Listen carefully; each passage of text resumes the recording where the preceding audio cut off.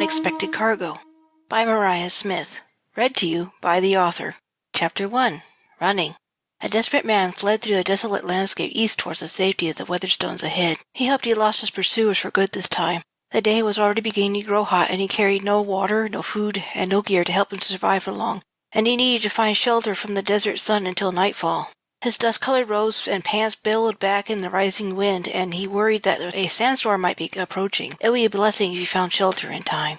Johnathan Taylor Smith, who was also known as Desert Rat, didn't really know why he was being pursued so determinedly across the Red Sands Desert by King Richard's personal guards. He was just a political nobody that transported cargo and passengers, offered his services on various trades and general labor now and again. He had made himself an excellent reputation of always delivering his cargo to where it needed to go on time. Admittedly, not all his cargo and business ventures were technically legal, but he never hauled anything immoral like slaves bound for the market except for the rare occasions when he planned to liberate them, narcotics for pleasure, or cargo meant for harm like weapons. Of course, his trade might have been the reason why he was being hunted, Johnny reflected as he tried to run even faster in spite of his exhaustion. They thought that he had something they wanted.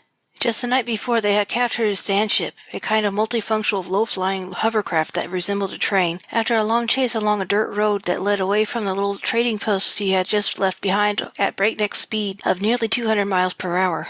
To the observer, his rust-colored vessel looked like a boxy and ponderous near derelict that was capable of going over terrain that most wheeled vehicles would have difficulty or found impossible to traverse. His sand ship could travel at greater speeds than one's initial impression would suggest, as it sat still or floated slowly, almost silently over the ground. It could turn on a stone, stop dead in a heartbeat, and accelerate from 0 to 180 in 60 seconds flat.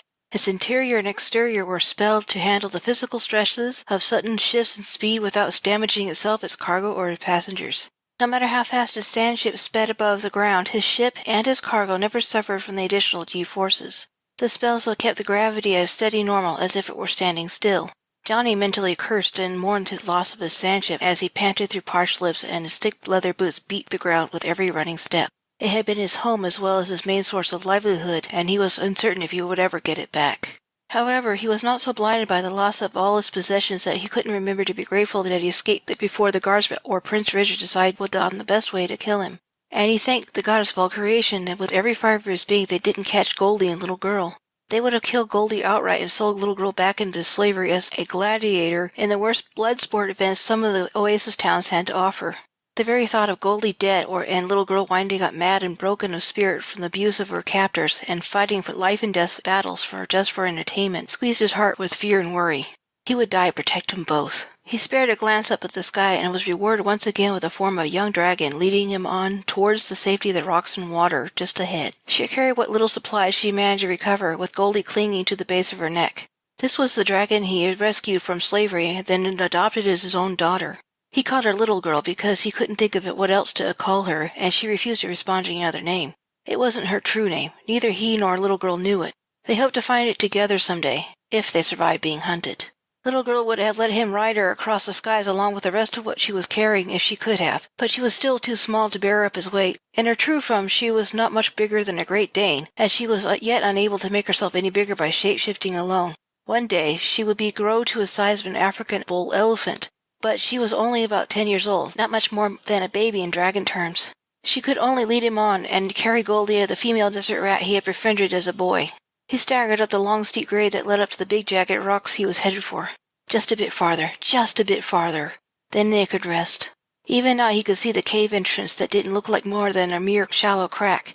He knew there was a concealed passage just to the right once he squeezed past the narrow opening. There was good shelter inside, and a pool of spring water. Its overflow trickled further back into the cave system, so no one from the outside would discover there was water here. Unless they had the assistance of a desert rat, a dragon's unfailing ability to find water even when it was miles away, plus his own working knowledge of the local landscape. His hunters neither had the assistance of his companions nor possessed his intimate knowledge of the desert. No self-respecting dragon would willingly permit herself to be domesticated by anyone, and the royal guards hated desert rats. Like most city dwellers, they tended to kill them on sight whenever possible, which was not easy to do. Desert rats were intelligent, opportunistic, and highly alert and magically gifted. Anyone trading in grains or other edible foodstuffs had a terrible time keeping the tenacious rodents out of their stores. They could bring a trader to ruin it in a matter of days without the proper words to keep them out. Johnny stumbled and fell gasping. Another one of those damn cramps had him in his grips again. He didn't know the source of what ailed him, though he suspected magic. The source of that magic might have been the princess that found him 8 days before. She was recently widowed when her husband was killed for the throne by his younger brother. She had fled for her life, found Johnny, and asked for his help. But one look at those big dark eyes tearing up after he initially refused her, and he had to relent. Johnny was tough as nails, resourceful, and capable of cold practicality when needed. Yet by no means was he heartless. It was both his strength and sometimes his weakness. His good nature got him into trouble more than once in his 30 years of life. The princess was a competent white witch. She had drugged him somehow, or cast a sleep spell on him, shortly after he agreed to help her. When he had awakened, she had given him the royal seal, asked him to keep it safe for her until she would contact him again, and requested its return. He accepted the task along with 25 pieces of gold as a retainer. Yet he had sensed some other motive, and that keeping the royal seal safe was just a cover for the real reason she needed his help. Before he could discover the truth, they had been attacked by Prince Richard's guards. He made his escape at Princess Elena's barked command to go, while her own guards fought to protect her. He liked Princess Elena, but he wanted nothing to do with politics. Getting too much attention from royalty meant they might discover his less than illegal cargo he sometimes carried. He would honor the contract that he made with the princess to the best of his ability. He had a reputation to maintain. Besides, Elena could take care of herself. In addition to her personal guards, she was powerful in her magics. Johnny had no knack for spells himself, so he could not divine what the princess had done to him while he lay in his enchanted stupor. Nor had he been able to ask any practitioners of magic along his usual trade routes. Since agreeing to help the princess, every time he stopped more than a few hours, Prince Richard's guards would find him again. Why Prince Richard wanted that stupid hunk of metal bad enough to kill him for, he didn't know. The cramps started just 12 hours after he escaped the capture from the royal guards. They started as annoying twinges he forgot about as soon as they passed, but steadily they became worse. The cramps would go from a dull pain nothing would fix to so agonizing that they left him sick and weak until it passed and he could catch his breath. The constant dull pain passed in a couple of days, but the periodic attacks would come and go without warning. After 4 days of this, he realized he couldn't continue his business while trying to hide from the guards, so he stocked up on extra supplies and headed out for the deep desert, intending to stay there until things cooled down and Prince Richard lost interest in him. For 3 days, the ruse seemed to work. Relatively few people dared to live in the largely unmapped and completely untamed wilderness where water sources were unknown to the city dwellers and royal houses of the Red Sands. Johnny had grown up there and lived with a nomadic tribe of honorable thieves since he was 12 years old. He knew how to survive in the desert far better than any of the royal guards that were chasing him. Then somehow they located him, after he had passed briefly through a teeny trading post looking for any useful gossip. They chased him down with their heavy-wheeled vehicles after he and his family had fled back into the Dune Lady, driving away as fast as the sand ship could go. He might have gotten away if they didn't have a powerful armor-piercing rifle that took out his main engine just before he could make it to the terrain too rough for them to cross any great speed.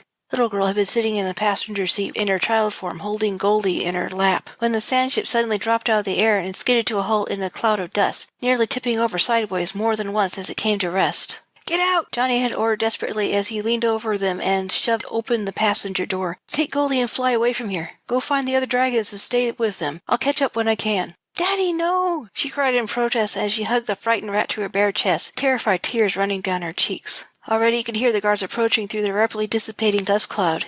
He couldn't fight them all, defend them both, and he wasn't fast enough to escape them on foot. He had to get little girl to flee. "Go!" he shouted at her with a gentle shove towards the open door. "Fly into the sun fast as you can. Do it now!" With a sob, the brave and beautiful child tumbled out the passenger door and shifted into her true form, with Goldie still in her arms. She did as she was told, flying to the sun as fast as she could. The guards fired their guns at her. Blinded by the light of the sun, they missed their target, and she was soon out of sight altogether. They hauled him out of his broken ship and attempted to subdue him with great difficulty. He knew he couldn't fight them all, but he was determined to kill as many as he could before they killed him. He could at least buy little girl and Goldie some more time to get away. He managed to break free of the first guard that grabbed him, killing that one first with his pistol and then several more.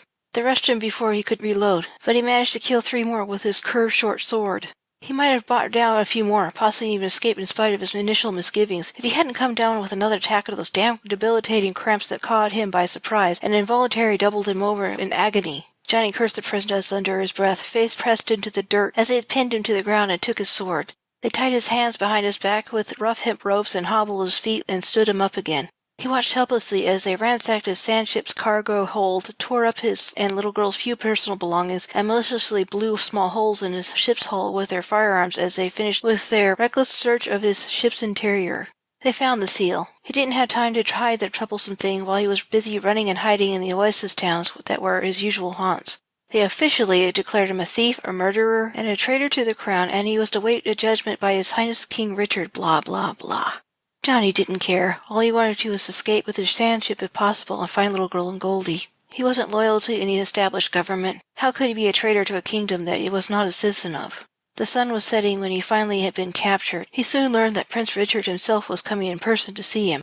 The guard's orders were to remain until he arrived early in the next morning. Johnny's heart sank. A personal visit by royalty in the middle of nowhere couldn't be good news.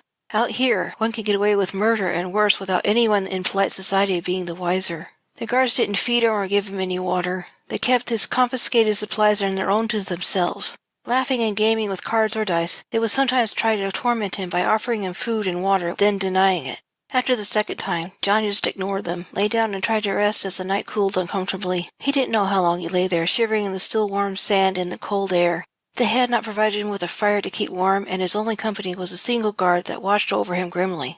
It was clear to Johnny that he would rather be gaming with the others. Sometime later he heard the guard say with a nasty chuckle, "Have a drink!" Johnny opened his eyes and then rolled out of the way, barely in time to avoid being urinated on. The guards all looked up and laughed at him as he cheered his antagonist, as he put his private parts back into his loose-fitting gray pants.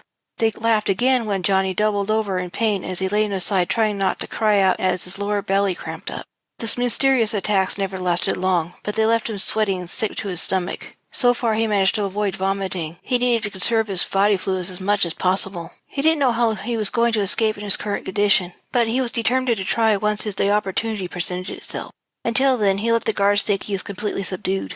He tried to make himself comfortable on the sand again, trying not to shiver, trying to will his stomach to settle, and trying to ignore the increasing ache in his limbs for being tied up for so long. Then, to everyone's surprise, off to the west came a sweet singing voice with words no one could quite make out. It was haunting, achingly beautiful, and filled with such longing that tears were brought to Johnny's eyes. He knew who it was and prayed that little girl would come back to her senses and fly away again. Even a few royal guards started to sniffle quietly. It would take a heart of stone not to be moved by little girl's singing. Their leader barked an order for some of his underlings to go find the singer and bring her to him. While everyone was distracted by little girl, there was a soft, almost inaudible scuffling coming up from behind him, and then a tugging sensation at his wrists. Johnny smiled. He didn't know whether to praise or reprimand little girl and Goldie for coming up with this plan. He feared that they maybe all be killed before he got the chance to do either. Goldie continued to gnaw as fast as she could through the tough ropes at his wrist from inside his left sleeve so the guards wouldn't spot her. It was a good thing that Johnny's sleeves were so loose-fitting because Goldie was the size of a small domestic cat. In about 30 seconds, his rat's teeth made short work of the rough hemp rope, and then she scrambled silently to chew through the rope binding his feet while hiding inside his loose pants leg. By now, all the guards were straining to see who the singer was through the darkness of the moonless night. Little girl kept eluding the guards, hunting her as she kept singing. No easy feat, even for a dragon. Johnny resisted the urge to sit up and stretch his limbs and instead remained unmoving with his hands still behind his back. He planned to wait till the last second to make a run for it. He looked up carefully at the guard standing next to him. He was staring fixedly to the west, head slightly cocked and listening intently. Goldie cut his ankles free and hurried back to his hands, pressing her furry back into his palms. To his surprise, a small sheathed hunting knife was strapped to her back by a leather cord. He grasped the hilt with his right hand, and Goldie backed up to free the blade from its sheath. Suddenly she leapt onto Johnny's shoulder and then launched herself at the guard's black-bearded face. She went for his eyes, viciously tearing at them with her sharp rat teeth before the man managed to dislodge his attacker. Johnny was on him a second after the guard had roughly dislodged the rat from his face with a startled cry of pain and revulsion. In one practiced move, slit his throat to keep him from calling for help or try to stop Johnny from escaping. His limbs aching and stiff, Johnny nonetheless managed to flee with as much speed as his long legs would carry him, a blood-stained Goldie following close behind at his heels. Fortunately, none of the blood was hers. She had managed to escape injury when the guard had thrown her.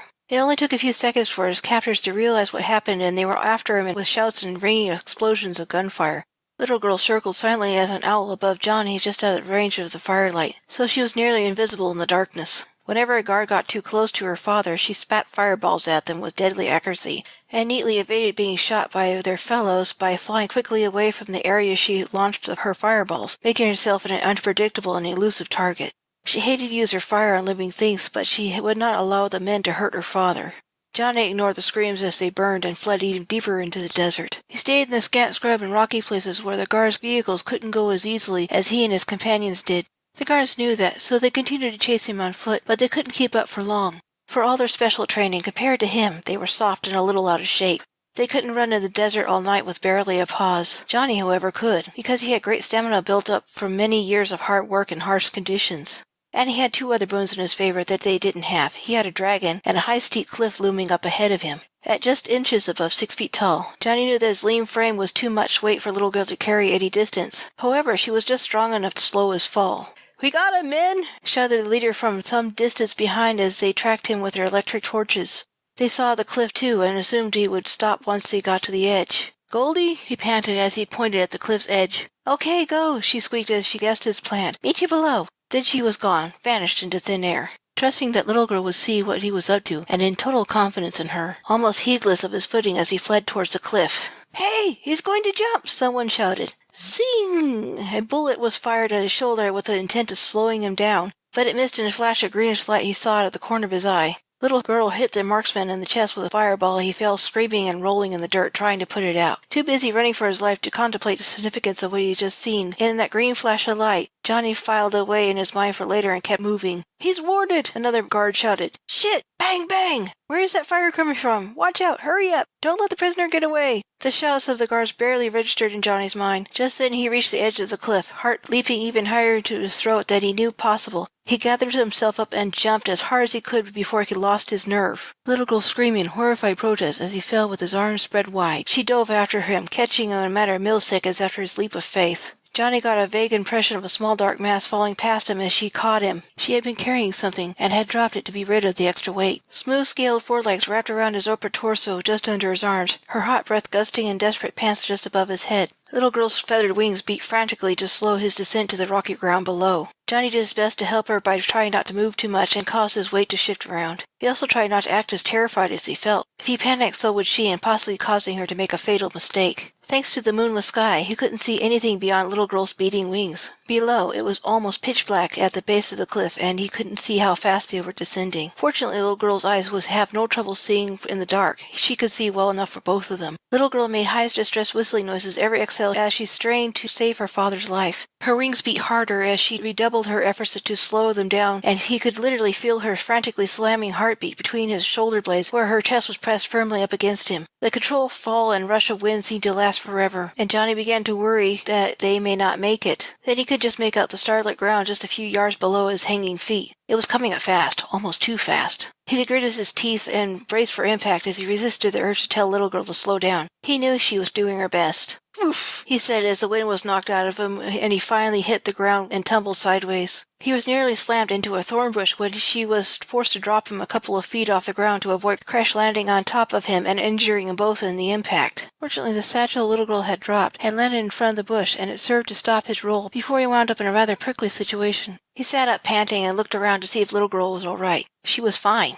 and seriously pissed off. She had landed a few feet away to his left, with her eagle wings and elongated triangular head drooping tiredly. Tongue lolling, her mouth hung agape as she panted hard to catch her breath, causing her flanks to heave with every inhale and exhale. Her furiously glaring yellow eyes flashed dimly in the starlight as they fixed on him as she lifted her head. They were wet with tears that had been blown back during their descent. Her tail lashed back and forth like an angry cat, her jaws hanging open as she breathed in great steaming gusts of the cold night air. She bared her fangs and emitted a short growl. "Sorry, sweetie," Johnny apologized with complete sincerity as he tried to catch his own breath. "I'll make it up to you, all right?" Little girl barked angrily, hopped on her forelegs and landing stiffly with a soft thump and kicking up small puffs of dust with her front feet. Before she could make any further comment, her attention was suddenly diverted by a sound Johnny didn't catch at first. The shadowy form of her head whipped to the right and upward, then she snarled viciously. Then he heard it as Goldie finally came out of hiding and curled up in his lap. Engine noise from some of the trucks as the guards started them. He knew there was a way to drive down from up there, and it would only be a matter of time before they found it. He turned to little girl and asked, "Can you fly?" Little girl lifted her wings experimentally and chuffed an affirmative. "Good." Johnny grabbed the satchel with its unknown contents.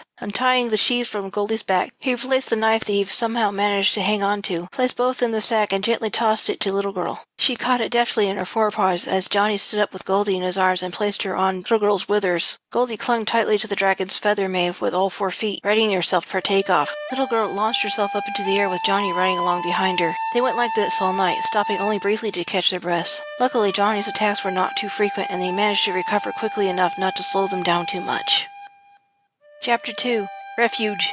Little Girl landed tiredly next to him on the steep sandy grade a few yards away from the cave entrance. Goldie leapt off her withers and onto Johnny's back as he lay prone with his forehead pressed against his left forearm, trying not to vomit as the cramp subsided. "Get up!" Goldie squeaked urgently in his ear as Little Girl pushed him with her wet muzzle, dampened with tears of fear and worry, soaking the cloth of his robes as she started to cry again. "They're too far away to see us, but I can still hear their noisy engines coming our way." Johnny shifted and Goldie jumped off his back. He tried to breathe slowly and deeply as he could. He had already retched up everything in his stomach several miles back. The next time, a couple of miles later, he only got the dry heaves. As his squeezy stomach began to settle, he made it to his hands and knees, when he felt a warm and sensual ball of electric heat formed up in his lower abdomen. It spread rapidly in a matter of seconds to every part of his being, causing him to shudder uncontrollably while it held him in its thrall. Just as abruptly as the sensation had come, it vanished and he felt better. No upset stomach and no bad cramps. The whole experience had lasted only a moment, and Johnny was finally able to stagger to his feet unassisted.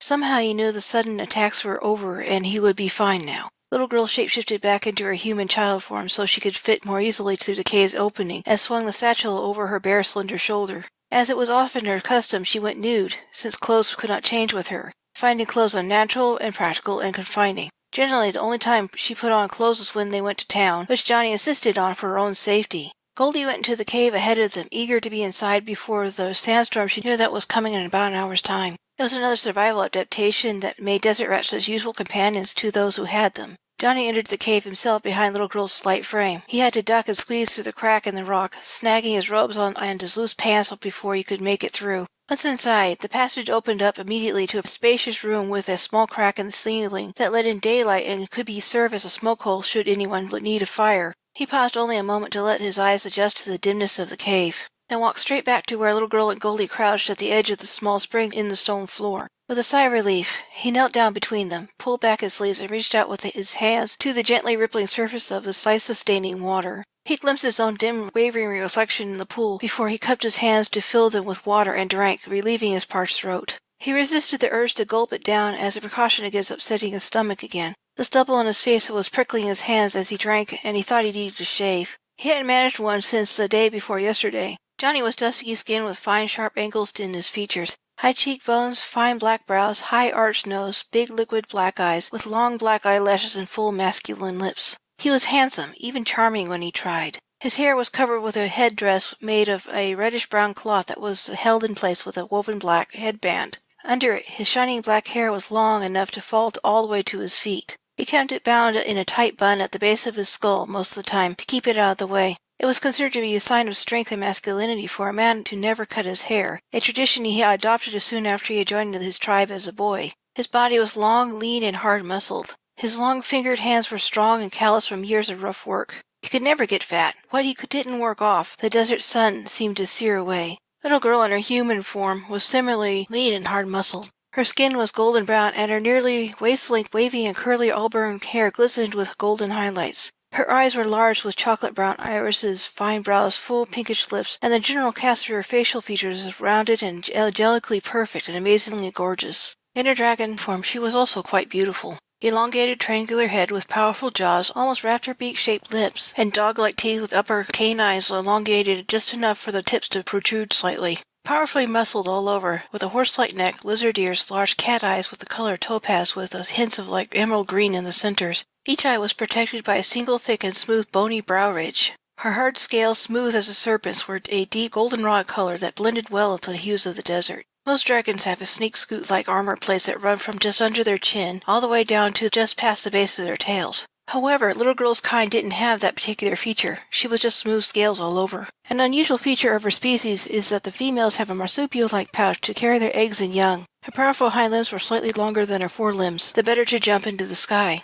Another feature unique to her species was a reddish-brown feathered eagle wings and a soft fur-like feather mane that ran all the way down from the top of her head to her withers and stood straight up. Along the top of her tail she had a similar strip of feathers from the base to its tip. Both are the same color as her hair in human form, only in her true form, the golden highlights were iridescent metallic gold-colored patterns. The little girl's feet closely resembled monkey paws with sharp, curved dark brown claws, with rough scales on the bottoms to give her better grip for climbing. Her forepaws were every bit as nimble as a human's hands. Her head, wings, and feet looked slightly too big for her. Her head was just a bit more rounded and softer in appearance than an adult dragon's. As she aged to maturity, her features would harden into fiercer countenance, and her body parts would look less ill-proportioned. And Goldie? Well, she just looked like a big, healthy, and slightly plump rat the size of a small domestic cat. Her shining fur was the most unusual feature, even for her kind. It was golden, streaked here and there with copper and bronze without being metallic in hue. The bare skin on her tail and slightly large ears, feet, and nose were brownish with pink undertones.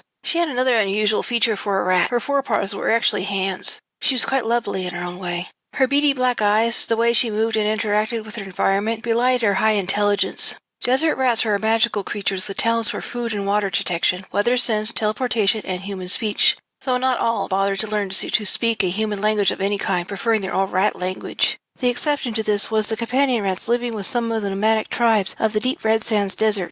Constant close contact with humans, who treated them with kindness, respect, and spoiled and rotten, made them want to be more helpful and communicative with their human friends. They were tough and well adapted to their desert environment. They could go for days without water just by getting moisture from the plants and animals they ate. They were amazingly good swimmers, and they had special magic that prevented them from drowning. They could remain immersed in water for days using their magic to form an air bubble over their noses and mouths that constantly replenished itself from the oxygen in the water.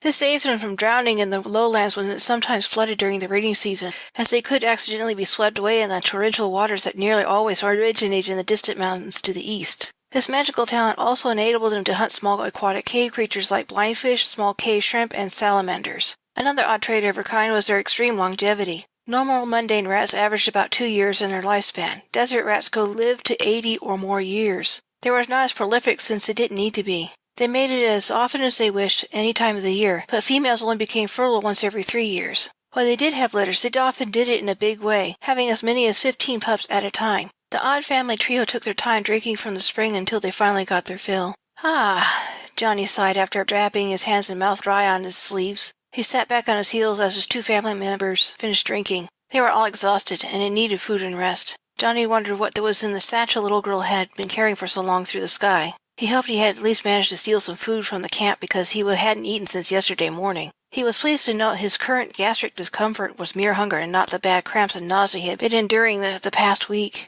He was feeling better and better by the moment in spite of being so tired. "What's in the bag?" Johnny asked the little girl as she too sat back on her heels, facing him as she did so. She wrapped her small arms around her legs and leaned her chin onto her knees. She looked up at him with those big liquid eyes and answered with a regretful sigh. "Not much. Just a royal seal in his box, a few ration bars, some tubers I managed to dig up a few miles back. I was looking for the charm mirror Grandmother gave you, but I think I found it smashed with the other things the guards broke. One of the men almost saw me, and Goldie wanted me to hurry up, so I hid and started singing so she could help you." Johnny smiled at little girl's thoughtfulness and practicality. "You and Goldie did all right, baby girl, though I would not have been upset if you left the royal seal behind. Just this once I wouldn't have minded not being able to fulfill my contract with Princess Elena. That seal was more trouble than it's worth." "You're not mad?" the little girl said as she stared at him with wide eyes. She looked surprised and half pleading for him to not be angry with her. "No, not this time," Johnny said affectionately, as he reached out and tugged a loose strand of her silken hair behind her right ear. Then he waved an admonishing finger at both of them and added with a gentle smile, "Just don't make disobeying me a habit. I would rather you two stayed safe." "It was my idea to come back after dark," Goldie said stubbornly. "If she hadn't come with me, I would have gone and done what I could alone." Johnny smiled and stroked Goldie's head with love and gratitude. "Thanks, both of you. I don't know when I could have escaped if you had not come back for me." Johnny stood and retrieved the dark brown satchel and passed out the sweet potato-like tubers the purple berry thorn bushes grew, and the 3 ration bars between them. As they ate, Johnny tried to think of what to do next through this increasing sleepiness that was slowly dragging him down. After a few moments, he couldn't think of anything else but to go back home to his family. He'd been putting it off, fearing the royal guards would follow him even there, but now he saw no better option. Johnny could hear the increasingly strong wind howling outside through the cave entrance and the small crack in the ceiling. He looked up and saw the flying sand that was rapidly dimming what little morning light that had managed to filter its way through the crack. Good. Their pursuers wouldn't be able to hunt them in this weather. "Goldie, I need to get a message to Mom," Johnny asked, as his rat nibbled on a piece of ration bar. He didn't have much hope that Goldie would make it to his mother's tent just now. Storms could interfere with certain spells, especially when a big electrical charge was built up in the atmosphere. Teleportation was just one of those spells that were affected negatively by foul weather. Goldie regarded him thoughtfully over a piece of ration bar with her beady black eyes. Then she tilted her head back and stood up on her hind legs, looking up and through the crack in the ceiling. Long whiskers twitching, she tested the air with all her senses, detecting things only she could with her magic. Then she dropped back down to her heels and looked at him. "Can't do it. I promised to go when the storm passes. It will blow itself out in a few hours. What is your message?" "I need you to bring us home. My sandship has been captured and vandalized by Prince Richard's guards, and they're still hunting us. We're hiding in the Kraken Rock Spring Cave." Johnny paused and to think of anything else to tell his mother. Then he thought better of it. Best to keep the message short and tell her everything when she found him. "That should do for now." "I can remember that." Goldie nodded and resumed nibbling on her ration bar. They tried to make themselves comfortable as possible on the cool and uneven cave floor to get some sleep and wait out the storm. The little girl stretched out next to him in her full dragon form, hugging him and flipping a huge wing over him like a blanket. Goldie snuggled under little girl's wing and made herself comfortable on Johnny's belly. Little girl and Goldie were soon fast asleep, but in spite of his exhaustion, he found it difficult to fall asleep himself. His mind refused to stop working. How had his life turned out so right and so wrong at the same time? Chapter 3. Memories.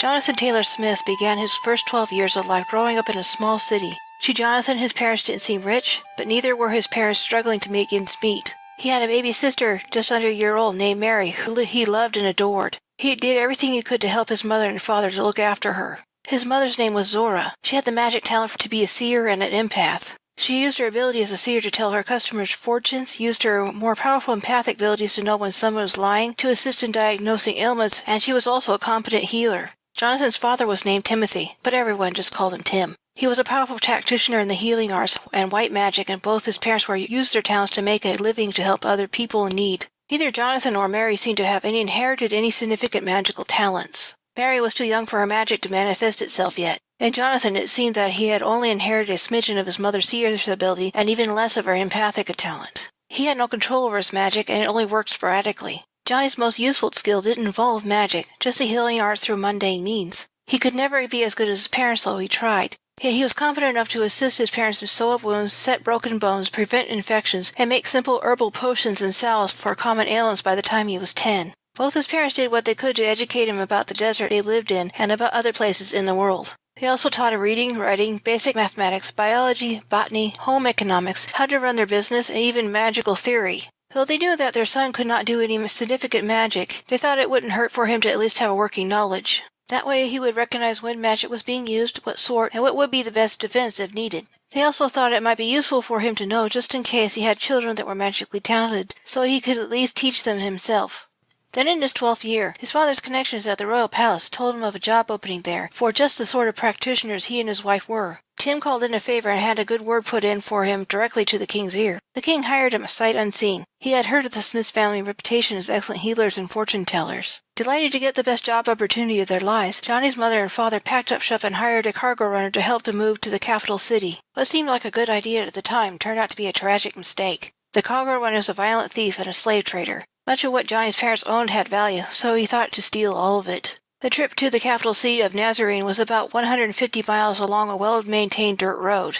About halfway there, the man transporting them pretended to make a wrong turn and got them hopelessly lost in the middle of nowhere. Zora abruptly sensed there was something horribly wrong and demanded that they backtrack where they got lost and try to reach the right path from there. Suddenly, without warning, the sand ship's captain whipped around and shot both Jonathan's father and mother before they had fully realized the danger and before they had a chance to make a defensive spell. The slaver had no use for magical practitioners as powerful as they were. It made them too dangerous and impossible to control. Mary, who had been sleeping in her basket by her mother's feet, was startled awake by the loud bangs of the driver's gun. Jonathan was too shocked and confused to fully understand what just happened. He sat frozen, unable to move in his state of shock. The driver pointed the gun at Mary and snapped, "Shut that brat up or I'll kill her too." Fearing for his sister's life, Jonathan made himself move. He picked her up and did his best to comfort her as he sat between his dead parents. The driver turned back around and resumed traveling toward his true destination. Johnny soon quieted Mary, rocking her and singing quietly to her the way she liked. Part of him wanted to scream and cry too, but he kept his emotions under control for Mary's sake. A few minutes later, the driver arrived at his hidden camp deep in the desert where the city people rarely ventured. There was a small gang of ruffians waiting to help him inspect the cargo and dispose of the two bodies. Johnathan, still carrying his little sister, was hauled out first and shoved in the direction of a young, haggard, and broken-spirited slave girl that couldn't have been more than 2 years older than himself. Johnathan was ordered to do as he was told, or his sister would be shot right before his eyes. Johnathan did as he was bidden and let the girl take charge. Everything about the filthy girl leaked sorrow and a vague sense of madness to Jonathan's weak empathic talent. She took him to her small and much-patched tent, dully told him to go inside, and she would get the baby's things. He did as he was told, sitting down on the shabby carpets and tatty blankets that lined the bottom of her tent. He rocked and hummed to Mary quietly, feeling like he needed to cry himself, but unable to, numbed to the core by his state of shock. The image of the cargo driver turning around and shooting his parents, the spray of blood that just barely missed splattering him, Johnathan didn't want to see it anymore, but the picture would not go away. A few minutes later, the black-haired slave girl with haunted eyes came back with Mary's things and a fresh small cut on her lower lip. It didn't bleed much, and she paid it no mind. She seemed to be accustomed to pain. Mary began to fuss and whimper, and Johnathan rocked and stroked her head in an effort to keep her quiet. The girl looked at Mary with sad longing, then up at Johnathan. "She's hungry, and she'll need to be changing soon. I can do that. My baby's gone, but I can still nurse her little sister." Johnathan didn't want to hand his sister over to the girl, her slightly mad eyes that looked dead most of the time, her hair matted, a warm blue dress too loose on her frame because she was a little too thin, but he could see no alternative. Mary had to eat. Johnathan gave the girl his sister, and she subconsciously pulled down the loose fabric of her dress collar and exposed her full swollen breast to Mary's questing mouth. Mary fussed a bit because the girl was trying to feed her was not her mother, but with some gentle coaxing, Mary finally latched on and suckled.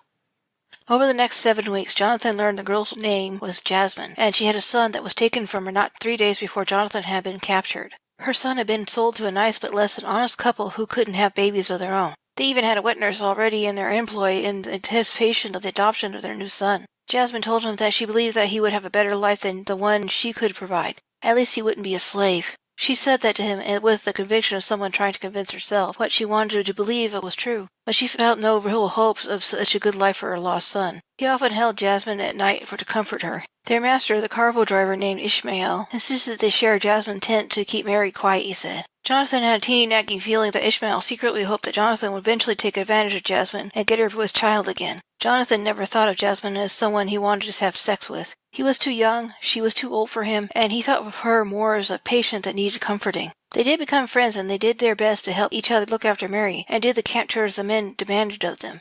On the 7th day of the 8th week, a small band of slave traders that had quite a few slaves ready to be marketed in their number came and visited it for a while. Johnathan could hear both Ishmael's people and the slave traders talking in a language he never heard before. He didn't know why, but the visitor terrified him more than Ishmael's rough gang did, with their orders mixed with cruel insults and hard cuffs to his ears and arms to motivate him, and even worse beatings if he protested being hit or didn't do what he was ordered quickly enough. They talked and bartered over an hour as Jasmine with Mary in her sling was made to sit with them, and Johnathan was to serve wine and stew. They kept looking at Jasmine and Mary, gesturing to them. She sat there with her head down, rocking a bit, more in distress than to comfort little Mary. After a while, Johnathan sensed the deal had been struck, and everyone stood up smiling and grasped each other's hands. Then, to Jonathan's horror, the lead slaver took hold of Jasmine's upper arm and pulled her roughly to her feet towards the cart where the rest of his slaves were being pinned. "No!" Johnathan screamed and tried to run to them, trying to stop the unresisting Jasmine and his baby sister from being taken away from him. Ishmael punched his face hard enough to knock him down and made black spots dance before his eyes.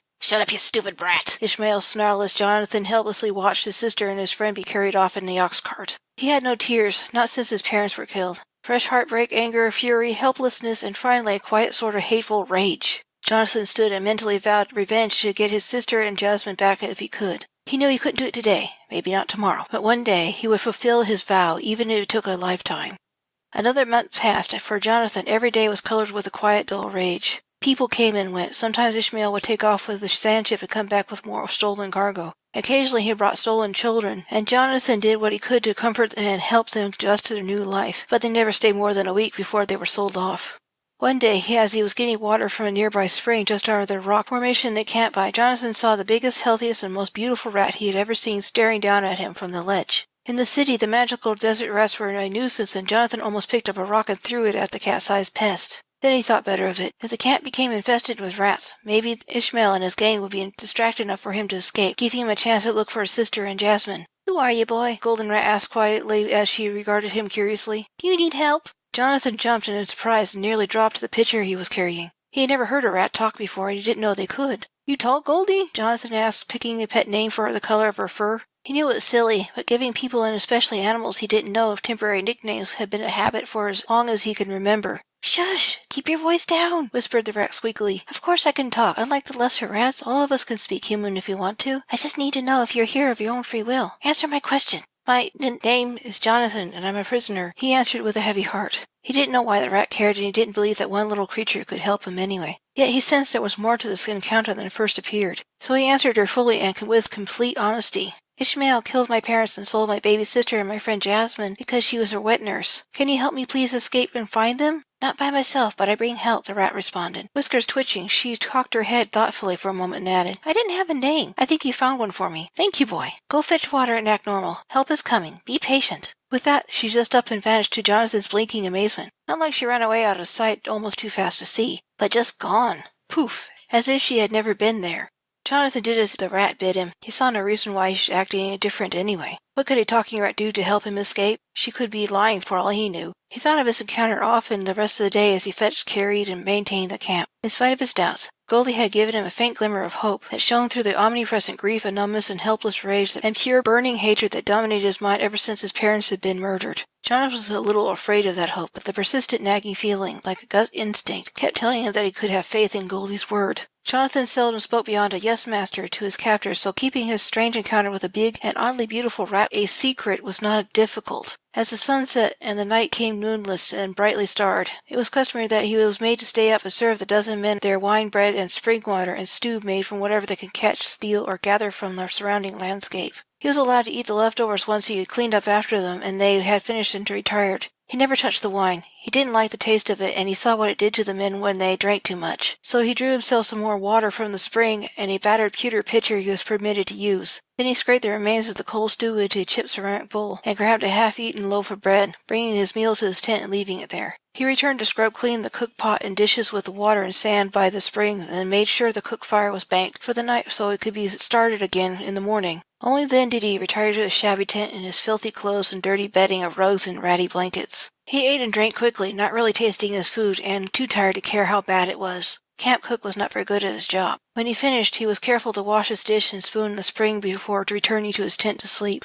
He learned the hard way about small animals' attraction to food smells if the scraps were left there for too long. Most proved to be merely annoying. Others were venomous or had nasty defenses that proved to be quite painful as the little beasts were mishandled. He tried to sleep. He was so tired, but the shining hope, faint though it was, kept him thinking of possible escape and finding both his friend and sister. There was a soft, scuffling noise just outside his tent. Johnson grabbed a stick he used to gently drive off the pesky invaders. He never killed or harmed the creatures that investigated his tent. Johnathan? Goldie's high-pitched whispering voice called inquiringly. Surprised, he put down his stick and pushed back the tent flap just enough to let the shadowy form of the rat into his tent. I wasn't sure if you were really coming back, he whispered to her as he sat back down in the middle of the floor. I keep my word, Goldie whispered back, almost insulted that he would dare to doubt her, especially to one who named me. I am your rat now, and you belong to me. He was at a loss as how to respond to her whispered declaration. He wasn't sure he wanted a rat, even as pretty and as intelligent as this one. Goldie then said, You need to follow me. My friends are here, and you will be safer elsewhere. They are already on the move. Come with me as silently as you can. Take nothing. Johnathan had nothing he wanted to take. Everything in his old life had been brutally stripped away. But he had other worries. Ishmael posts guards around the camp. They'll see me if I try to escape. They're dead, Goldie said matter-of-factly. The others will be dead too. I was sent to lead you away so they didn't have to worry about protecting you while they kill these monsters. Come on, let's get going. No more delays. Hurry up! Johnathan was still doubtful, causing him to hesitate in spite of her urgency. After so long of being enslaved, the prospect of freedom sounded too good to be true. Goldie bared her sharp rat teeth at him and snapped in a firm, motherly tone in her high, sweet, squeaky voice. Johnathan! Don't make me have to bite you to get you going, boy. I will not hesitate to draw blood. That he believed, so he quietly jumped up and followed her out into the night. He followed her shadowy form through the camp and into the desert. Goldie was an adept guy, leading him across the surest footing and keeping them both in the shadows as much as possible. When he lost sight of her, he would whisper her name, and she would softly squeak back to him so he could find her by sound. Soon it became apparent they were heading for a large boulder the size of an elephant that lay in a small depression among a light scattering a low scrub. There was a small man, or perhaps a woman, not much taller than he, dressed all in black, so only the faint reflection of her eyes could be seen as she sat on the big stone. Johnathan suddenly realized whoever it was didn't look like the usual guards Ishmael posted as they drew closer. Goldie squeaked and the figure waved in greeting as the stone uncoiled itself, stood on 4 legs, and readjusted her huge bird wings on her back. Johnathan stopped dead in his tracks. Now that the creature was standing, he finally recognized her for what she was. She was a feathered dragon. They had a fearsome reputation and were favored by gladiator stable masters when they could capture them and force them to do battle in the arena, which wasn't often. They were nearly impossible to catch and control. It's all right, Goldie squeaked and patted his leg with her hand encouragingly. This is Bronwyn, and her rider is the Lady Chief Ling. Ling slid down from the Bronwyn's withers with a faint sound of rattling buckles that were used to hook onto the dragon's riding straps. Johnathan saw the faint flash of a long steel blade tucked into her rider's belt. He didn't know who to be more afraid of, the woman or the dragon. Ling said gently in a low, comforting voice as she took his hand and pulled him towards their dragon. "She won't hurt you, Johnathan. Hurry up, we need to go." The camp was still nearby. They had only been walking for 10 minutes, so it was not difficult for Johnathan to hear the sudden cries and the banging of the pot they hum as a makeshift alarm bell next to Ishmael's tent.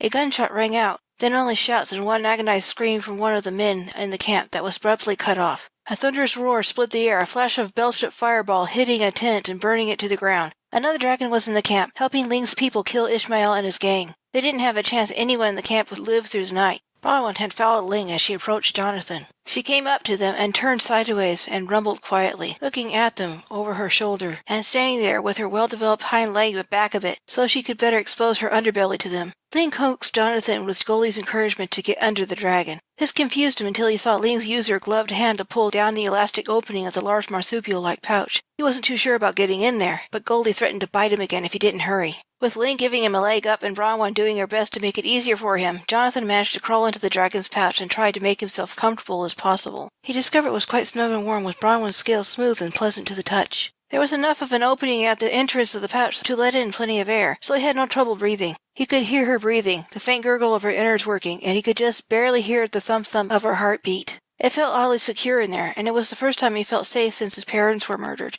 Suddenly, a warm, furry body was next to him. It was Goldie making herself comfortable to keep him company during their flight. He hugged Goldie to himself and kissed her on the head just before he felt the sudden lurch as Bronwyn leapt into the sky, flying away to where he knew not. The knowledge that Ishmael would soon be dead, or was already dead, made him feel avenged. That coupled with the first real kindness he had in months, a sense of complete safety in Bronwyn's pouch, Goldie affectionately hugging and kissing him back, the hard thing that kept him from mourning the loss of his family, finally melted away.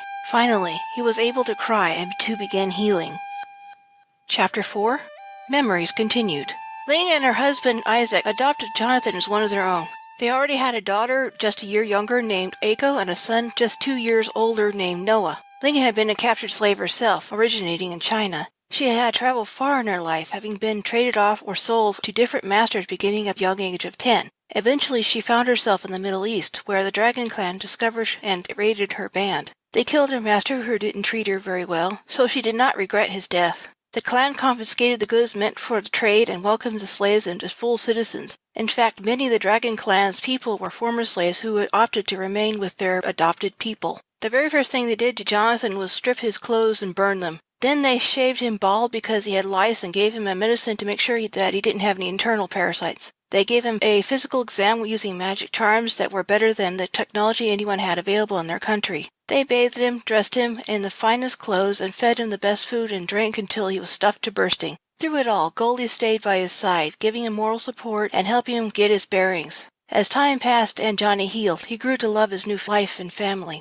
Ling tried to help him find his sister by magical and other means, but she was unable to locate her. Johnathan never gave up, even when everyone else did. He found Jasmine several years later. She had been sold to a brothel and died from one of the diseases that plague such disreputable establishments. He arrived in time to identify her body before they buried her. He bought her a white rosebud and placed it on her basket-woven coffin and said a prayer for her to the goddess to look after her in the spirit world. He had hoped for both her sake and his sister's that she would be alive and able to tell them where Mary had been taken. Years passed happily for the most part. Johnathan learned much about his new people, and a great deal of his time was spent in study of various subjects. When he turned 19, he developed a wanderlust fed by his well-rounded education about the world, and he wanted to see it for himself instead of just reading about it. So with his parents' blessing, he and Goldie set off for the coast and the boat docks near the Nazarene capital to find employment on the cargo boat. Having little money or no desire to join the Navy, a cargo boat was his best option. It turned out that getting a job on a cargo boat was easier said than done. Johnny went from ship to ship, speaking with more than a dozen captains over the next few days. They all recognized his potential as an excellent prospective crew member, but when they learned about his rat and he could not and would not leave her behind, they turned him down, saying they had enough trouble with the vermin without inviting another one to their ship.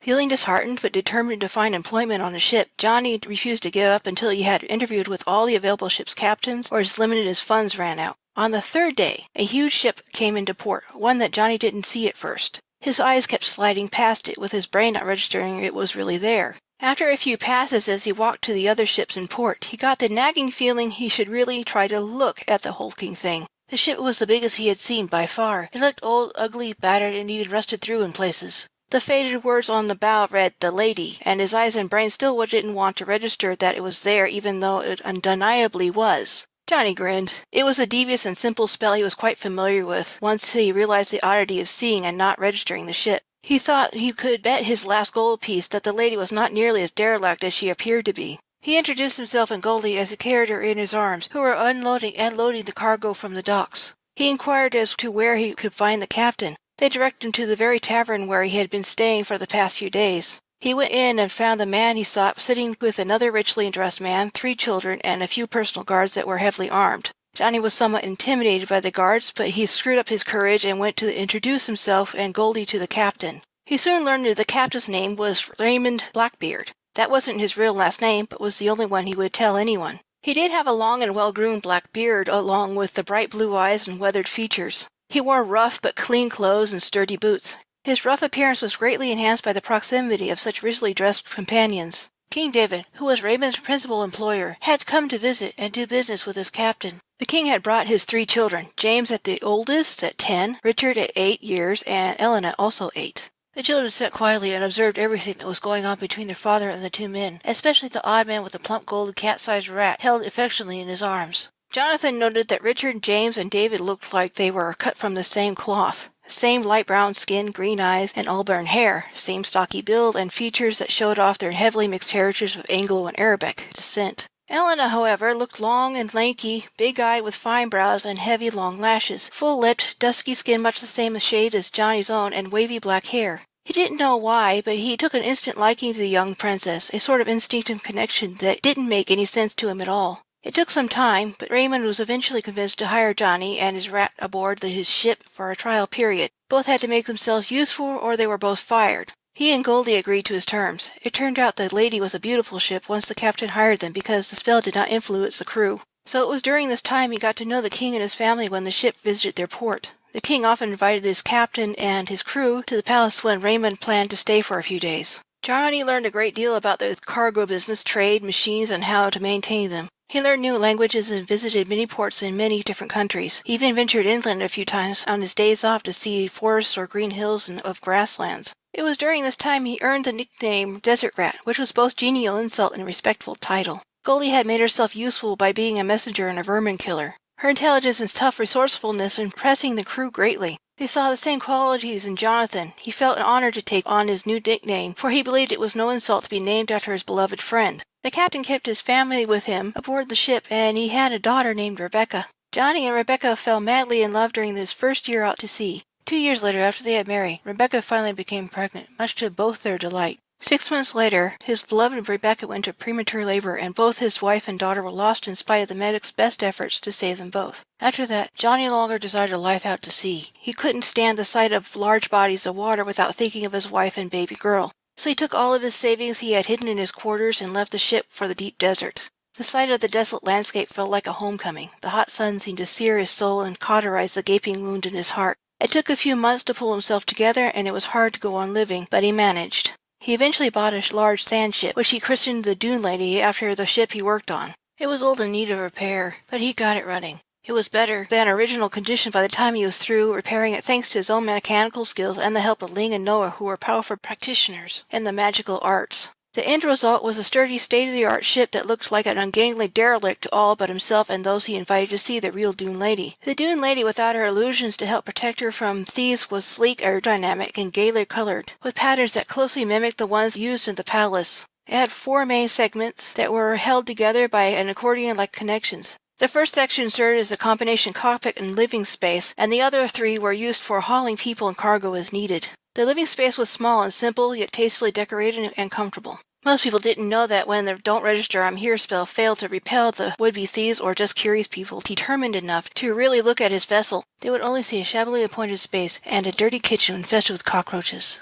Another spell he had installed with Ling's and Noah's help made his ship blend in with the surrounding landscape. The Dune Lady could look like big rocks or a low pile of sand as desired. Bands of thieves were sometimes problematic, and it was a good policy to hide rather than fight them off. Not long after his ship was repaired, he began to establish himself as a reputable cargo runner and general laborer when things were slow. One day he had found himself delivering a large cargo of foodstuffs and other supplies to the gladiator stables in the city of Cleanwell. Cleanwell was a large trading hub full of many different peoples from all walks of life. Both the entertainment and trading business boomed here, and there was something for everyone if they knew where to look. Johnny didn't approve of blood sports or the practice of using slaves as well as freelance gladiators for entertainment. Some of them even featured animals in their bloody shows, and he despised those even more because he knew the animals were innocent. Johnny hunted on rare occasion when he needed to, but he never tortured an animal for sport. Mostly he stuck with a vegetarian diet. He didn't like to eat a lot of meat anyway. The head stable master took him into his office and behind the stables and started on the paperwork as Johnny's cargo was being unloaded by the dock workers. He trusted Goldie to keep watch on and tattle on them if they did anything they were not supposed to.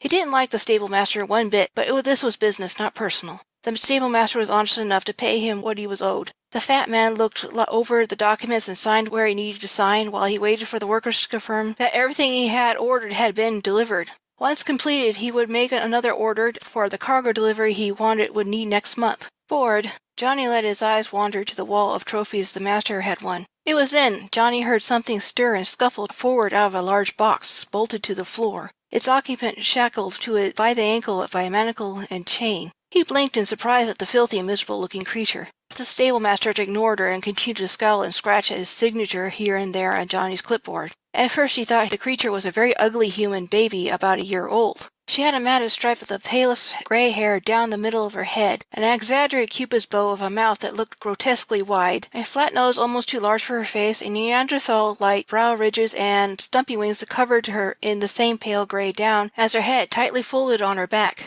Her arms looked too long for her body and her legs too short, make it easier for her to walk on all fours. Johnny didn't know what to make of her until she sat down and stared at him balefully with yellow cat-like eyes. She bared her toothless gums, hissed, and threatened him with her teeny claws as she finally got a good look at him. "How'd you get hold of a dragon hatchling?" Johnny asked the stable-master as he continued to stare at the baby dragon. He knew that some dragons could shapeshift. It was not a common talent among them, but definitely not unheard of. Yet he had never heard of a dragon's power manifesting in a baby as young as this one. The poor girl couldn't have been more than a few weeks old. The stable-master grunted as he looked up from the papers. Then he noticed that what Johnny was staring at and snorted with disgust. "That waste of space and resources is the only offspring I can get my dragon to produce. You have no idea how hard it is to break in a dragon, train it to fight on command, and fight well, then get it to breed so I can have a replacement when it's time to put it down when it can't fight anymore. Its stupid mother got herself killed in the ring before its egg hatched. I can't get the hatchling to do anything right. It doesn't follow orders unless I zap it with a goat prod and refuses to turn back into its true form.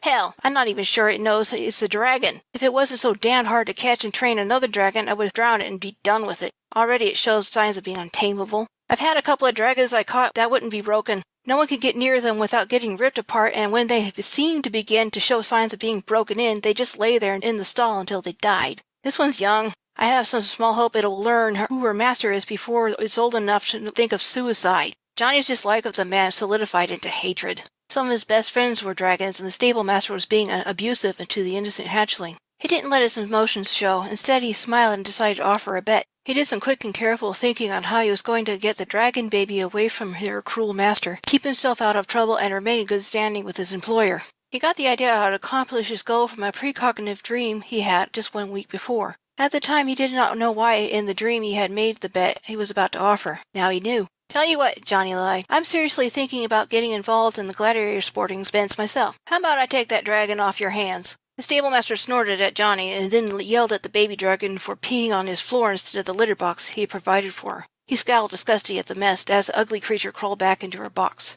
Then the stable-master turned back to Johnny and growled, "Didn't you hear me? Any captive dragon that has a sliver of potential is too valuable just to give away. How about I place a bet on one of your gladiators?" Johnny offered insistently. "Your dragon, if I win, 2 years free service with any cargo you want, no question asked if I lose." The stable-master mulled that over for what seemed like a long time. Johnny knew he'd like to use drugs to enhance the performance of his gladiators. The drugs were far from safe to use and illegal, and Johnny refused to smuggle the drugs he wanted. For the sake of good business, he didn't turn him in because he promised confidentiality to his clients as part of his service. 2 years free service with no questions asked meant that the stable-master would have a less difficulty of getting the drugs he desired and thus increase his potential profits. To him, this was less of a gamble than the risk he was taking with his dragon that would more than likely turn on him when she grew up. "Done!" the stable-master barked gleefully as he brought his hands together with a loud clap and rubbed them eagerly. "There's a show due this evening. You're best prepared to lose." Johnny just smiled and asked to go into the stables to pick out his gladiator to bet on, knowing he would recognize the one he needed to bet on from his dream. The stable master agreed, and after he received the report from the dock worker that the full order had arrived, then he signed the final signature. Then he handed the clipboard back to Johnny and led him into the stables. Johnny found the one he was looking for almost at once. He wasn't the biggest man he had ever seen, nor the most powerfully built, but appearances can be deceptive. The stable master eyed the gladiator with a practiced eye, much the same way one would appraise a racehorse, laughed at Johnny, and said he made a poor choice. Johnny just smiled and asked to speak with his champion in private for a few moments. Then the stable master nodded and left him alone with a man whose name was Steve of all things. "Steve, I need you to do me a huge favor," Johnny said to him quietly so the other people in the stable wouldn't hear. "What?" Steve asked. He was leaning on the brick wall behind him with his arms folded, regarding Johnny with intelligent eyes that missed nothing. "I need you to win a baby girl's freedom," Johnny told him urgently. "She's locked up in the stable master's office. He abuses her." "You mean the dragon hatchling?" Steve interrupted with distaste. "I saw her when I first came looking for employment. I don't like how he treats her either. You want me to free her?" "Yes," Johnny said with some relief. He was glad to see the real compassion in the gladiator's eyes. "I know a dragon named Bronwyn who can take care of her. I have placed a bet on you so I can take her away from here, if you win." Steve nodded seriously and said, "I can't promise you that I will win my fight, but I will promise to try my best for the sake of the baby." "That is all I can ask of you," Johnny said, extended his hand. Steve took it and shook it firmly and let go, sealing the deal. "Thanks. Goddess be with you and good luck." Steve smiled and went back to his warm-up exercises as Johnny turned to go back to the stable master's office. Johnny prayed to the goddess of all creation that she would see fit to have mercy on the little girl dragon and help his champion win. He knew that just because he saw Steve win in his dream didn't mean that the outcome would be guaranteed. The visions he saw were the most likely path the future would follow, and all it would take was one small thing to change the outcome. He hoped by giving his champion a righteous cause he would fight harder than he would have for his own selfish motives. Naturally, the stable master had the best seat in the whole arena. He and Johnny had no trouble watching the outcome of the match, with the hugely tall and muscular man, and Steve, who was head and shoulders shorter. He suspected the stable master had done this mismatch on purpose to ensure that he won his bet. It was one of the most awful spectacles he had ever seen, and he hated every moment of it. Nonetheless, he cheered Steve on, praying over and over in his mind that his champion would win. It soon became apparent what Steve lacked in brawn compared to his opponent. He had intelligence, speed, and wasn't afraid to fight dirty. The battle was long and heart-stopping. More than once Steve looked as if he might lose, and Johnny prayed even harder. Somehow, Steve would recover and start to beat back his attack with sword and shield. As the fight continued, things kept getting bloodier and uglier. Both gladiators were tiring, and the crowd was going wild, yelling for the chosen champion to finish the other. Johnny was glad this wasn't to be a death match, just a clear knockout. The bigger man managed to knock Steve's sword out of his hand with his shield and simultaneously swung his hammer at him. Steve blocked the blow with his own shield and somehow managed to keep his feet, even pressed forward enough to unexpectedly knee the other man in the groin. Caught entirely by surprise, his opponent fell to his knees as Steve decked him one hard blow on the jaw before he could recover. His opponent fell over, out cold. The audience exploded and stood in the stands. Johnny sent up his heartfelt prayer of thanks to the goddess in his mind as he too stood up and cheered for Steve. The stable master didn't cheer. He looked a bit disgruntled at the loss of his bet, and then shrugged and gave Johnny a friendly slap on the back. He grumbled something about beginner's luck, and he returned to his office so Johnny could claim his prize. For the sake of appearances, so the stable master wouldn't suspect his real motives for wanting the dragon, he kept her chained to her crate once it was transferred into his living quarters on his ship. Moving was easy once the bolts were removed from the floor that held her crate in place. She didn't like being moved and hid inside, refusing to come out and screaming piercingly the whole time. Johnny stayed only long enough to thank Steve and use the healing charms Ling had made for him, and even tried to pay the man for his heroic efforts. "No thanks anyway," Steve said, refusing the money politely with a proud grin. "Just take care of that little girl for me. It was an honor to fight for her. I felt like the goddess was with me the whole time, giving me strength and helping me to win."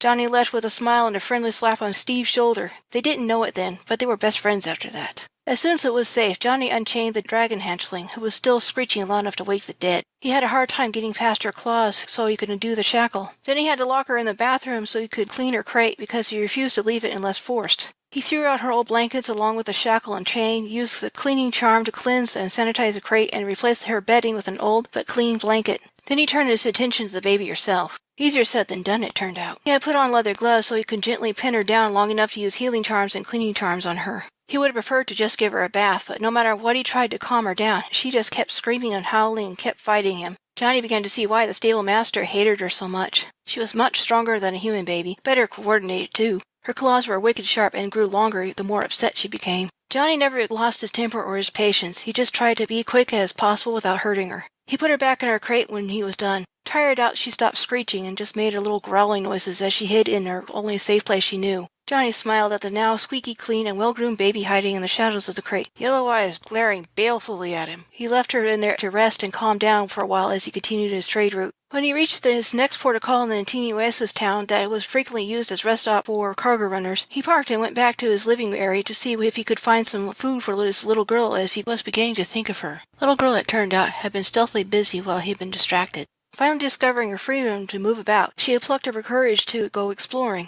She had used his bed to urinate and defecate on generously, and more than once by the looks of it. She had found that his pillow was her favorite toy and ripped it to shreds with her claws, and so her cotton fluff was everywhere. She used the corner of one of the kitchen cabinets as a scratching post. Goldie would have alerted him to the mischief the hatchling was getting into if she wasn't currently missing in action, because she had volunteered to pass on a message to Bronwyn and hadn't returned yet. He knew that she was happy to go so she could escape the invasion and noise of their latest cargo. Johnny groaned and raked his fingers over his head, messing up his neatly pulled back hair and causing it to stand up a bit. He couldn't see where the baby had gone. She wasn't in her crate. He looked under his bed, in the bathroom shower, back in the kitchen, and checked the cabinets. He was about to head back into the cargo areas when he heard a soft chuff over his head. There, in full true form, was his little girl hanging upside down by her sharp claws dug into the wood panels. She stared down at him, looking beautiful, cute, innocent, and smug all at once. Peep, peep, brrrr. The little girl deliberately burped up something from her crop, and he had only seconds warning to try to jump out of the way before she spat the blob of vomit at him with impressive accuracy.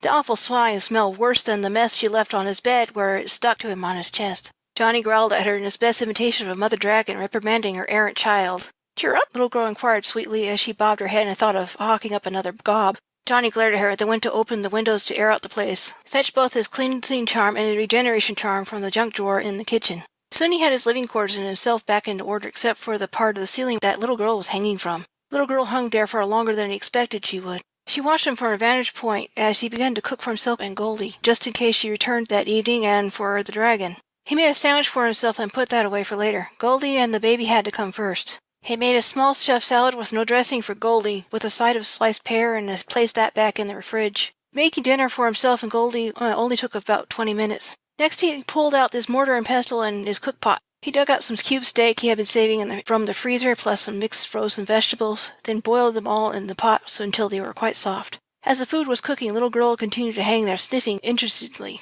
Goldie appeared on Johnny's bed, just as he was scooping out the cut-up beef and vegetables into his mortar with a slotted spoon, making sure that at least some of the liquid got into the mixture as he scooped it out. "Bronwyn says she's willing to adopt the brat," Goldie reported irritably as she stared up at the hanging baby dragon. Then she asked curiously, "How long has she been like that?" "I don't know exactly," Johnny sighed as he began to mash the softened meat and vegetables into a thick paste. He remembered that mother dragons chewed up their baby's food and then spat it out for them. He was trying to mimic that behavior, minus the chewing and spitting. "But she seems happy up there, and it's better than what she had been doing earlier." "Really?" Goldie asked. He relayed what happened as he finished making the paste and scooped it out into an old tin bowl and placed it on the floor next to little girl's crate. Then he fetched another bowl and filled it with water, then placed it next to her food dish. Little girl kept stretching her neck out and sniffing the air, but showed no sign of wanting to come down just yet. Knowing her food was still hot for her, Johnny cleaned up and placed the remaining paste in a container for later and placed it in her little fridge. He deliberately made extra so he wouldn't have to cook again for a little while. He picked up Goldie and placed her on the counter before serving her dinner.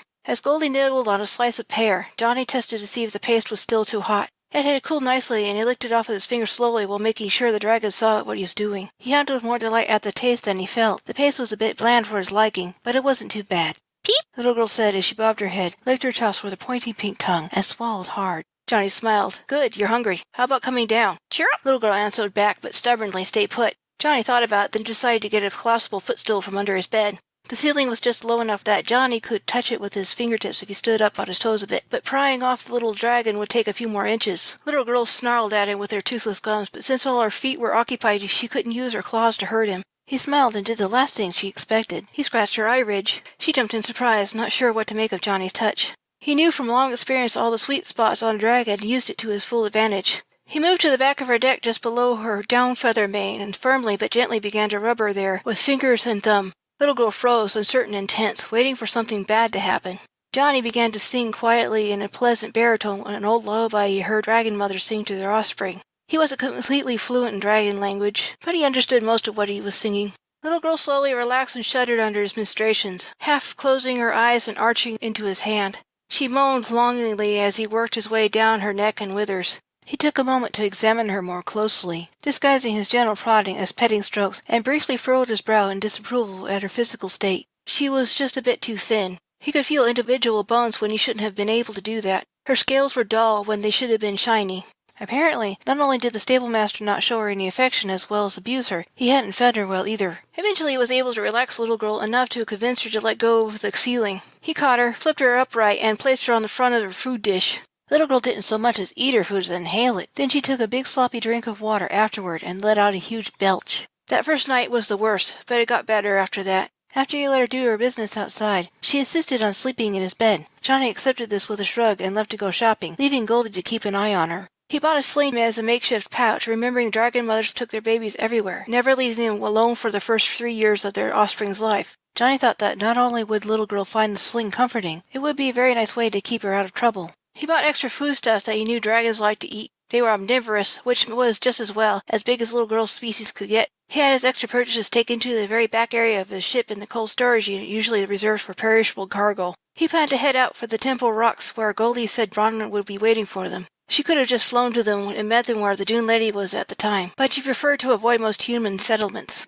The next morning, after a much interrupted night because the little girl kept waking up to eat and go to the bathroom outside, Johnny set out for home. The trip took a day and a half longer than expected because of the frequent stops Johnny had to make to let little girl out or suffer the consequences. The Dune Lady did have an autopilot, so when Johnny needed to rest, bathroom break, or cook meals or even take a nap, all he had to do was make sure he had correctly plotted his course and check periodically to make sure everything was in working order. Thanks to Ling's magic augmenting the Dune Lady's technology, he never needed to stop for fuel. He had solar panels bolted to the roof, providing electricity for lights, air conditioning, and other things for himself and his companion's creature comforts. He did need to occasionally refill his water tanks, but not as often as other cargo ships. He had fitted the Dune Lady with a water recycler so he would have drinking water and things like showers every night. Johnny had no room for a washer and dryer, so he stuck with his magic charms to keep his clothes clean.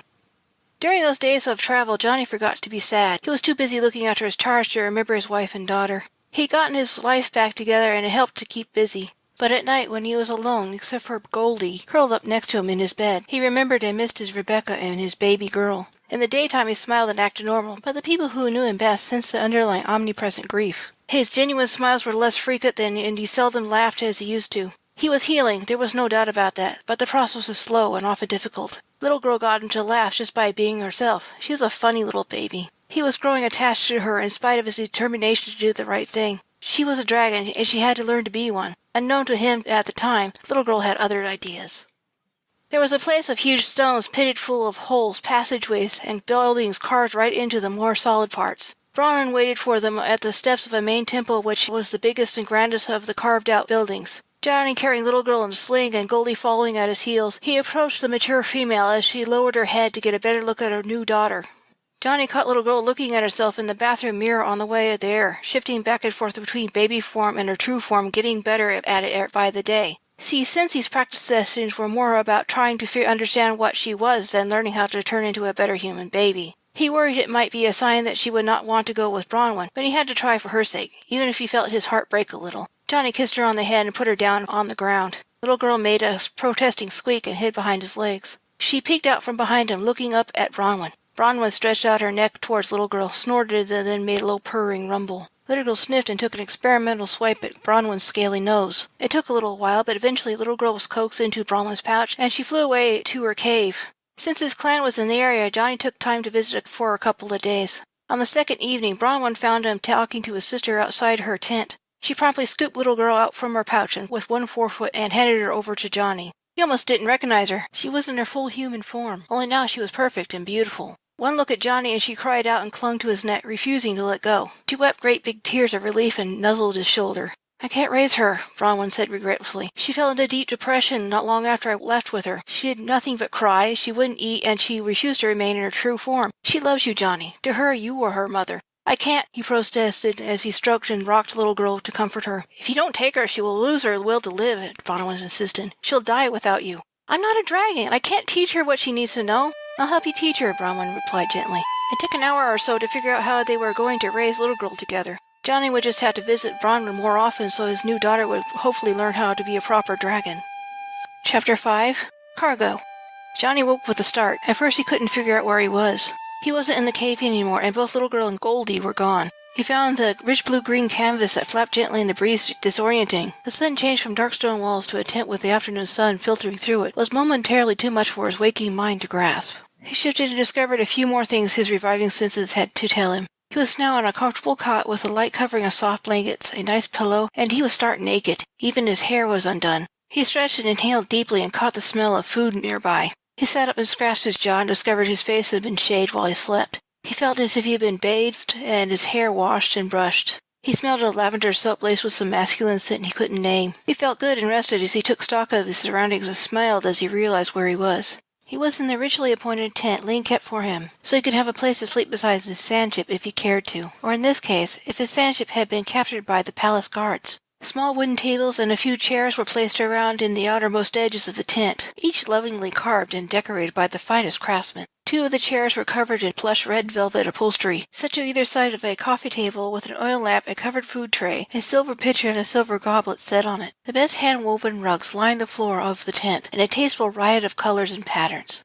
At the foot of his cot was a small chest. Johnny stood up slowly to examine its contents. As he first suspected, it held richly colored robes, loose pants, and other articles of clothing, all in the finest fabrics. He spotted a new pair of boots waiting for him to the side of the chest. His mother must have found him and used magic to bring him here. She must have cast a sleep spell on him just before she teleported him so he could get some much-needed rest and cast a host of other spells to remove his clothes and clean him up while he slept. She had likely done the same thing for Goldie and Little Girl, and they had wakened earlier and left him alone to finish sleeping. He had been having an odd dream, one that was likely more symbolic than literal. They did that sometimes. In the dream, he stood in the dark. All he could see was Elena, and she asked him worriedly, "Is my cargo safe?" Johnny smiled reassuringly and placed his right hand on his abdomen and said, "Yes, he's safe." Then the dream ended and he woke up in the tent. He was quite confused by it. The vision had made no sense at all. He felt good, but he had an indefinable feeling something was different about himself. He spotted the chamber pot on the other side of his bed. It was different than the one he was used to. He shrugged and removed the lid and peed. As soon as he finished, he replaced the lid, knowing it would flush itself out and be sterile again in about a minute. He watched in puzzlement as it changed from plain white ceramic to swirled stripes of dark blue with lighter blue stripes. Johnny snorted as he finally recognized the chamber pot. It was the one Ling used for pregnancy tests.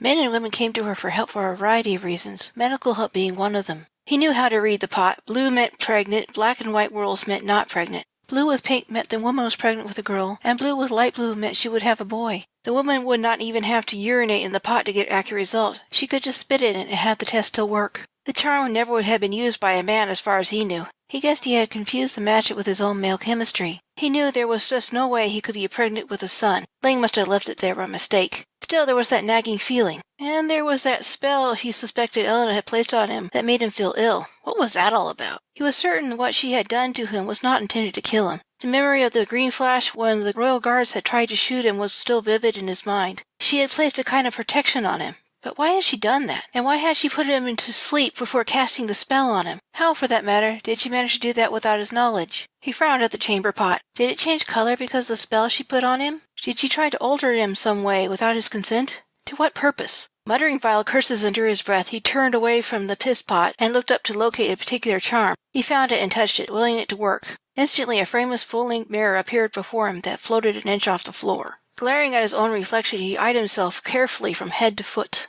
At first nothing seemed out of order. Every nearly hairless inch of him looked normal. He took a moment to examine his generous private parts, even going as far as to touch and gently probe himself there. Nothing amiss as far as he could tell, much to his relief. There were some rather nasty curses out there that were specifically to target a man's genitalia. Angry female practitioners with few scruples were well known to cast such evil magic at a man and their lives for wronging them in some way. He gently began to probe other places, just in case his eyes couldn't tell him what he needed to know. Illusions didn't usually give a sense of touch, and most of the time anything concealed by such a spell could be revealed by touching it. He touched his head to start with, and then pulled back his veil of long hair to check his ears. Nothing. Neck, shoulders, chest. He paused there. His nipples were oddly sensitive and sore, and on closer examination darker than normal. Confused, he made a note of it in his mind, and he ran his hands over his hard-muscled flat belly. Only it wasn't quite as flat as it usually was below his navel. He was a smidgen drowning down there, but that just could have been gas. He tried to fart just in case, glad there was no one in the tent with him. Nothing happened. He moved his hand down his narrow hips and flexed his legs. Nothing wrong with his legs or feet aside from being a bit sore from running all night. He found himself subconsciously moving his hands over his hips repeatedly. Then he began to think about what he was doing and kept doing it. Thinking about his shape, he would feel a little different there. His hips, normally narrow and angular, were now slightly more rounded.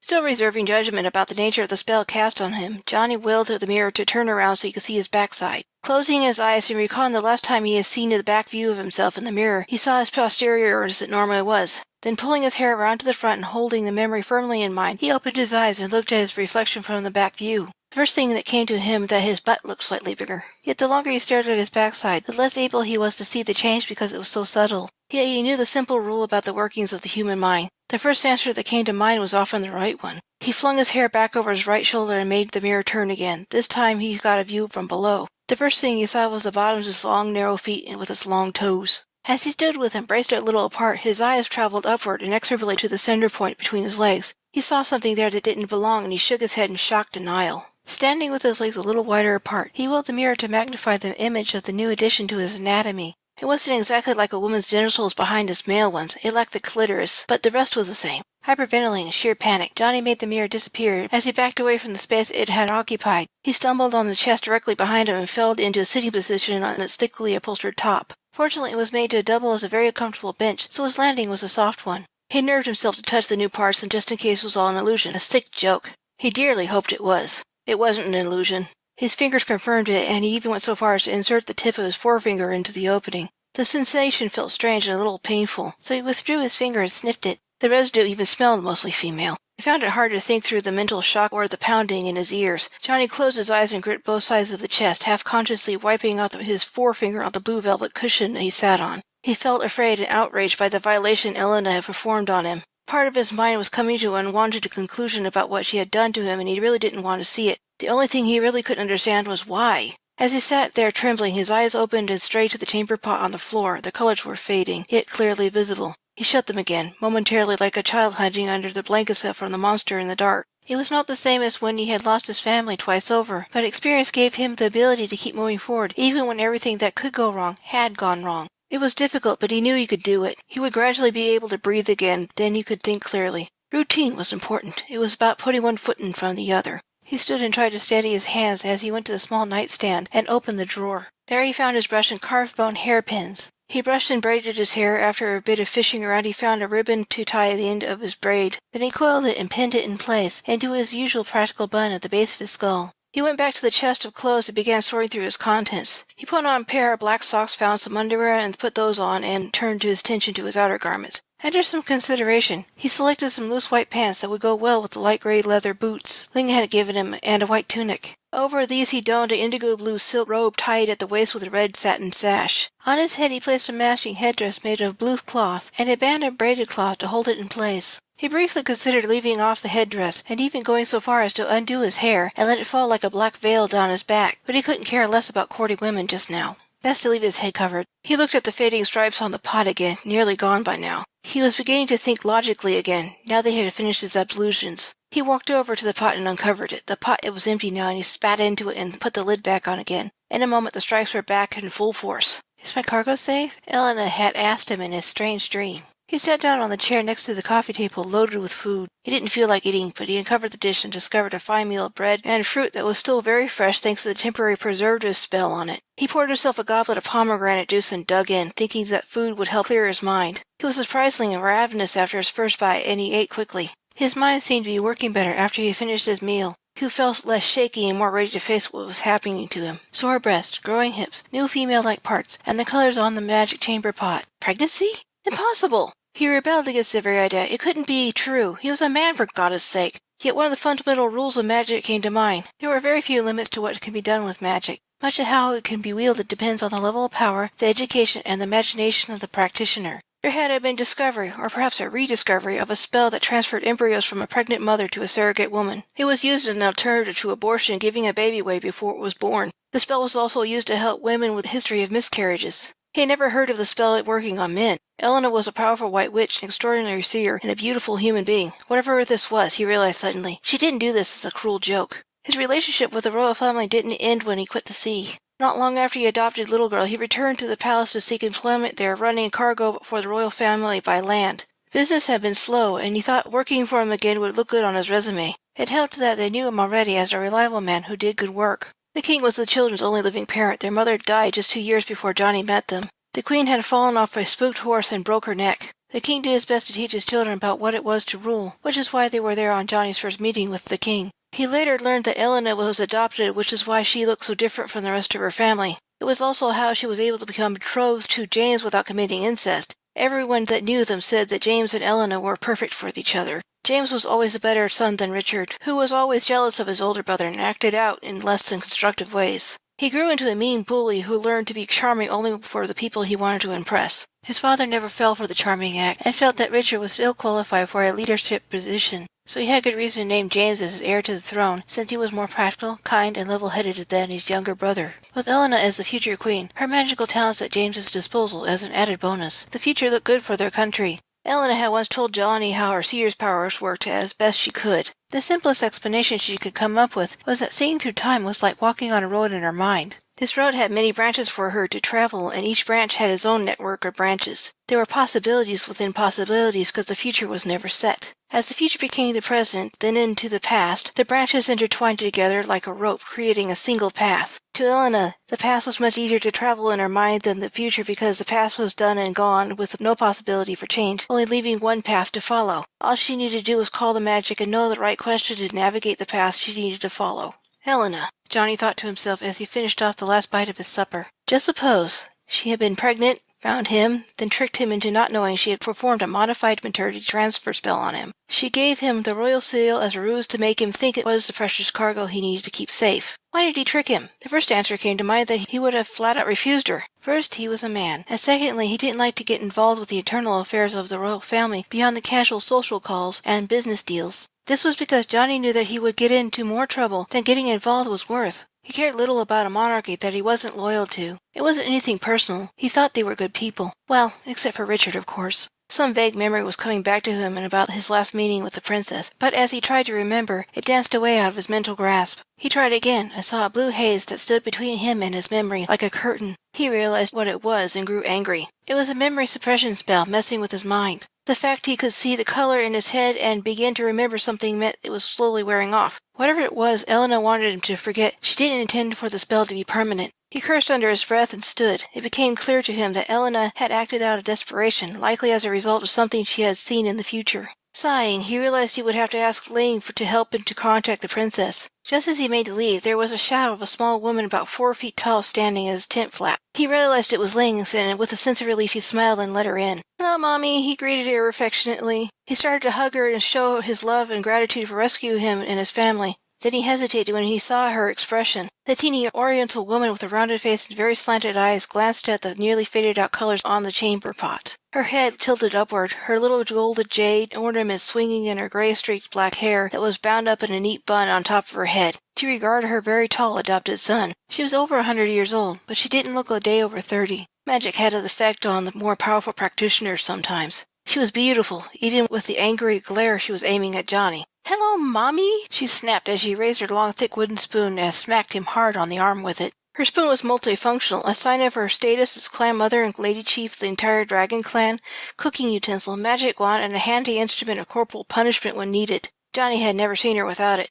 "Ow!" he complained as he rubbed a spot where she had smacked him. "Is that all you could say for yourself?" Ling growled. "You get mixed up in royal affairs, chased and captured by Richard's personal guards, then you managed to escape by jumping off a cliff, for goddess sake! I did not save your life and raise you as my own son so you could commit suicide! Little girl," he began to defend himself. "She and Goldie told me everything," Ling interrupted with another angry swipe of her wooden spoon. Brace for it this time, Johnny managed not to cry out in pained protest. "All I need for you to tell me is what happened at the meeting with Elena." "I'm not sure just yet," Johnny replied as he rubbed the spot on his arm where his still stung from Ling's last attack. "And why is that?" demanded Ling as she placed her fist on her shapely hips, wooden spoon sticking out to the side in her hand. "Elena cast a memory suppression spell on me. It's wearing off, but I still can't remember what happened," he answered as he valiantly held his own temper. He knew she was in a roaring snit because she cared so much about little girl Goldie and himself. "Goldie said you smelled odd this morning, almost female," Ling sighed, relenting a bit. Now that she knew it wasn't his fault, he couldn't answer her. If Elena was messing with your mind, she was likely trying to hide what she did to you.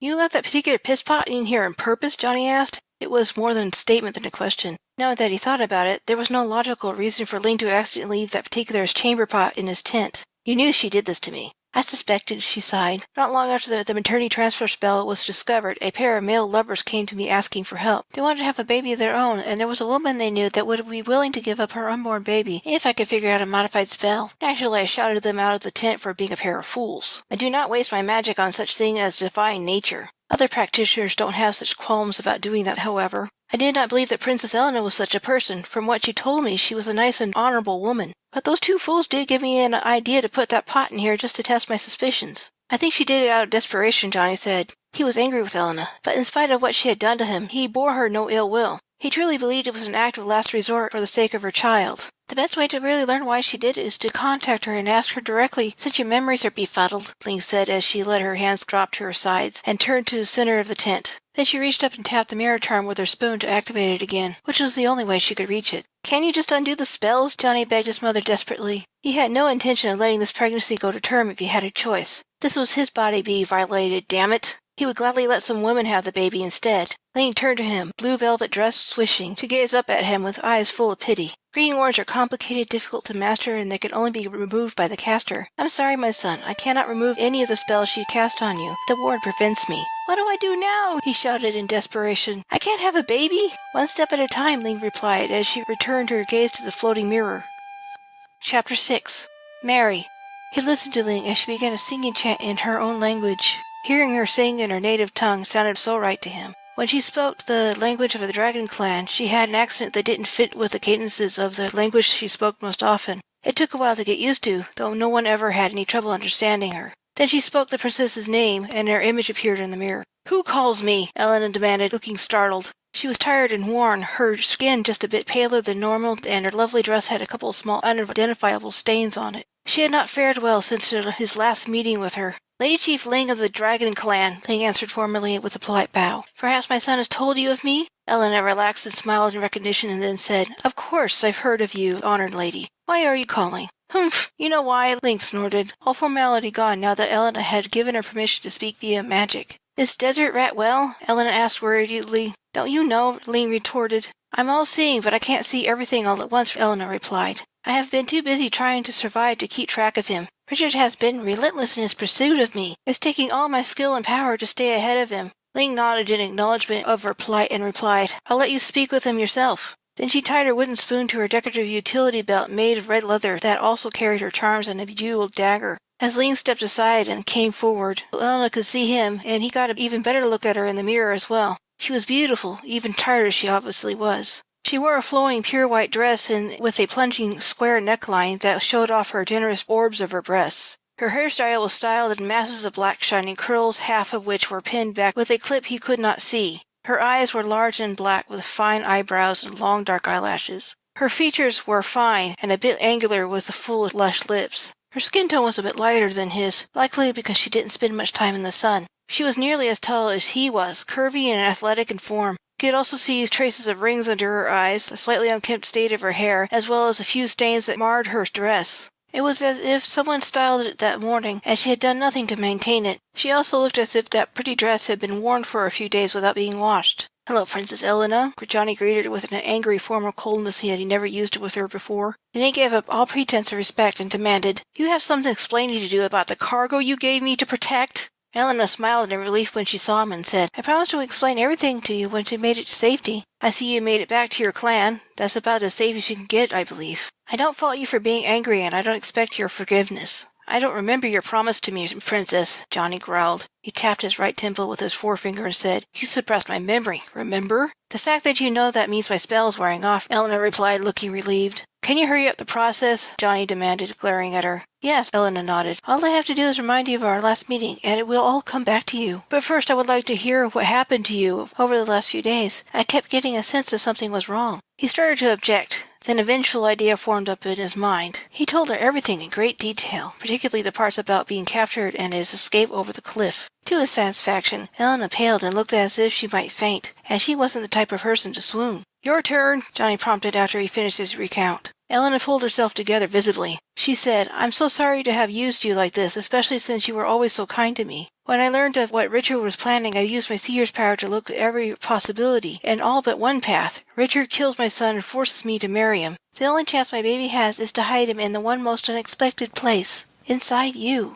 "There's no way in creation I would have consented to you doing this to me," Johnny shouted angrily. "You also know that I don't like to get involved with royal affairs." Elena nodded in acknowledgement. Then she said, "I'm aware you wouldn't have given your consent, and that you have no loyalty to any country save your own clan. I know that you engage in illegal activities such as carrying fleeing slaves to safety, stealing surplus medical supplies, and other things your clan would find useful. If you check my paperwork, you will find everything in order," Johnny replied as she crossed his arms loosely and smiled smugly at Elena. "I'm aware of that too," Elena replied coolly. "I know you have connections everywhere that help you because they know what you're doing is technically illegal, but morally correct." "You still can't prove nothing," Johnny insisted. "I know, and I'll never try," Elena smiled indulgently. Then she continued, "But this is beside the point. I'm not sure where to start. There's so much to tell you." "Start with what happened at our last meeting," Johnny suggested. "No," Elena replied after a moment's consideration. "Starting there won't make as much sense to you. I think I'll start with the good news. You deserve that much." "Good news," Johnny snorted skeptically. "Yes, though I'm not sure how you'll react this time," Elena said as she straightened herself to her full height, bracing herself. "I am your sister. My name was Mary Ellen Smith." "Is this some kind of cruel joke?" Johnny shouted back, feeling as if she had punched him hard in the stomach. The blue haze in his mind was glowing brightly now, resembling a thin satin curtain with shadows and vague shapes just beyond. "My sister was taken from me by slavers after my parents were murdered. I never found her. She could be dead for all I know." "No, I didn't die. In fact, I was very lucky," Elena said. "Jasmine was sold to a brothel, and she told everyone that she was my mother. No one questioned it, not even me until recently. When she had fallen ill, a sister of Mercy was summoned to see if anything could be done. She came too late. Jasmine had faded quickly. Rather than let me grow up in a brothel and likely become a whore myself, Sister Agnes took me to the palace where she lived as a healer and spiritual guide. The queen saw me being brought in and decided to adopt me. All my life, until several days ago, I never questioned the story I was told. When my father died of a heart attack in his sleep, foul play was suspected, but no proof was found. I looked through the past to discover that he died of natural causes. No one harmed him. James and I are already married for a year by this time, and I recently discovered I was in my first month of pregnancy. Even as we were laying our father to rest, the preparation for my husband's coronation was in full sway. The day before James was to be crowned, Richard asked that they go for a ride alone in the palace gardens. James never came back from that ride. Richard claimed a man in desert robes came over the wall and tried to rob them. He claimed that he begged James to just give in to the thief's demands, but James refused, tried to fight him, and lost when the thief stabbed him through the heart with his knife. Richard gave him what he had, and the thief took what valuables he could from James's body before fleeing. All evidence found on the scene supported Richard's claims, and he was crowned king instead. He offered to marry me, and I refused. I had seen what really happened. Richard had not lied. He just neglected to mention that the thief had been hired to kill James so he could get the crown. If Richard discovered that I was pregnant, I knew he would kill my child as soon as he could. James being the rightful heir, my own son would be the next in line to the throne, and Richard would see him as a threat to his newfound power. He would spare my life so he could marry me, so he could claim everything that had belonged to James as his own.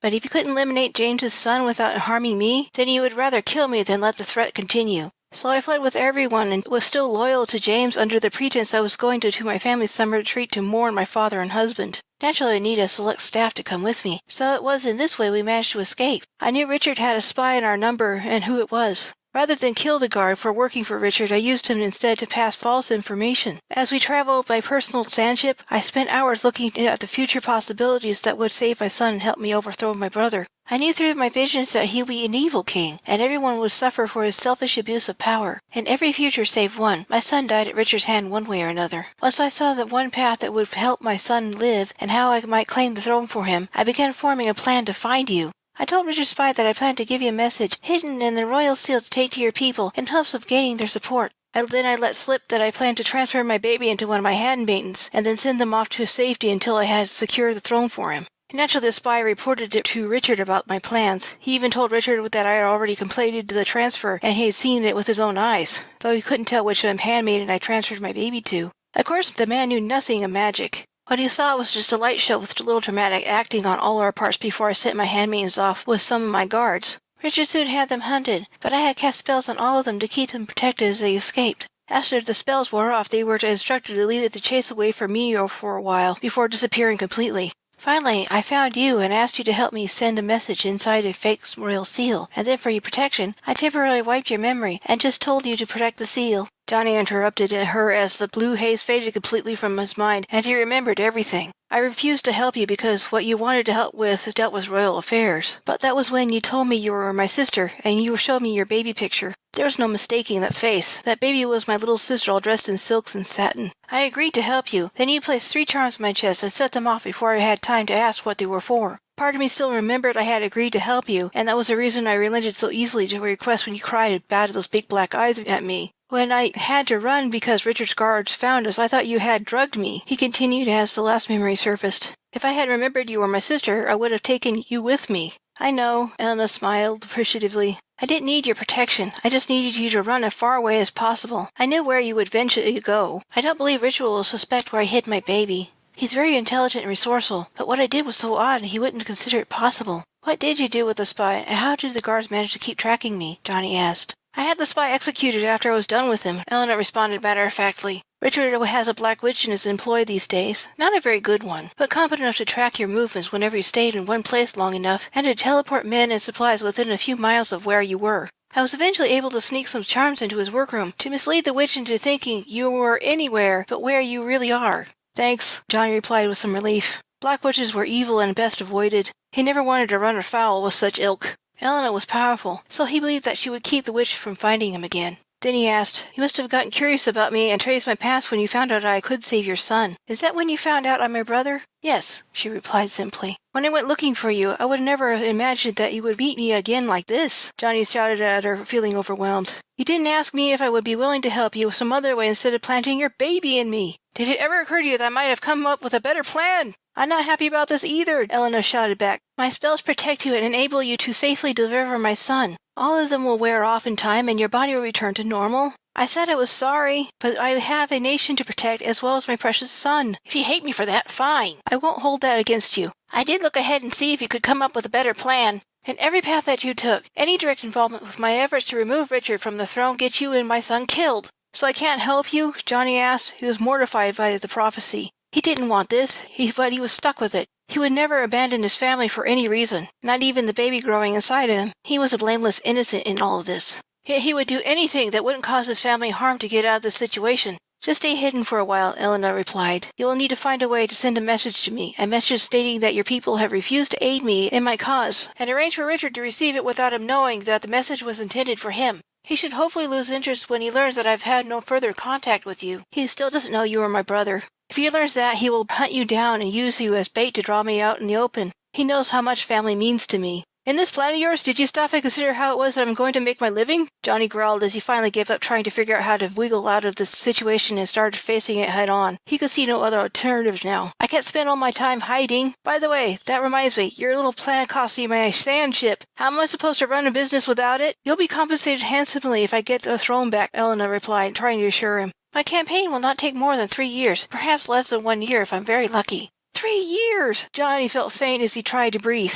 Not only would he lose profits and potentially lose his business, he would have to give birth to his nephew in that time. He had a vague hope that she would win before that time, and now that hope was gone. Then he brightened a little as an idea occurred to him. He asked, Is there a way to change the spell so the green ward will allow your son to be transferred to a woman? Maybe, but only if I were there directly. Green wards are too complicated to handle long distance, Eleanor replied after a moment's consideration. I won't do it even if I could. My baby is safe with you and no one else. Johnny breathed slowly and tried not to shout at his sister again, trying for patience and mostly failing. The thought of carrying a baby to term was more than a little unnerving. I'm truly sorry, even if you wind up hating me. I will love you always, Elena said as she wiped away a tear. Just take good care of yourself and my son, and if I fail, Richard will kill me. Tell him the truth about his origins, so he will know that I love him. I only want the best for him and his country, telling him that he is the rightful heir to the throne. Johnny thought about that and discovered he loved his sister too much to hate her. It wasn't possible even after what she did to him. He was angry with her still, but he knew he would eventually forgive her. She was his baby sister after all. I don't hate you. I've always loved you and I will do as you ask, he said quietly. Then he demanded, But you owe me big time, Mary. I expect free access to the palace so I could visit you and my nephew, and I'll take you up on your offer of compensation. Elena smiled through her tears and said, Done. All that and more. I'll see to it. You better, Johnny growled. Chapter 7. Return of the Dune Lady. As soon as Elena signed off, he made the mirror disappear. Johnny placed his fist on both sides of his head and fell to his knees. He rocked forward and back a few times and threw back his head and howled, leaned forward and beat the rugs with his fist in his anger, fear, and frustration. It was the closest thing he had ever done, for as long as he could remember, to pitching a fit. He knew it was childish and stupid, but he couldn't help it. He found his sister, and she had put her baby in him. He had to admit to himself that he would do anything to keep his family safe, but this was extreme, even for him. Ling didn't chide him for his behavior. Skirts rustling, she came to him as he rocked and covered his face with his hands. She knelt by him, holding him until he could regain his composure. "What am I going to do?" Johnny moaned. "One step at a time," Ling said calmly. "How can you be so calm?" Johnny demanded. "Panic won't help you," Ling replied. Then she stood up and ordered, "Come, I have something to show you that might cheer you up." "Wait," Johnny said as he stood up. "How many people out there know that I'm pregnant?" "No one," Ling said reassuringly. "No one will if you don't want them to. I will make illusions that will hide the changes in your body. But I recommend that you tell our family. Keeping secrets like this just isn't healthy." "All right, but no one else," Johnny said. "I don't want to be the butt of every joke in camp." When Johnny left the tent with Ling, no one commented on the racket he had been making. The tents were spelled to muffle conversational noise, but shouts always broke through the spell. He saw that they were camped out not far outside the temple rocks a few yards away from the entrance. They were on trampled ground. Tents of every size and color were lined up in orderly rows. Each block contained a different tribe. People of all kinds, cattle, rats, dogs, camels, horses, asses, domestic birds, a few pampered domestic cats, and even a few dragons of one species or another populated the small tent city. Nomadic traders set up shop wherever they could find a clearing large enough to between the blocks. People bartered, played games, did chores, children played, animals sometimes vocalized, especially the dogs who liked to bark at a passerby. Ling's big gray Egyptian sighthound bounded up to them with his tail wagging and sloppy tongue lolling and a happy doggy grin. He was so tall that he nearly could look Ling in the eye of standing on all fours. He had large, intelligent eyes, sharp, pointy ears that stood straight up, sleek fur except for around his muzzle and chin, looking like a funny gray beard and mustache. Lean, long-legged, with a deep chest and a thin whip-like tail with a fringe of pale gray hair that always reminded Johnny of a kind of flag. "Woof, woof, woof," barked the dog in greedy before licking Ling's jaw before she could stop him. "Yuck, sweetie," Ling laughed as she pushed him off and removed a kerchief from her hidden pocket in her dress to wipe the drool from her face. Unrepentant, Sweetie sat down and continued to grin and wag his flag-like tail, sweeping up puffs of dirt with it. Johnny smiled at the spoiled dog and rubbed his head. "Hello, dog." Sweetie stood and wiggled all over from the attention and said, "Hello." Johnny laughed. Sweetie was just a dog, but he had learned to mimic a few words and short phrases much the same way parrots do, though he expected the dog was smart enough to get the gist of what he was saying. They walked next door to Ling's tent. It wasn't the biggest, but it was the best appointed of the entire block, and it had the most brightly colored riot of hues than any other. Sweetie went to his water bowl under an eave, supported by a pair of tent posts at one end and attached to the tent at the other. Under the shade it provided, he slopped water from his ever-full and clean dish. Ling always made sure her animals' water vessels were charmed to stay that way. To the side of her tent, an awning was set up for several camels and 2 Arabian horses. The rest of Johnny's family, Isaac, Aiko, and Noah, were busy currying them. Noah was the only one with a rat in sight. The other 4 had likely curled up for a nap inside Ling's tent. Noah's black rat was named Ben, and he was a little larger than Goldie. Noah favored his father in his appearance, with the longest features and light black hair. He did have the Asian eyes, his features further softened by the inheriting of his mother's full lips. Noah didn't get his father's height. He was only 1 inch taller than his mom. He wore the traditional garb in the more casual style than Johnny's present attire. His clothes were mostly off-white, with the outer robe striped with earthy reds and tied with a black belt. Aiko resembled her mother in looks, but not as round-faced as Ling, however, and she had her father's height. At nearly 7 feet tall, she was one of the few women that could look Johnny directly in the eyes without craning her neck. She wore a dress similar to her mother's, only hers was deep red. Johnny's father, Isaac, was long and lean, with a kindly, weather-beaten face. His long, light black hair was streaked heavily with gray. He was 59 years old and looked it because he was not a practitioner of magic. He had no interest in using magic himself, though Ling insisted that he had the knack if he would only apply himself. Isaac didn't wear the usual loose garb most of his clan wore. Instead, he wore black cotton pants, thong sandals, and a white tunic. His long braid was allowed to hang down his back where it had grown halfway down his calves. Johnny asked Ling after a quicker look around, "Where are little girl and Goldie?" "They're visiting with Bronwyn and Steve," Ling reassured him. "They will come back in a little while." His family stopped looking after the beasts, putting down their grooming tools on a small workbench. They looked to be nearly finished anyway and came to greet Johnny. "Are you all right?" Isaac asked in concern as he grasped Johnny's shoulder. "What happened to you?" Bracing himself and remembering Ling's advice, Johnny told the whole story. When it came to the last part about finding his sister and what she had done to him to save her son, they didn't know whether to laugh, be angry with Elena, or just be sympathetic with Johnny's plight, so they did a combination of all three. Snorting and trying not to laugh, Eiko hugged him and said, "It's really awful what she did to you. I'm sorry, I don't mean to laugh, Johnny. I can't help it. Men just don't get what it's like to be female. Women sometimes want men to go through what they do so they can understand us. It's like a female jock on all men born of frustrated communication." "It's all right," Johnny said with a lopsided smile. "I can almost understand why you think this is funny." "Shall I avenge you?" Noah asked. He didn't laugh outright, but Johnny could see it in his eyes. He was serious about the offer, though. It was tempting. Noah was every bit as good a practitioner in magic as his mother. Elena had meant no harm. Johnny knew her well enough to know that she was not lying to him when she said she was trying to do her best for her son and the country she served. Johnny's opinion about his loyalties had not changed, but if it were up to him to make a choice, Elena as regent and her son as the new king would definitely be a better option than Richard on the throne. "No," Johnny said with a grateful clap on the shorter man's shoulder, "but you could do us all a favor by getting a message out that we have unanimously refused to help Elena as she requested." "You actually want to help her?" Noah replied incredulously. "I'm still considering that," Johnny replied as he seriously began to weigh the pros and cons of assisting his baby sister. "For now, I just want Richard to stop hunting me." Noah nodded. "Done. I will write the message and arrange for the messenger to be caught by it long enough for Richard to get it. The messenger will have to be a professional escape artist," Johnny warned. "Once he's caught, the guards might not let him go." "Ben can do it," Noah said confidently as he picked up his fat black rat and petted his head. "What do you think? Are you willing to give it a try?" "It would be more convincing if the messenger were human. Ben won't do," Johnny suggested. "I would do just fine when Noah transforms me into a man," Ben replied in his squeaky voice as he turned to look at Johnny. "He's done it before. It's strange, but not painful. He can make the spell wear off once I lose the letter, and I can teleport back to safety once I'm a rat again." Noah smiled mischievously. "I suppose that will have to do if you're willing," Johnny shrugged. "I'm willing," Ben affirmed. Then Noah said, "Mom and I teleported the Dune Lady back, plus most of the cargo and all your possessions. We sent mending spells on everything. She'll be better than new in a few days. Mom and I have decided to place a few handy improvements." "Where?" Johnny exclaimed in excitement. "It's in the parking lot," Ling said. They headed west towards the outer edge of the camp. The parking lot was a designated communal area where everyone brought their carts, sand chips, trucks, and floating wagons, animal-drawn wagons with no wheels and anti-gravity spells, so they could deal with the going over uneven or sandy ground better. The outermost edge of the lot, furthest away from the tent city, was the hulk of the Dune Lady. The closer he and his family walked towards the ship, the more they could see the damage. The worst was a big hole in the main engine contained under the ship's living quarters. Johnny expected more paint and structural damage than the little scratches and dents he saw scraped on the bottom of the ship, but the protection spells that warded against rock and weather damages had partially prevented that.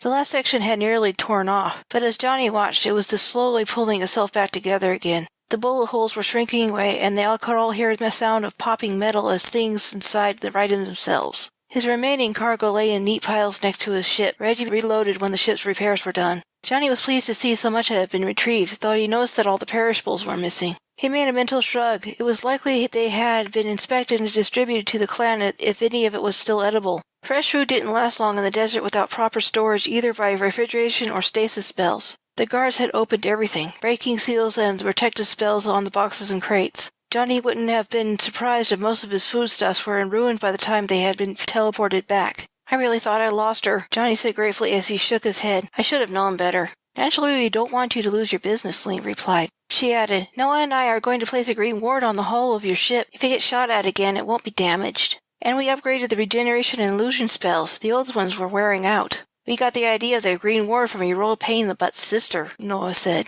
"Thanks," Johnny replied simply with complete sincerity. "There you are!" Steve's voice rang out cheerily from behind them. There was Steve, 10 years older and still looking fit. He had quit the gladiator circuit 5 years after he had won his fight with Johnny's bet. He hadn't lost a fight since. But he grew weary of fighting and then decided to join the Dragon Clan and settle down with a good woman. He had other talents to draw upon that he could earn a living with. No one would have guessed it, but he was a remarkable cook. He now owned a small traveling restaurant he operated out of his own sand ship. He traveled with nomadic tribes bartering for foodstuffs and various traders and turned them into heavenly dishes people came from far and wide to sample. He had a wife and 2 children that helped him run his business and several rats to keep his kitchen vermin-free. Keeping strict cleaning practices, no one ever got food poisoning from his kitchen. Riding on his shoulders in loose indigo pants, sandals, and a white tunic was a little girl in full human form, happily sucking on a lollipop half the diameter of her head. Knowing the cook who made the confection, namely Steve, it was likely a candied goose liver, a favorite of many dragons and some humans, oddly enough. Goldie was at his heels to his right, and to his left was Bronwyn, still both happily licking their chops from whatever Steve had been feeding them. Johnny smelled heavily spiced goat meat wafting off at them when the wind shifted. He smiled and said, "Steve, you got my kid to wear clothes." "I said I would let her ride me if she put them on," Steve laughed. "I couldn't have her bare bum sitting on my shoulders." "I am Little Girl the Dragon," Little Girl giggled as she paused from sucking on her enormous candy pop, happily bouncing on Steve's shoulders a little. "Human rider of the Dragon Clan." "Yep," Steve smiled affectionately up at her. Then he knelt and gently lifted her off his shoulders, placing her firmly on the ground before standing. "But I only promised to carry you back to your father." "You're getting big, little girl. It won't be much longer before you can start carrying me for a change." Little Girl turned to look adoringly up at him. He winked and gently ruffled her hair a bit. Little Girl smiled radiantly at Steve. To her, he was like a favorite uncle, who she loved very much. There was an element of hero worship in her heart for the ex-gladiator. Johnny had told her what he had done for her when she was a hatchling, and she never forgot it. Steve had loved and adored her as well. He felt that she played a major role in his much-blessed life. Ever since that one selfless act, good fortune seemed to follow him. He was forever grateful to both the goddess and to Little Girl for that. "So," Steve said, "I hear you've been getting into quite a bit of trouble lately." Johnny sighed as Bronwyn extended her nose towards him, sniffing and cocking her head in confusion. The wind had shifted again. Now Little Girl and Goldie smelled the changes in Johnny's body, too. With a mental shrug, he told the rest of his family, Johnny thought Steve, Bronwyn, and Goldie his family, too, about his awkward condition and how he got that way. "You're joking, right?" Steve said, looking totally surprised and half disbelieving after Johnny finished recounting his story. "Have you somehow lost your mind?" "He smells like it," Bronwyn confirmed. "I was confused at first. His body was giving off odors only women should be giving off when there was child. Now it makes sense." "How can you have a baby?" Little Girl asked as she furrowed her brow in confusion. "You don't have the parts. I read the books on biology you gave me." "I'll explain that to you later," Johnny promised. He had no desire to tell everyone the exact details of how his anatomy was rearranged. It was more information than most of them wanted, and it was embarrassing. "Well, Mr. Mom," Steve said, taken aback, "I'm here for you if you need me." "Shall I find Ellen a biter for you?" Goldie offered. "No, please don't do that," Johnny pleaded. "And thanks, Steve, but I'm all right." Steve shrugged, thinking to himself that Johnny was the toughest man he knew to suffer this indignity and act so calm and collected. He would just curl up in a ball and cry if he found out he was pregnant, and he rarely cried. He was a pretty tough guy himself. Johnny, however, was burying his unease for the time being. Part of him still felt like screaming. He had long grown used to hiding his feelings until he had the time and privacy enough to deal with them, so he smiled and changed the subject. "I got my sandship back. Mom and Noah are repairing it." Then, after a moment's thought, he turned to Ling and asked, "You know where I hide my money. Did the guards find it?" Ling replied, "They never found it. You got quite a hoard in there. What are you planning to do with it?" "Not much. It's just that business can be slow sometimes, and it's nice to have a financial cushion to fall back on," Johnny replied with a non-committable shrug. He had stashed his gold coin and other tradable valuables in a secret compartment inside his medicine cabinet. It would only open the correct series of touches and a password only he and Ling knew. He didn't know how long he was going to be a cargo runner, so he saved what he didn't spend for lean times and as a retirement fund. Chapter 8. Pool. Johnny spent most of the evening visiting with his family and friends, doing his best to smile and act normal. He did manage to enjoy himself, but under the surface, he just wanted to be left alone so he could have time to think. Late that night when everyone had gone to bed and were deep in dreams, Johnny could not sleep. He sat up and checked on Little Girl and Goldie sleeping in the cot next to his. He couldn't see Goldie because she was hidden under his daughter's blankets, and Little Girl slept nude on her back, covered up to her chin as was customary for her. The reason why she slept on her back in human form became clear when she let out a teeny burp in her sleep. It ignited a teeny flame as it rose, that then burned itself out in a split second. Johnny had Ling spell all of Little Girl's flammable things so she wouldn't accidentally burn down her living spaces. He smiled and thought of how much he loved his daughter, more than life itself. He slipped into his robe and a pair of sandals, quietly left the tent, and headed for the temple. He knew that few, if anyone, would be there. He entered as a small canyon-like opening between the rocks, oriented himself on a pair of eternal flames that set in niches on either side of the wide double doors that were always kept open. The temple had been carved into the stone cliff by humans and dragons, and they dedicated it to the goddess of all creation. The whole building was a huge work of beautiful architecture and a work of art in itself. The front of the temple was carved with reliefs of nearly three-dimensional figures of dragons, people, angels, rats, birds, and a host of other creatures artfully done in exacting detail. In the right light, sometimes the figures seemed to move. Below the carving, 6 smooth pillars stood under the eave of the temple, each nearly 12 feet tall. The stairs were low enough to be comfortably used by humans, but they were unusually wide to accommodate dragon feet. Inside was much the same things in size. Benches of the main worship area were carved out of the same stone as the rest of the temple. Everything had been recreated to be comfortable for humans, yet sit far apart enough that an adult feather dragon could maneuver with relative ease between them. Johnny's sandaled feet quietly scuffed the textured stone floor. The sound echoed clearly in the silence. He'd heard of an old story about the humans helping to build this place, had wanted polished floors, but the dragons objected vehemently. The dragons agreed shiny floors looked nice, but they were slippery, and they needed the textured surface to walk on. The builders compromised by leaving all the walking surfaces slightly roughened, and gave everything else a mirror polish. There was no effigy of the goddess anywhere in the temple. No one really knew what she looked like. To avoid offending her, they refused to create a false image. Yet symbols that referred to her were everywhere. All anyone had to do was know what to look for. Some of the symbols were subtle, merely looking like a pretty decoration, while others were obvious. Eternal candles and torches that burned clean provided light everywhere it was needed. The spells on them kept them lit forever unless someone deliberately put them out. Johnny walked down the central aisle between the pillars that rose 20 feet to the high arched ceiling. His destination was off to the right and below ground. He walked quickly, not really wanting to be seen by any of the priestesses that would occasionally wander in to pray, even at this late hour. Personally, Johnny didn't see the point of making the effort to go all the way to the church to pray when the goddess could hear her children anywhere. The farther in he went, the stronger a sense of presence became. Faith had its own magic. If enough faithful congregated in one place for long periods, reality could shift slightly to the next realm where the dead and other spirits existed. Not everyone could notice it, but Johnny could sense it a little better than the average person. He suddenly sensed a great presence look upon him. Instinctively, he knew it was the goddess informing him that she was aware of him. Johnny never felt anything like it before. He had faith in her, but she rarely seemed to take direct notice in him, only the people around him. Sometimes her lack of attention made him feel ignored, especially when he needed her help most. Still, he kept his faith, guessing that her apparent lack of interest might be a misinterpretation on his part. She often worked in mysterious ways. Johnny stopped in front of the aisle just a few feet away from the pew and knelt with his head bowed and said, "I need help, Great Mother. I don't know what I should do." "Go swim." Johnny blinked in surprise. What he heard wasn't really a voice. It felt more like a whisper from his own subconsciousness. He was planning to swim, which was why he had come. He was uncertain that it wasn't his own imagination. Her presence was already gone. "I hear and obey, Mother," Johnny whispered as he touched his forehead to the floor before standing. He was still unsure he had actually heard the goddess, but he hoped he had. He continued to his right and to the back of the church area, just behind the tapestry of an angel with a sword. He followed the white passage large enough to admit a dragon, with its textured broad steps as it wound in a loose corkscrew down to the next level until he came to another doorway. Here the air grew increasingly moist, and light danced on the walls as he stepped into the pool's chamber. No candles or torches were lit. There was no need for them. The pool itself was enchanted with many spells, one of which was the ability to cast its own light from the very walls that contained its waters. It wasn't bright, yet it was sufficient enough to see clearly in the dark, windowless interior. There was a slight warm breeze generated from the hidden air vents. The huge pool was round and bowl-shaped, with a wide walkway large enough for 2 dragons to walk abreast and still leave room for their human companions. The pool was surrounded by pillars that reached to the dome ceiling every 20 feet. Between those pillars were small stone benches for people to rest on or witness baptisms that was often the customary use of the much-blessed waters of the pool. Here and there, small ledges just big enough to sit on or hang onto were placed 2 feet under the surface of the water and carved into the stone walls of the pool. The air was comfortably warm, as it always was at night, and it cooled nicely during the day, as did the pool. For now, the pool was quite warm, just above body temperature. The water in the pool was sanctified and enchanted with spells that helped to purify the bodies and souls of the swimmers. The spells also helped to bring peace and clarity of thought to the troubled mind. There was a healing spell in the water as well, helping to relieve aches, pains, and various ailments. Pregnant women often came here to swim, taking advantage of the water's ability to relieve their discomforts.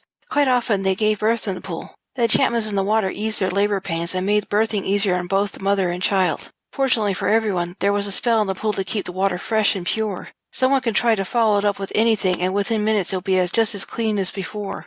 There was a spell that prevented anyone from slipping and falling. In the unlikely event that should happen, a cushioning spell caught the individual well before they hit the floor and helped them back to their feet. There was a spell that prevented drowning. When a diver swam under the surface of the pool, a thin bubble of air formed over their faces and ears, preventing the water from even touching those areas. Thin air was teleported in and out of the swimmer's lungs in such a way that breathing was easy and natural. The last enchantment was the spell of illusion. In and on the water's surface, any image could be created at will. This was as much tool as entertainment. These illusions could be used for seeing and hearing events on other parts of the world. The pool wouldn't show things too private for anyone to see unless it was something genuinely wrong. This was useful in trials, for the water didn't just show the present, but also the past. The practitioners of magic thought it was best not to let anyone see the future in the pool. There were too many variables involved. Nothing enchanted to foretell the future was as good at navigating the possibilities and finding the most likely outcomes as a living seer could. Foretelling charms cause more trouble in the wrong hands than they help, and most people couldn't properly use them. The illusions were a good diagnostic tool for looking at things the human eye normally couldn't see. It was also used to create beautiful and fanciful scenes for fun, meditation, and to play back memories the swimmers wanted to share. Johnny looked around the place and found it empty. Pleased, he slipped off his robe and placed it on a nearby bench and took off his sandals. Nude, his braid hanging down to his feet, he stepped up to the edge and looked down under the surface, checking to see if one of those stone platforms was in his way. There was, so instead of diving in, he eased into the pool and stood on the bench. He didn't fancy testing the protection spell's effectiveness by diving off and possibly hitting his head on the benches under the water. He sat down a moment on the 2-foot-wide and 3-foot-long platform and placed his hand on the surface of the water and said, "Elena." Instantly, a segment of water right in front of him became a sort of window looking in on his sister. She lay on a bed in a relatively Spartan room with a few shelves half filled with spellbooks, a small table, and a chair. She lay wakeful, staring up at the charmed canopy of the bed, made to look like a fanciful night sky. Here, Orion, there, Pegasus, and so on, each teeny embroidered star glowing like a real one.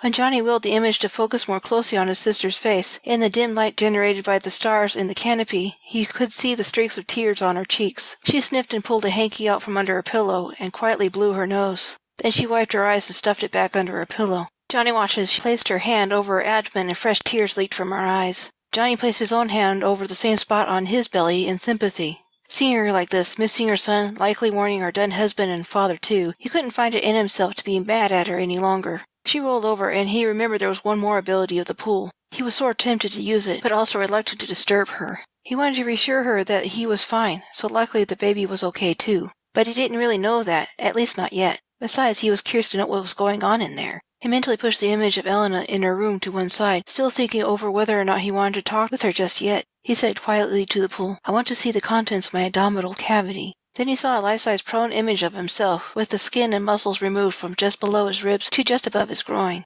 Johnny spotted the extra organ that didn't belong to a man at once. He narrowed the field and brought the image closer. He saw the front of his pelvis, his bladder, and just behind and above that, a sort of uterus. He knew what a normal human uterus looked like. His looked very similar, except the ovaries and fallopian tubes were nearly vestigial. He magnified them, stripped back the surface, and kept enlarging the image. When he had magnified everything to the cellular level, he looked for egg cells inside the ovaries and found none. He thought about it for a while, then remembered ovaries were also used by the body to produce female hormones. So that must be what they were for, Johnny concluded with a wrinkled nose. He knew the hormonal changes they would bring about in his body would be necessary to help support and nurture the baby. He also knew that it would do unpleasant and strange things to his mood and body. He hoped he would at least avoid morning sickness. Next he zoomed out the image and focused on the womb, peeling back the layers and making them vanish until he could get a clear window inside. It took him longer than expected to find the baby, like finding a needle in the haystack. After the first few minutes of fruitless searching, he asked the pool to help him find what he was looking for. The picture wavered, then a small circle appeared not far below the exit point of the left fallopian tube. Johnny squinted at it and could just barely make out a teeny lump about the size and shape of a grain of rice. He magnified the image until he could quite clearly see the embryo surrounded by his teeny fluid-filled amniotic sac. At this magnification, Elena's son looked like a salmon-pink lump. It took Johnny some thinking back on his lessons in biology to remember the basic developmental stages of humans. He guessed the baby was about 2 to 4 weeks along, but he wasn't entirely sure. Embryology wasn't one of the fields of his expertise, and he knew that he could be off in his estimate. Still, he remembered the picture of healthy embryos in his biology book, and this one looked just like them. Nothing appeared to be out of place so far as he could tell. He turned back to the image of his sister. Her eyes were closed now, and she was asleep. He could even hear her making little buzzing snores. He didn't want to wake her, so he let the other image fade and watched Elena for a short while longer. He prayed to the goddess that she would be successful in her quest with minimal bloodshed. None, preferably, and that she would be kept safe. "I love you, baby sister," Johnny whispered. "I love you, desert rat," Elena murmured back in her sleep. "Your baby's okay," Johnny whispered reassuringly, knowing she wasn't really awake, only talking in her sleep. He wasn't even using the pool's communication spell. It was Elena's dreams showing her what Johnny was doing and saying, making an odd sort of two-way conversation aided by the pool at Johnny's end and by Elena's talent at her end. "I know," she mumbled. "Sweet dreams, sis," Johnny whispered, hoping that the subliminal suggestion would lead her mind to find peaceful things to dream about. "Don't help me directly," she mumbled so quietly that Johnathan almost didn't understand what she said. "Richard will catch you and find my son. He will kill you both." "What about indirectly?" Johnny asked. Pause. Johnny waited and she began snoring again. He shrugged and was about to let the image go when she muttered, "Indirectly is still risky, but Richard is highly unlikely to catch you. It would help if you could weaken the castle's defenses against the city's rat population somehow and—" Buzz, buzz, buzz, buzz. "And what?" Johnny prompted gently as he listened to her snore. Buzz was her only answer. She had fallen too deeply asleep to talk anymore. "Ring the dinner bell?" Johnny finally guessed as he let the illusion fade. It wasn't a bad idea. He would have to talk to Ling about it and see what she could do. If she would do anything, Johnny thought grimly. She hated involving herself in internal affairs of royalty, and she made sure that her children took her reasons to heart for their own safety. But this also involved family, and that transcended Johnny's desire to follow his mother's advice. He'd point this out and hoped she would see it his way. He could argue on Elena's behalf that she was a good person, and it would be better for her to rule as regent than have Richard as king. Personally, he wished the Nazarene law permitted adopted children to sit on the throne instead of just bloodkin. Elena would make an excellent queen with her level head, resourcefulness, compassion, and seer's powers. Perhaps that would change after her son made it to the throne when he came of age. Perhaps slavery would be outlawed and better educational opportunities. Johnny stopped himself and shook his head to clear it. He was counting his chickens before they hatched. Best to think of what he might do next. The pool was 12 feet deep, and he gladly slipped off the platform and swam down to the bottom in the center. He sat there on the bottom, breathing easily. It was always a pleasant and strange sensation to be able to breathe and see clearly underwater. He started to flow upward, his natural buoyancy taking hold. He didn't want to go to the surface yet, and to his surprise he began to sink again. Spooked, he tried to swim to the surface, fighting against the force holding him down. Instantly, the invisible thing that he couldn't feel let go, and he started to float upward again. He paused, thinking about that, and wondered if it was another charm on the pool he wasn't previously aware of. Perhaps it was a new one recently added. Johnny smiled behind his bubble mask and thought, "Sink me." The pool sank him right down to the bottom. Johnny tested it once more by thinking, "Float me," and he began to rise to the surface effortlessly. Laughing, he made the pool sink him again, and he lay flat on the bottom. He inhaled deeply. The air he breathed was oxygen-rich and sweet in his nose. He was unable to determine what the smell was. It had a relaxing flower scent that reminded him of lavender, but not quite. Playfully, he tried to blow a bubble of air in the pool, in the shape of a ring. He had seen one man do that and never quite figured out how he had done it. The spell let the air escape into the water as he wanted, but he only managed a few gas blobs that rose quickly to the surface before disappearing. With a mental shrug, Johnny just tried to relax and let the pool's magic take him over. The first thing that came to him as the pool's enchantments affected his mind, calming and clarifying his thoughts, was Rebecca and his baby girl that died 10 years ago. His subconscious associated childbirth with death and heartbreak. He knew that what happened to his wife and baby could have happened to anyone. Most of the time what could go wrong didn't go wrong. All he had to do was look around and see how many healthy children and mothers there were. What he was really worried about was the possibility he might die trying to give birth. He was a man. He was never meant to have a baby. His brief look at the past also made him suddenly realize that it didn't hurt as much as it normally did to think of his lost family. He still missed them and loved them very much. What remained of his spiritual wounds were now healed over into scar tissue that ached dully. So his first thought about childbirth and death was just old news his conscious mind hadn't yet let go of. The more he looked at that thought about his association with birth with death, the less it made sense to him now. In fact, if it wasn't for his current predicament, he felt like he could go courting again. Women had made advances toward him since he returned home, but he had turned them gently away, too heartsick to care about such things. All he wanted was his wife and child back, believing he would never marry or love again. Then he had found Little Girl, and he had learned to love her as if she were his own flesh and blood. Loving her, being loved back by Little Girl, as well as the support of the rest of his family, while he tried to put his life back together, helped him to heal. He also hadn't wanted to admit to himself that he was ready to find another woman to share his life with after he recovered from his loss. It felt like a betrayal to Rebecca's memory. So he had stubbornly refused the attentions of women and even a few men who had mistaken him as a homosexual because he was seen to turn away so many women. He politely informed him that he was not at all interested in other men. He wasn't prejudiced. He had homosexual friends from time to time. In fact, he liked all kinds of people. His only real dislike was cruel people, and it didn't matter if they were human or not. What was he going to do? Well, he did want to help his sister in any way he safely could.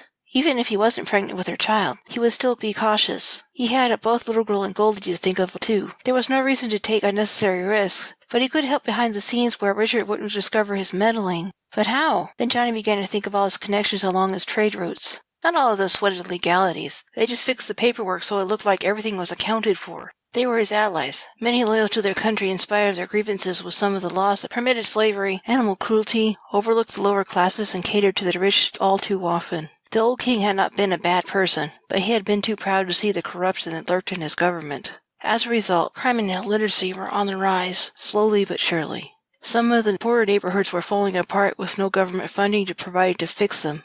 A few communities got together and tried to keep things in good repair on their own, and sometimes religious organizations like the Sisters of Mercy raised funding or received other sorts of donations like food, clothes, medicines, and certain skilled volunteers to help out. Other church groups also helped when they could, but what was needed most was government reform to better serve its people of all classes. The volunteers couldn't keep up with the demand, and it was getting worse every year. There was, of course, the matter of Richard hunting him. What to do about that? After a moment's thought, he wrinkled his nose at what was coming to mind. He would have to lay low for a time and use his contact mirror to talk to his allies. Then he could get back to work, but as someone else. That was the part that made him wrinkle his nose. The loss of business while he hid. Ling and Noah could do something to hide his identity. He might as well. He was going to take Ling's offer to hide his changing form for the coming months anyway, and one more illusion wouldn't hurt. Again his mind circled around his pregnancy. What was he going to do? He couldn't transfer Elena's son to a woman, so he was stuck with his condition until the spell ran its course in the coming months. Fear, anxiety, breathe, just breathe. Listen to the water, feel it caress your skin, relish the warmth. He trembled for a long time as he calmed down again. The spells that promoted calm clarity of thought were not mind control, and their influence was deliberately limited. So certain strong emotions could override the spells until the user calmed down enough for them to work again, then only at the will of the one using it. He had seen women give birth before. He had been there with his birth mother when she had Mary, even assisted in a few births when he was old enough as part of his training. Most were normal births, and his mother had herbs and spells her husband made to help speed delivery with little or no pain. Twice he had come to family homes where they were too late. It looked difficult and painful to have a baby, especially with no herbs or magic to help. Johnny shook his head and laid his hand over the spot where the little embryo was growing. There were cultures out there that thought women were the weaker sex. The ones who made up that stupid idea never watched a woman give birth, or carry a growing baby inside her and still manage the household. Being pregnant was no picnic either, according to both his mothers and the other women he talked to. Some women, frustrated by the lack of male comprehension about what a woman goes through, even just during her monthlies, would say, "I wish he could go through this," so the husband would be more understanding and sympathetic. Johnny tried to be more sympathetic towards women in general. His efforts were appreciated, but he knew that he would never get it, even if he understood some of the reasons why women were the way they were. Until now, that is, Johnny thought with a cringe. He did understand parenting and what was thought of women's work by some peoples. Having no wife meant he had to do the cooking and cleaning himself. He had managed to skip over diaper changes because dragons were latrine animals from birth. He didn't know everything about pregnancy and birth. He had forgotten some of his lessons much to his chagrin. But he remembered most of the basics so he could look after himself well enough. If he had any questions, he could ask Ling or his sister Eiko, who had a young son from a brief but passionate relationship with a man from the Rat clan. They never married, but though they never regretted the romance. They had simply outgrown each other, and their passion had fizzled. So Eiko had her son, and he visited his father often. The boy's father helped support him, and Eiko had not found another lover in the 5 years since. Suitors, yes, but none became serious, and they never lasted long. The boy was named Nemaya. His father, Jeremiah, married a woman from his own clan, and now had 3 beautiful daughters who adored Nemaya when he came to visit. Johnny smiled as he remembered the handsome boy with his big brown eyes and thick eyelashes. He seemed he could always charm women to give him anything he wanted. Mostly he wanted sweets since his mother wouldn't let him have very much, encouraged him to eat healthy instead. He was a good kid. He had a knack for taming and caring for animals, even at the young age of 5. Loved fossils and minerals, and always showed signs of becoming as powerful a practitioner as his grandmother. Eiko was lovely too, now that he was thinking of her. Johnny pushed that thought away. She was his sister, though technically it wouldn't be incest. Of course, now that he was in a delicate condition, or as he liked to think of it as an awkward condition, he believed she really wouldn't want him. Would she? Being family, she would be more sympathetic when other women would laugh at him if they found out. He put that thought aside for now. He needed to focus on more immediate problems instead of what-ifs and maybes. Courting would just add one more complication he didn't need for the time being. Dealing with being pregnant was simple enough. He just hated the idea. He would just have to accept it and go through it. Prince Richard? Dealing with him was more complicated but doable. He began thinking through various ways he could help dethrone his adversary. With luck, he thought to himself, he could help his sister speed up her efforts in dethroning him. Then she could transfer her son back into her body well before it was time for him to be born. That hope was a teeny one, and he was not sure he dared to believe in it. As he continued to think things through, he gradually dozed off. He was in the pool, hanging on to one of the ledges. Ling, Eiko, Isaac, Noah, Goldie, and Little Girl were with him. He looked down at himself and noticed his belly. It was huge. He could feel and see the baby moving in there. Then his belly tensed from an almost teardrop shape to a tight and painful ball. Johnny cried out and panted as he flung his head back. Hands caressed him from the platform as they helped to support him. Goldie's whiskers tickled his ear as she nuzzled him and said, "You're doing fine. Just breathe." "It won't be long now," Ling reassured him with a gentle smile as she reached between his legs. Johnny cried out as he felt an unfamiliar and agonizing pressure that caught him by surprise. He saw Ling's eyes widen as she felt the baby's head for the first time. Suddenly he found himself taking a deep breath and pushing down hard. "Ah!" Johnny cried as he snapped awake. He sat up and looked down at himself, seeing only his flat stomach instead of the big round one in his nightmare. He crossed his legs, leaned his elbows on his knees, and his face in his hands. His troubled mind had treated him to a dream featuring his latest fears. He really didn't want to go through labor. Growling and cursing under his breath, he made the spell let go of him so he could swim to the surface. He swam to the nearest platforms and used it to pull himself out of the water. He felt heavy and strange after having his weight buoyed by the water for so long as he stood on the edge of the walkway. He waited as the water ran off of him, every drop returning to the pool. In a minute he was dry again, and he walked over to his robe and sandals and put them back on. He walked quickly and quietly as he could back the way he came, meeting no one along the way, and discovering by the movement of the stars he had been gone only a few hours, and there wasn't yet a trace of morning in the sky. He went back to his own tent and returned to bed, this time able to sleep, disturbed by no more bad dreams. Chapter 9. Rats! Ling did as Johnny suggested about the desert rats in the city. They soon heard rumors of going around that the rats had figured out how to get past the wards in the king's castle. King Richard and his staff were beside themselves trying to deal with the tenacious pests. Over the next few weeks, Ling began using the rats as spies, since she couldn't see past the protective wards on the castle grounds. Richard had a warrant out for Johnny's arrest, in spite of the ruse of Ben as a human messenger. So Johnny stayed in the deep desert with his clan for a while longer, helping them pack up and move when it was time to go to another camp. It was just as well. Morning sickness was a bitch to deal with. He didn't think he could manage running cargo with irregular attacks of vomiting. Johnny, embarrassed by the symptoms, tried to hide it by sleeping in a sand ship where a bathroom was always close by. He knew how to deal with it non-magically, eating crackers or slices of bread, but Goldie, concerned for her friend after the first week, ratted him out to Ling. She had come one early morning and asked to be let in. The little girl opened the door for her, looking worried. "You should not have kept this from me," Ling yelled through the bathroom door as Johnny retched loudly. "I have a charm that will help you. There's nothing to be embarrassed about. Morning sickness is perfectly normal." "Mom," Johnny complained. Then just when he thought he was finished, he suffered another bout. Dry heaves this time. "Open the door," Ling commanded. He finally stopped heaving and did as he was told, quickly as he could. He knew that tone of voice. If he didn't open the door immediately, she might magic her way in explosively, leaving him nothing but fragments instead of a bathroom door. The moment the door was opened, she pounced, grabbing his nightshirt and yanking him down low enough to slip a cast metal feather charm necklace around his neck. Instantly, Johnny felt better, much to his relief. He backed away from his mom and half-step in the teeny bathroom, flushed the toilet, then turned to the sink to rinse his mouth out and brush his teeth. As he dipped his brush in a can of baking soda, he said, "Thanks, Mom. I guess I was being a bit foolish." "I understand. You're embarrassed," Ling shrugged. Wrinkling her nose at the lingering smell of vomit, she made a few gestures. The air freshened at once, and the teeny window in the bathroom opened seemingly of its own accord. "Do you really?" he almost snapped after he spat out the odd-tasting wet powder. "You feel weak, helpless, and out of control of your body," Ling replied sympathetically. "It was hard for me at first, too." Johnny didn't comment at first. His mouth was full of water as he swished it around to rinse it out. He spat, rinsed, spat, took a long, slow drink, testing his stomach's reaction. It stayed quiet as if nothing were wrong. As he did this, he reflected that she did know what she was talking about. She was female. But what he was experiencing was normal for a woman, not a man. He felt like a freak, and he was embarrassed by his condition.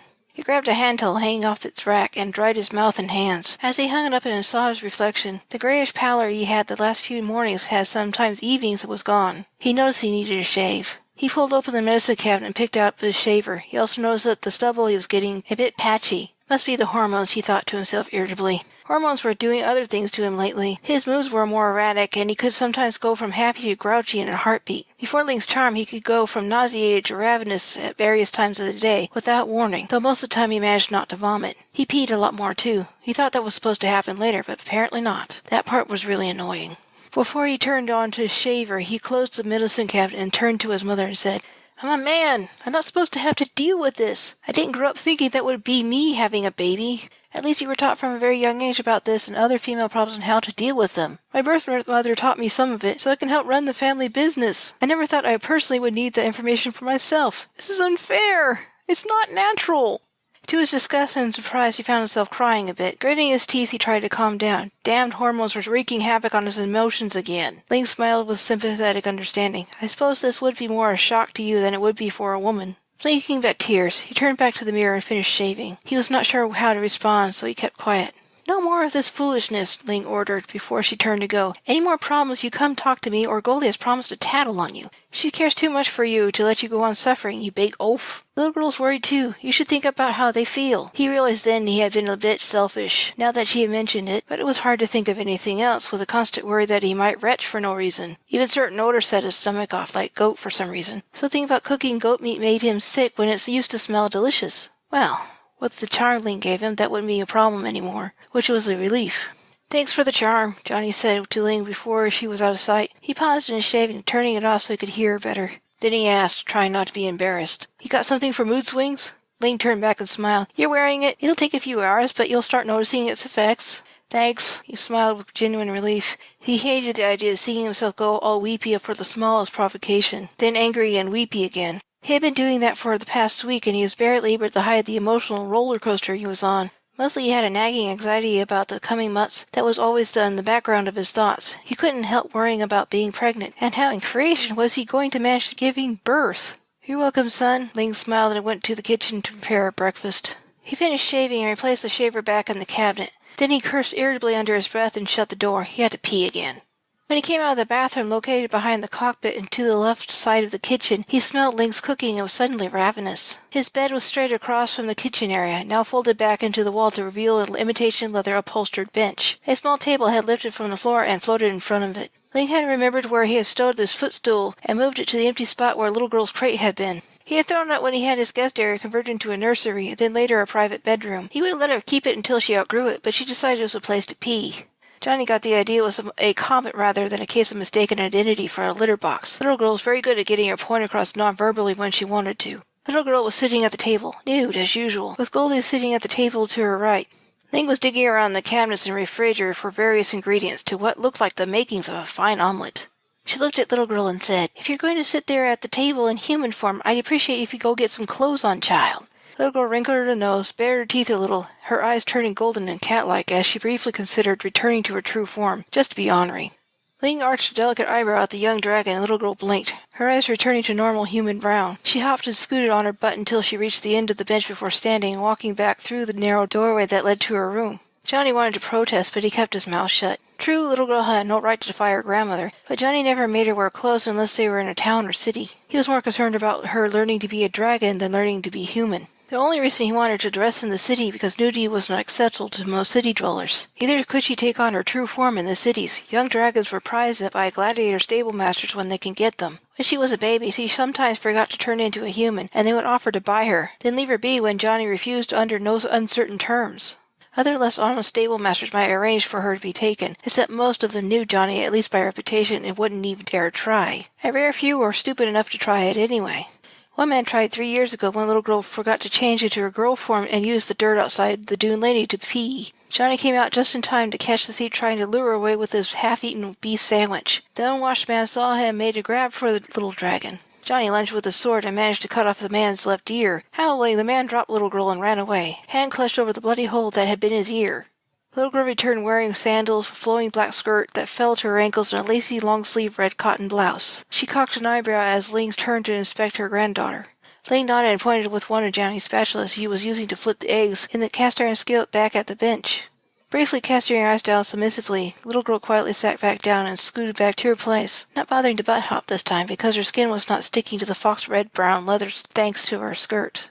Ling worked quickly and efficiently, making ham and cheese omelets with toast and jam. She was fond of using recipes from different places around the world. She managed to do this by using her contact mirror, translator, and teleportation spells to trade knowledge, barter for things that were difficult, if not impossible, to obtain any other way. Johnny grew up with them, as well as the more traditional home cooking of the Middle East, and had grown fond of the variety. Lucky for him and his family, Ling liked to share what she bartered for, so his refrigerator and cabinets were often stocked with things like sliced bread, jams, peanut butter, ice cream, potatoes, tomatoes, chocolate, bananas, etc. And thanks to Ling, he knew how to prepare the exotic foods. Since little girl was a child, she was served her breakfast first. Ling gave her granddaughter her omelet, toast with strawberry jam, peanut butter, a cup of orange juice, and an extra pair of saucers. Little girl smiled and picked up her fork and knife and began dividing rat-sized portions from her breakfast. Little girl passed the sections of toast and eggs to the rat on one saucer. Then she carefully poured a small portion of juice in the other saucer and passed that to Goldie, who was already picking up a piece of toast and nibbling on it happily. Johnny watched as Ling cooked another omelet with toast. It smelled like heaven, especially the toast she was making in the other small frying pan. He had a toaster somewhere in the pans, but his mother preferred to use the stove top. As she cooked his breakfast, she asked, "What do you plan to do next? The information of the rats are passing to me I can relay to Elena is helpful, but if Richard is to be dethroned, we need to do something more." Ling still didn't like the idea of getting entangled with government affairs, but Johnny was determined to help Elena, so she in turn was doing what she could to help Johnny and to ensure his safety. "I need a charm spell to alter my identity," Johnny said. "I can only do so much through the contact mirrors. I have to be out there running cargo and contacting my allies in person." "You also want to continue stealing for us and the Sisters of Mercy," Ling sniffed, as she added cheese to his cooking eggs and flipped the toast over in the other pan. "I heard what Elena said about you getting involved. You're better off staying out of sight. I wish you were not so determined to help her. You have enough money for now. The Dragon Clans and the Sisters can make do for a while longer." "Sometimes my cargo's runaway slaves, Mom," Johnny reminded her. "The Sisters of Mercy can never get enough supplies, and they don't ask how I get them." "Your heart is in the right place," Ling agreed reluctantly. She often helped the slaves Johnny brought to the safety of the Dragon Clans for processing, which is a sort of orientation period, medical help, and living assistance until they found their footing and were able to care for themselves. Johnny didn't perform the service often. The opportunity came up sporadically at best, but he was very good at it when he did. "I still wish he would reconsider. Richard still wants to arrest you for killing his guards." "I killed the guards in self-defense," Johnny said. "Richard knows me well enough to know that I never kill unless I am forced to. He should have called off the guards and left us alone. I know him well enough to understand that he really doesn't care about them. He's just using their deaths as an excuse to have me arrested. My best guess, he still believes I have something he wants, though I'm not sure why." Lane turned to look at it before turning back to transfer his omelet to his plate. As she removed his toast from the pan and spread peanut butter on them, she asked, "And what of little girl? Is she going to have to be brave again and maybe get hurt, captured, or killed because you insisted on going back to work?" "I can protect her," Johnny said earnestly. "I've been doing fine so far, as people along my traders know better than try to hurt her. The last man tried, lost an ear, and told everybody about it. So they know me believed I have a dragon in my sand ship and assumed he was half lying. The city folk think dragons are too dangerous to keep outside the gladiator stable. No one in the city sees her in her true form anymore, and most people think she's human." "Does Richard know she's a dragon?" Ling asked as she passed him his eggs, toast, and a cup of juice. Johnny had regular drinking glasses at one time, but they had been lost or broken years ago, and he neglected to replace them. He had enough cups anyway. "No," Johnny said as he took a hearty bite of his omelet, finding that it tasted even better than it smelled. He swallowed and said, "I had a bad feeling from the start about that kid. When I rescued little girl, I neglected to mention she was on my ship until she could remember to stay in her girl form consistently." "Elena knows," Ling said as she began cooking for herself. "She would know," Johnny agreed. "She adored little girl and tried to give her a name. As soon as the little girl understood what she was trying to do, she howled until Elena relented. No doubt she was curious about her origin and went looking into the past to see where I got her. She never told anyone what she saw, but whenever we came to visit, she always seemed a little sad for the longest time when she looked at my daughter. That was when I got the feeling that she had peaked. She's the best seer that I know, and an honorable one. She keeps what she sees to herself unless she needs to tell. It's like a sort of self-imposed confidentiality pact for seers." "Do you think she could find my name?" The little girl piped up suddenly after swallowing a piece of toast. "My mother might have named me before I was hatched. My one says dragon mothers can smell a male egg from a female egg about a week after they're laid." "What brought that up?" Ling asked curiously as she added chopped ham and cheese to her eggs. "When we found out Daddy was pregnant, I began to think about what it would be like to have my own babies," the little girl said. Then she flicked out a partially shape-shifted tongue to lick off a bit of jam from her cheek. "Use your napkin, not your pointy dragon tongue to wipe your face, dear," Ling admonished mildly. She was worried that she would forget to act human in the wrong company, so while the little girl was in human form, she insisted that the young dragon act human at all times. Sighing, she did as she was told, as she returned her tongue back to full human form so she continued to talk intelligibly. "I asked Bronwyn about what it was like because she had babies before. She made it part of my next lesson." "How are you doing in your language lessons?" Johnny asked. He had heard her talk in Dragonese only a few occasions, and he knew that she could swear fluently, if nothing else. He had caught her doing it more than once to a young dragon 2 years younger than she, making rude humping gestures at her, expressing dominance rather than sexual innuendo, and to get on her nerves, of course. "Better?" the little girl said as she stared at her toast. "I don't have to think so hard to remember the words. Some of the words are hard to translate because dragons think so different from humans sometimes." I'd like to test you, but human mouths and larynxes don't do well with dragon speech, Johnny said as he smiled at her. You've heard me botch the lullabies more than once. The little girl smiled. When I sang them for Brahman so she would know what I knew, she fell over laughing. She said that she could just make out what you were trying to sing to me, but your pronunciations were horrible. She sang them to me so I could learn to sing them properly. I could go ask Ellen to find little girl's name, Goldie said as she looked up from lapping at her orange juice. I know where she is. The wild rats told me. She's in an old abandoned fort that's 100 miles north of here. She's cast spells on it to restore it to its original state. It looks the same as it did from the outside because she hid the changes with illusions and protection spells, so the Black Witch Richard hired wouldn't be able to tell if anyone had been there. That is, if he ever figures out where to look. Why did he hire a Black Witch anyway? Johnny asked Link curiously. They're usually nasty pieces of work. According to you and Elena, this one's not even that powerful besides. He's the only one who would take the job, Link snorted as she sat down at the table and Johnny scooted over to make room for her. Richard really has a bad reputation as an employer. Not many decent folk wanted him on the throne. His supporters are not the best sort of people. They just don't care so long as they continue living on as they were accustomed. These are mostly the lords and ladies of the court who only care about their own selfish interests. The average people who oppose him don't think they can have removed him because he is too well guarded, and they're just not organized enough to do it. That witch is going to be a problem when I go back to work, Johnny said thoughtfully. Is there something you can do to keep him from spotting when I go back? I placed a few extra spells on the feather charm you're wearing, Link said. I knew you would eventually want to go back to work in spite of the danger, so I gave you what you needed to keep you safe. The rest tell me that Black Witch is hardly more than a boy, so killing him is out of the question. There might be a chance for him to redeem himself. Besides, his death will attract unwanted attention to the dragon class from King Richard. What about my name, please? The little girl insisted, annoyed that the conversation had gone off another direction before she was ready to give up on this original dialogue. Dragons were naturally stubborn like that. I will go after breakfast, I promise, Goldie reassured her as she finished her last bit of egg. Your mother may never have gotten the chance to name you. If Elena can't find your name, then what? I don't know, the little girl frowned, looking upset as she stabbed a chunk of egg with her fork. How about Zora? Johnny suggested playfully in an attempt to cheer her up. He knew she did not like his birth mother's name. He was glad she finally figured out where she might find her real name after all this time. She would eventually outgrow her pet name, and it would sound silly to call a full-grown dragon Little Girl. Daddy! The little girl groaned half seriously. She knew he was only joking. I could give the rats in the king's castle a charm that would mess up the Black Witch's powers for a while, Ling said thoughtfully as she munched on her toast that she had made after she had finished serving Johnny. And he doesn't figure out what's happening. Richard might just fire him. I think Ellen needs a rat of her own, Goldie suggested as she licked orange juice from her mouth. I can ask a few unattached rats to come with me and see if any want her. Then she can have both a reliable messenger and translator at her disposal so she can use the wild rats at the castle as spies too. That's not a bad idea, actually, Ling said with approval. Just make it clear that adopting Elena could be dangerous because of the situation she's in. Can't be much more dangerous than bonding with Johnny, Goldie commented. He's in outer trouble all the time. Hey, Johnny protested. I don't get into that much trouble. Enough that you need me to help you, Goldie insisted, teasing him good-naturedly. Enough, you too, Ling ordered in exasperation. She had heard this playful banter many times before and was tired of it. They shut up and Goldie finished her orange juice. She said about grooming her face afterwards for a few months before saying, I'm going now. Is there a message you want me to deliver? Johnny smiled and said, Just tell my sister I said if her rat picks her, don't refuse, and tell her I love her. Goldie nodded, then vanished. I hope Elena could find my name, the little girl said as she picked up her cup to drain the last of her juice. Me too, Johnny replied as he gave her a hug across the shoulders. The little girl smiled and leaned over to kiss his cheek before sitting back down to finish the last few bites of her egg on her plate. There's no way I can convince you to stay with us, Ling said to Johnny. You really should consider settling down with someone. It's been 10 years since you had a wife. Eiko has long fancied you, and I wouldn't disapprove of the match if you two hit it off. I also know you like her son, and she's quite fond of you. Johnny dropped in surprise that Ling would even suggest that he court his sister. Odd that he was just thinking about that just 2 weeks ago at the bottom of the pool.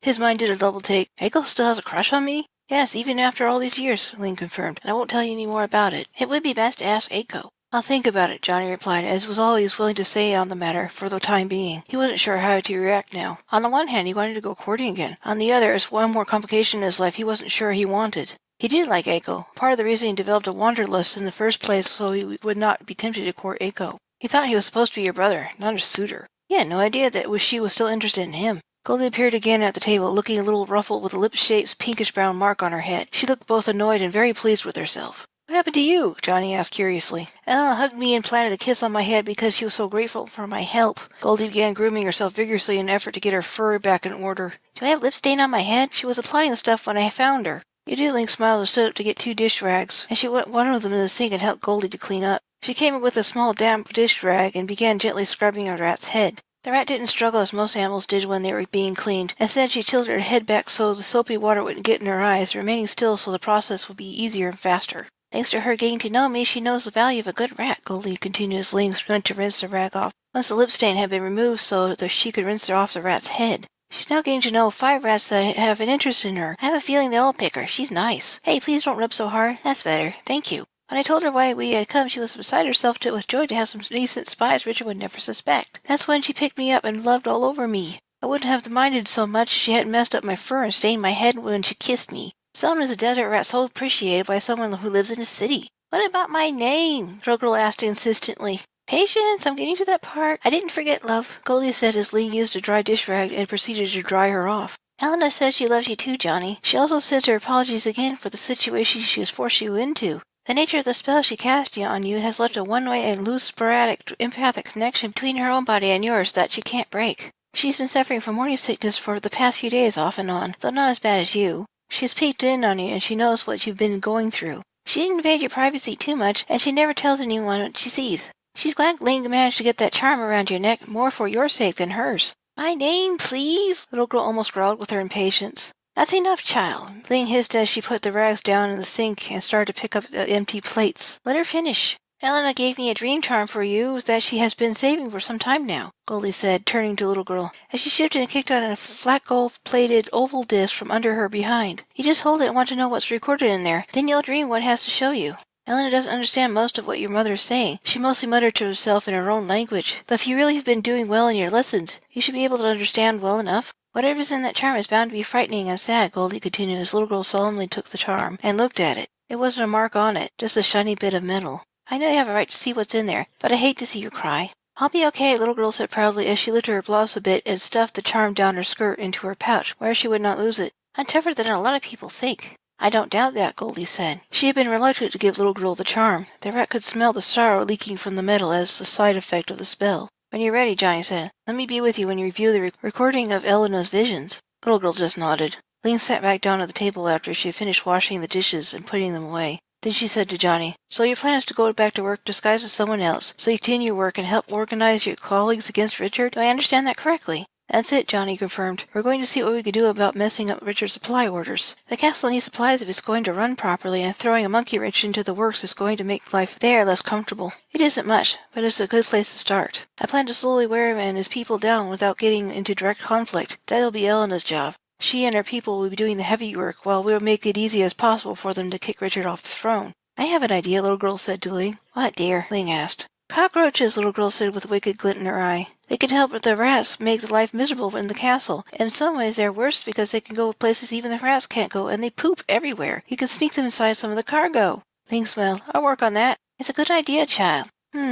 Johnny said thoughtfully. Come to think of it, we could send a host of different pests that often plague city folk.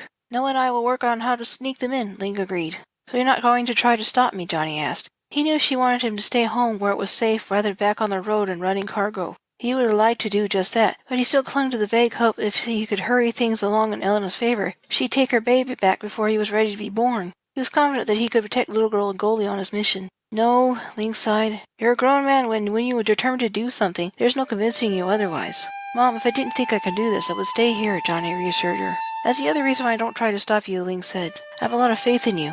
Johnny smiled, glad he was not going to get any argument out of his mother. Chapter 10. Proposal.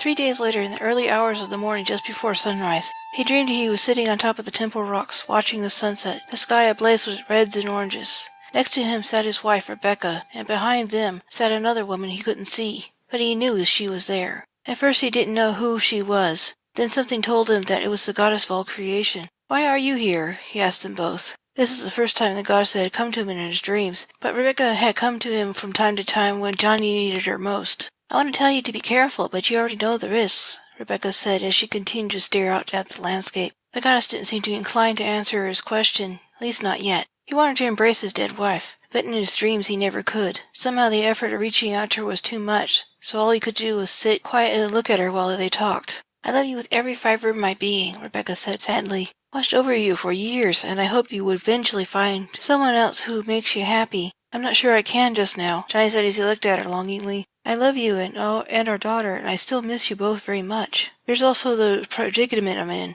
Women would laugh at me if they found out about Elena's spell. Then find a woman who won't laugh at you, she said as she half turned her face towards him before looking back at the sunset. She never looked at him directly in his dreams, and Johnny never understood why. He guessed it had to do with her being dead and no longer part of this world. Maybe her eyes were dangerous somehow, and she was only protecting him, or herself, or perhaps both of them. Who then? Johnny asked. He understood that he was giving him permission to marry again. It's not for me to tell you, she replied as the soft breeze ruffled her hair. You'll find her on your own. All right, Johnny said, accepting her answer. He knew that arguing with her was pointless, so he didn't bother to try. He asked the goddess, Why did you tell me to go swim when I was already going to do it? Rebecca answered, the goddess speaking through her. I knew that you would find a solution on your own. All you needed was some encouragement. He wanted to look back at her, but he couldn't. The same force that kept him from touching his wife also kept him from even being able to make an effort to turn around. He said, You always seem to help everyone around me, but not me. Why? Haven't I suffered enough? The presence shifted a bit to make herself more comfortable on the warm, flat stones. Johnny heard the rustle of fabric, like skirts being readjusted. Still being the goddess's medium, Rebecca said, You're not the only one who's asked such questions, and you're not the only one who suffers. It's just one of the consequences of free will and relatively fragile condition of living. It's just the way things have to be. I can help when I can, but often the best way I can help is not to interfere. There was no apology in her voice, no regret. She just stated the facts point blank. Johnny wondered if the goddess had any heart at all. I do, Rebecca goddess said, in answer to his doubts about her. I love you, Johnathan. I love your compassion and your strength. Whatever you choose to do, I'll be with you, even when it seems like I ignored you. Never forget that. Johnny bowed his head in acknowledgement, wishing he could just turn around and look at the being behind him. Part of him accepted her word and loved her too. Another part of him was angry, hurt, and he wanted to shout at her, venting all his hurts and indignities he had suffered as if it was her fault. But she had given him a truthful explanation, and like it or not, it was more than most people got. You can yell at me and be angry with me if you want, Rebecca, as the goddess responded to his thought. She smiled sadly with a mix of sympathy and compassion. It won't change a thing. You'll still have to go on living, and I'll still keep on loving you. Sorry, I can't help being angry with you, Johnny apologized to the goddess.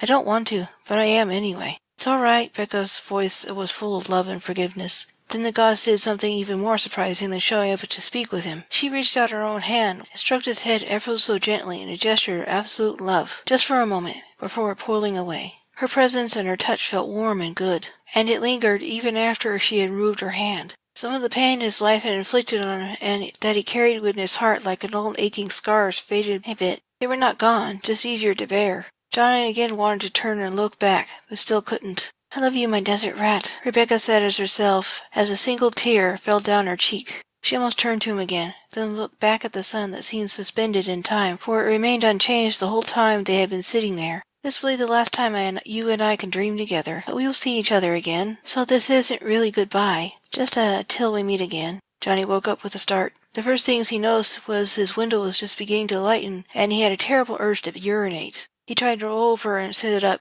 only to find little girl, no, Precious, he corrected himself, in full dragon form, sleeping pressed back to him. Johnny smiled and flipped over to his other side and stroked her feather mane, partly in affection, partly to gently wake her up so he could go to the bathroom. She had been depressed and angry these past few days because of what she had learned from the charm. Elena didn't allow her to see everything. There was an age block on most of the information there, so Precious could not see her mother's capture, torture, and training, which were almost one and the same. She did get to see her mother's life before her enslavement, and discovered she was a close cousin to Bronwyn through her mother's youngest sister's grandchild. It was not until Precious learned of this and told Bronwyn that the dragons had no idea where Tia had gone. They had searched for her everywhere for months. Precious had seen her mother lay 2 eggs and tried to put them into her pouch like a good mother dragon should. The stable master had been watching and forced her to give them up so they would not be damaged during the fights in the ring. Zapping her with a cattle prod and threatening to cut off her wings if she didn't obey, she bared her teeth at him.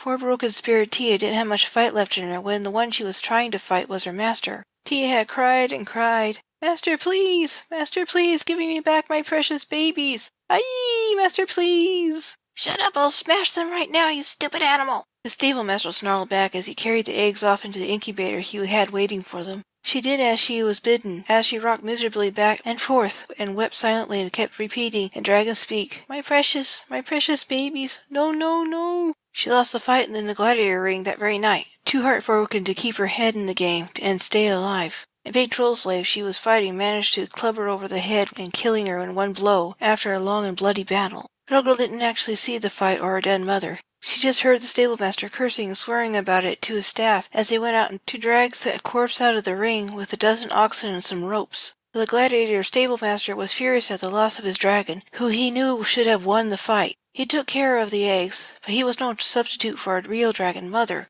Only one egg hatched, and she was eventually won in a bet by Johnny. The little girl never really got a name from her mother. She was never given the chance. After she came out of the dream, she roared, screamed, and cried in fury. She hated the stablemaster. She wanted to kill him for what she did to her mother, and vowed that someday she would find a way. She was angry with the troll that made the killing blow, but she didn't want to end him. Like her mother, he was given no choice because he too was a slave, so she mostly forgave him. She was also deeply morose because the one individual that she wanted to name her didn't get to. But she remembered her mother had chanted over and over again, "My precious, my precious, my precious babies, no, no, no." That was as close as being named her babies ever came. So as soon as the little girl managed to get her wits back together, with a lot of help from her family, she declared that her name was Precious. If anyone still wanted to call her little girl, that was fine, so long as they didn't forget her true name. She now kept her charm in a trinket box, where she kept small things that she found attractive. The memories in that charm had given her nightmares in spite of Elena's efforts to protect her from the worst of it.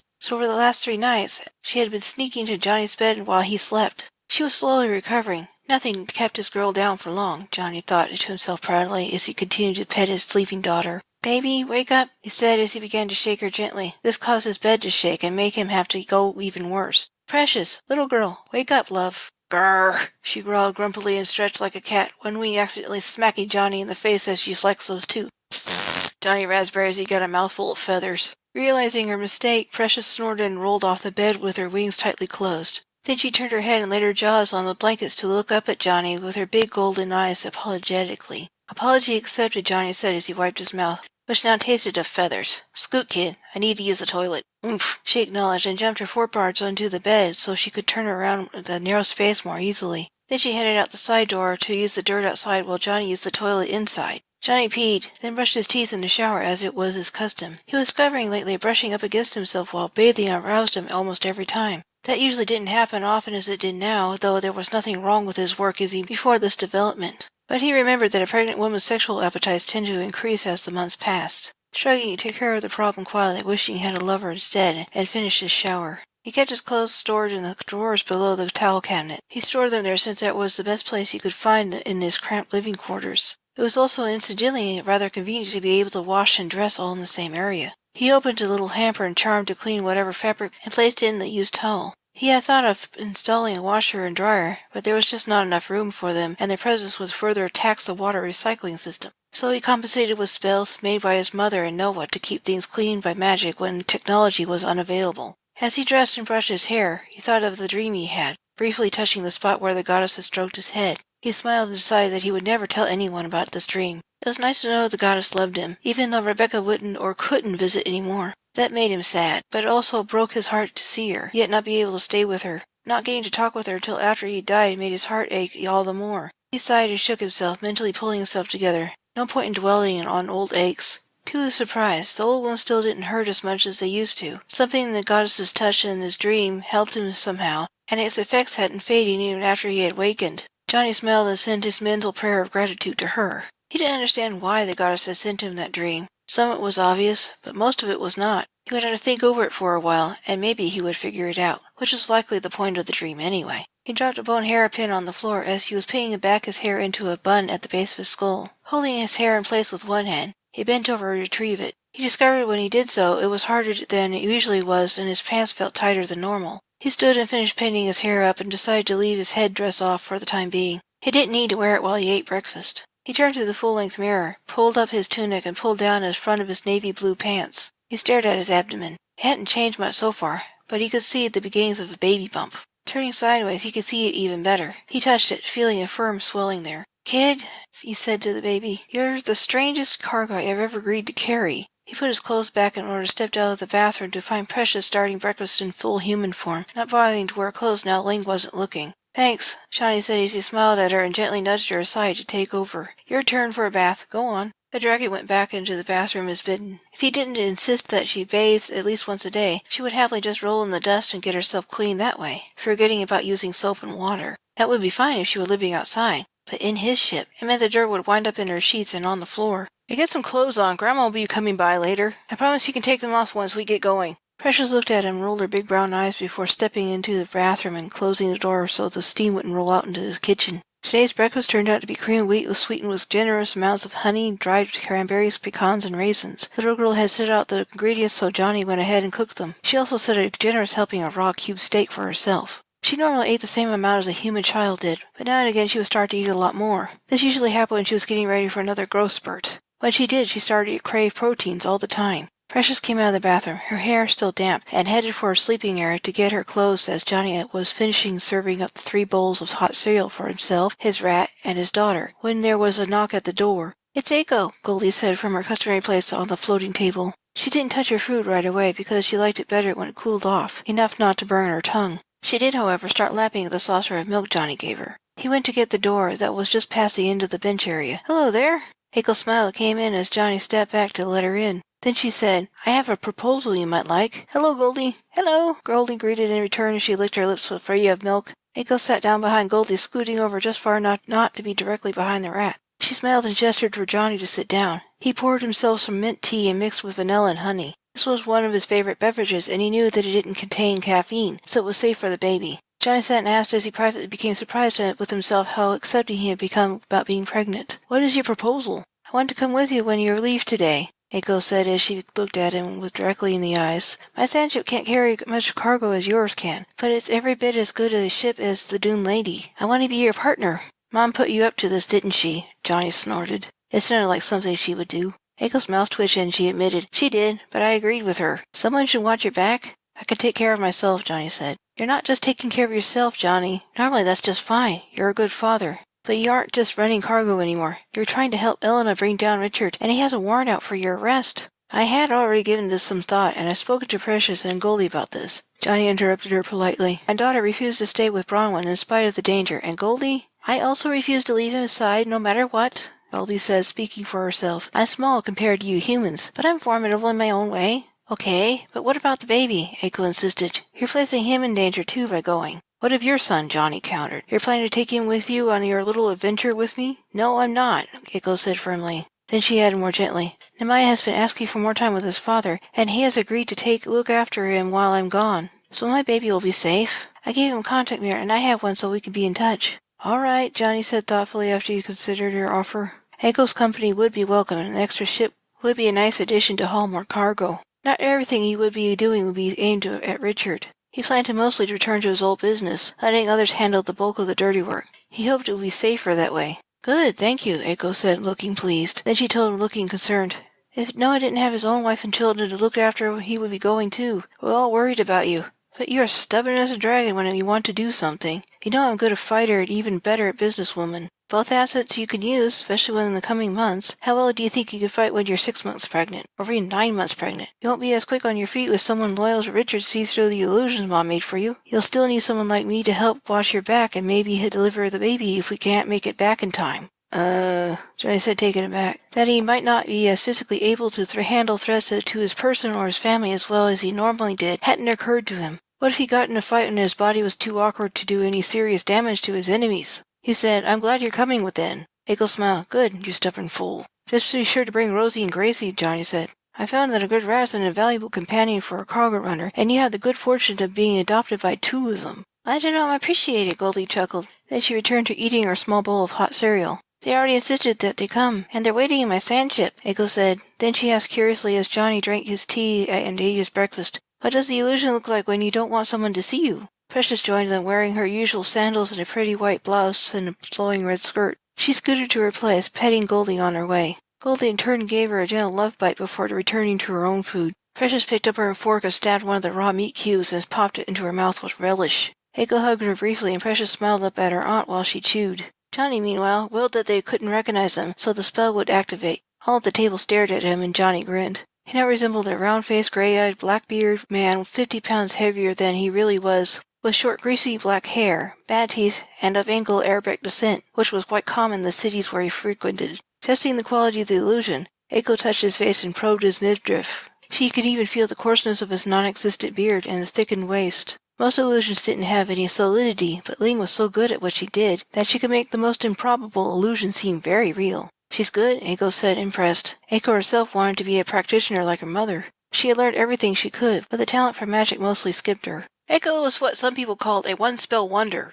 which is a person who had the knack to cast only one spell. Ling didn't understand it, but she made sure that Eiko used her one spell to its best advantage. Eiko could teleport small objects to and from anywhere she happened to be. One of the non-magical spells Eiko did very well was fight with daggers. She threw them with amazing speed and accuracy, so she always kept a box full of them in her tent, or in her sandship, just in case she had need of them. So long as she had a ready supply of knives and knew where to find them, she could fling dagger after dagger, making her quite formidable in a fight. She also knew how to fight using techniques Johnny had taught her as they were growing up, because she had trouble with bullies when she was a girl. Now nobody dared to do her harm. Johnny willed him to see him as he really was, and then he was back to his lean and angular-featured self. "Have you thought of a name for yourself?" Eiko asked Johnny. Then she asked, "What of Precious and Goldie? They're well-known companions of yours." "I've chosen to call myself Tim Smith. It's a common enough name. As for the other two members of my crew, Mom's going to give them both charms," Johnny said. "She's going to make Precious more round-faced and stockier with black hair and gray eyes, like my illusion. Then I can continue to claim she's my daughter, and no one will question it. All I have to do is remember to call her by her real name and never by her pet name. And Goldie's been getting a charm to make her look like a black dog. You and your rats can go as yourselves. You don't have a warrant out for your arrest, and Richard knows nothing of your existence." "Sounds all right to me," Eiko agreed. "It might help if I posed as your wife as well as your partner. It would make your guys more convincing." Are you sure you want to do that?" Johnny asked. "What if you see a man you fancy? As a married woman, you can't court him." "I will just have to be a cheating wife," Eiko smiled wickedly. "You don't have to be a loyal husband either, so if you find a woman you like, you can go charm her." "That can work," Johnny agreed. Eiko almost said something else, only to pause and look at Precious and Goldie. Johnny noticed but said nothing. Whatever she had in mind she could say later, when they had some privacy, which seemed to be what she wanted. Precious sniffed at Eiko, then said, "If you want him, I don't mind. He could use a woman's attentions." "What? Do you think I'm too little to know such things? I can smell that you're interested in him." Eiko blushed and Johnny made a long-suffering sigh. He said, "Sweetie, sometimes you have no tact." Precious furrowed her brow, confused. In her mind, sex was courting were as natural as breathing. It was a dragon thing, and Johnny never made her feel embarrassed about it. She had seen both dragons and animals mate. It was only humans that made such a big deal out of it. She didn't understand the why of it, only that she should respect the taboo. Bronwyn had taught her that in one of her many lessons. "It's all right," Eiko said, forgiving Precious. "She's just being a dragon. I know how that we confuse them sometimes in the way we complicate things." Johnny shrugged. He wanted to tell Eiko he was considering her too, but he wasn't quite sure how to broach the subject. Their past history as brother and sister complicated things. Also, if it didn't work out between them, he didn't want their friendship to suffer. Then again, Johnny thought, making more of a dragonish approach to the situation might be the thing to do. If he liked her well enough to court her, then just do it. Simple as that. There was a knock at the door, and Johnny went to open it. Ling, Noah, and Amaya and Isaac came in, followed by Sweetums and Rosie and Gracie, who were looking for Eiko. Rosie and Gracie were a bit smaller and sleeker in form than Goldie. Rosie's fur was solid reddish-brown, while Gracie's was solid white except for the pale silver-gray marking on the middle of her chest that looked like a slightly crooked cross. They teleported up to the table, and Precious gave them the last 2 cubes of her raw beef to eat. They accepted their gift, and happily munched away after they received greeting caresses from Eiko. Goldie took one look at them and decided to ignore them. Their relationship was peaceful enough, but for reasons Johnny couldn't fathom, they didn't care for each other. They were not enemies, just not friends either. Johnny's kitchen was crowded as his family came in to hear their plans. Ling gave Goldie a braided collar with a charm that looked like a dog's ID tag, spelled to snap off should it get caught on anything. Better to lose the charm than accidentally be choked to death by the very thing that was supposed to protect her. She tried it, and suddenly appeared to be the short-haired black dog of no particular breed, just cute and little bug-eyed, with ears bent floppily halfway up. She tried to talk, and all anyone could hear were loud yaps until she remembered to will this illusion to drop enough to allow her words to be heard. Then she let it drop all the way, and thanked Ling for the charm. Precious's charm looked like a heart-shaped locket. When she used it, she resembled the child Johnny had described to Eiko earlier, only Ling had added more curls to her hair as an afterthought. The illusion was quite cute, but not as beautiful as the original child it hid. Ling was trying to make sure people that noticed her would not bother to look twice because her looks were not unusual. Even her voice was unremarkable through the illusion. They eventually said their goodbyes and left, telling them to call or send rats with letters frequently. Eiko gave her son a long hug and kissed his cheeks. He accepted both, though he seemed a little embarrassed by the public display of affection from his mother, who he loved very much and would miss her while she was away.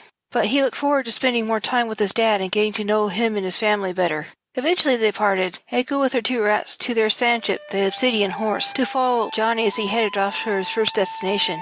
He had cargo already waiting for him in the next port of call, thanks to the contact mirrors. His colleagues all had the pre-arrangements completed. Chapter 11. Running Cargo. The next 4 months were both routine and not so routine for Johnny. Only a few trusted people on his trade routes knew his true identity. The rest thought that he had fled permanently into the desert to avoid arrest, and had sold the Dune Lady to Tim Smith, who had taken over Johnny's trade route, traveling with his daughter and Precious and his wife Aiko driving the Obsidian horse. The shipping and receiving of cargo was fairly routine, and with Aiko's sand ship, Johnny was able to transport more cargo than he normally did. Because he was experienced in the cargo business, Johnny made most of the decisions, but he valued Aiko's insights, and she learned quickly about the ins and outs of cargo running. Often with the knowledge of the cargo masters at the various loading docks, who didn't like Richard either, Johnny would slip pouches of cockroach and twin-tailed scorpion eggs held temporarily in stasis by a spell into various packages and crates headed for the king's castle, both of which were quite nasty. The cockroaches were prolific and unsanitary. The magically endowed scorpions would be a nasty shock. Twin-tailed scorpions were not poisonous or deadly to humans. They were able to generate electric shock from the stingers in their twin tails strong enough to kill their preferred prey of large insects and spiders. The current was not strong enough to do serious damage to the residents of the castle, but their stings were quite painful. They were tough buggers too. It was often surprising how well they survived in the most hostile environments. Johnny thought they would do just fine in the castle. He didn't worry about the rats, children, or pets living in the castle. Linga had cast spells on the unhatched eggs so they would not pose a threat to them. The spell would pass on to each generation that followed, and the spell would remain effective only so long as the bugs remained in the castle grounds. Linga understood the dangers of letting magically modified creatures loose on the environment unchecked. As the weeks passed, rumors began to recirculate around the cities and oasis towns that the king's castle was infested with pests they couldn't get rid of, and the staff didn't know how they got past the wards. The Black Witch tried to shore the wards up and use a spell to kill off the pests. For some reason, his spells kept failing. What he didn't know was the rats were deliberately messing up his potions by dropping their dung pellets into them. And when he tried Chancellor to make charms to do the job, the rats would use their own charms given to them by Ling and Elena to subtly ruin his spells so they never worked quite like what he wanted them to, often making the problem worse. He never discovered the rats were messing up his magic. He didn't know how intelligent the desert rats were. Richard and his staff were beside themselves, trying to figure out where this irritant was coming from and how it was getting into the castle. In fact, the only reason the Black Witch still had his job by then was because there was no others willing to take the job, and Richard really needed a practitioner in his employ. Richard had a bad reputation for underpaying his staff, except for his personal guards, who he paid handsomely. The only other people that remained apart from the guards were Elena's spies and the people that had nowhere else to go. The rest that had elsewhere to go did so, driven off by poor wages and the pests that plagued the castle. Meanwhile, Elena was slowly gathering information through her network of contacts. She was also gathering supporters from various houses that had been loyal to her father before he died. Quite a number of the lords and ladies knew Richard well enough to realize he didn't have the makings of a good king. Most of these houses were small and not rich or powerful as the more corrupt houses that supported Richard's reign, but collectively they could stand a chance of bringing down Richard and his supporters. All Elena had to do was come up with a plan and convince more of the lesser houses to fall in behind her. Progress was slow, but steady, and she sent regular reports through her rats to Johnny. The rats turned out to be a safe way to communicate because not many city dwellers knew the desert rats could be used this way, so they were ignored completely. One night after Precious and the rats had gone to their beds, Johnny and Echo decided to go to a nearby inn that was a popular spot for cargo runners. It helped that its location was close to a big parking lot set aside to accommodate the big sand ships. Johnny knew the food was decent and the entertainment was quite good. He had been there on quite a few occasions. The lights in the restaurant and bar were a bit too low for Johnny's and Echo's liking. It was obviously an attempt to create an intimate or romantic atmosphere. There was a small band playing a smooth and upbeat tune on the stage that made Echo smile and tap her thigh with her fingertips as they waited for a table. Medium-sized tables were scattered around the room, with one cleared area for a dance floor. A few couples were dancing a kind of modified waltz that must have started as a more traditional European dance, but was now mixed with the local flavor of the Middle East. The proprietor himself came to seat them as Johnny smiled in a greeting at the sight of the fair-skinned, platinum-blonde man with a stocky build. The interesting thing about trade routes was the very people that often had oranges far from where they were now. How or why they got there, or why they chose to stay in one place or another, was as widely varied as the people themselves. Often when such people were inclined to tell their stories, they were quite interesting and worth spending the time to listen to. Johnny never heard Ulf's tale, but he knew the man well enough to trust him, and he always had a good feeling about the man. He was tempted to let Ulf see himself instead of his Tim Smith guise, but he felt safer leaving it in place, just as a precaution. His instincts were better than most, but they were not infallible. "Tim! Echo!" Ulf greeted cheerfully. "Where's your lovely Precious? She's such a quiet and sweet girl." "She's sleeping in her bed," Johnny replied with a smile. This was not their first visit here with Johnny pretending to be Tim Smith. They had been here several times over the months as they ran cargo back and forth, and this was one of their favorite spots to spend the night in their sand ships. "Ah, thought you would come here to get away for a romantic dinner, eh?" Ulf smiled. "Well, you certainly have come to the right place. Right this way, please." They followed them to a table a few yards away from the dance floor, and Ulf gave them the menus. As they read them, Ulf left, then returned with 2 glasses of water and a basket of breadsticks before leaving again to seat more customers. The band finished playing and left the stage for a break. During the intermission, the barmaid came and took their orders. Johnny ordered his usual mint tea, vanilla, and honey, and Aiko ordered wine. They both decided to order a fish and vegetable dish they had once before and enjoyed very much.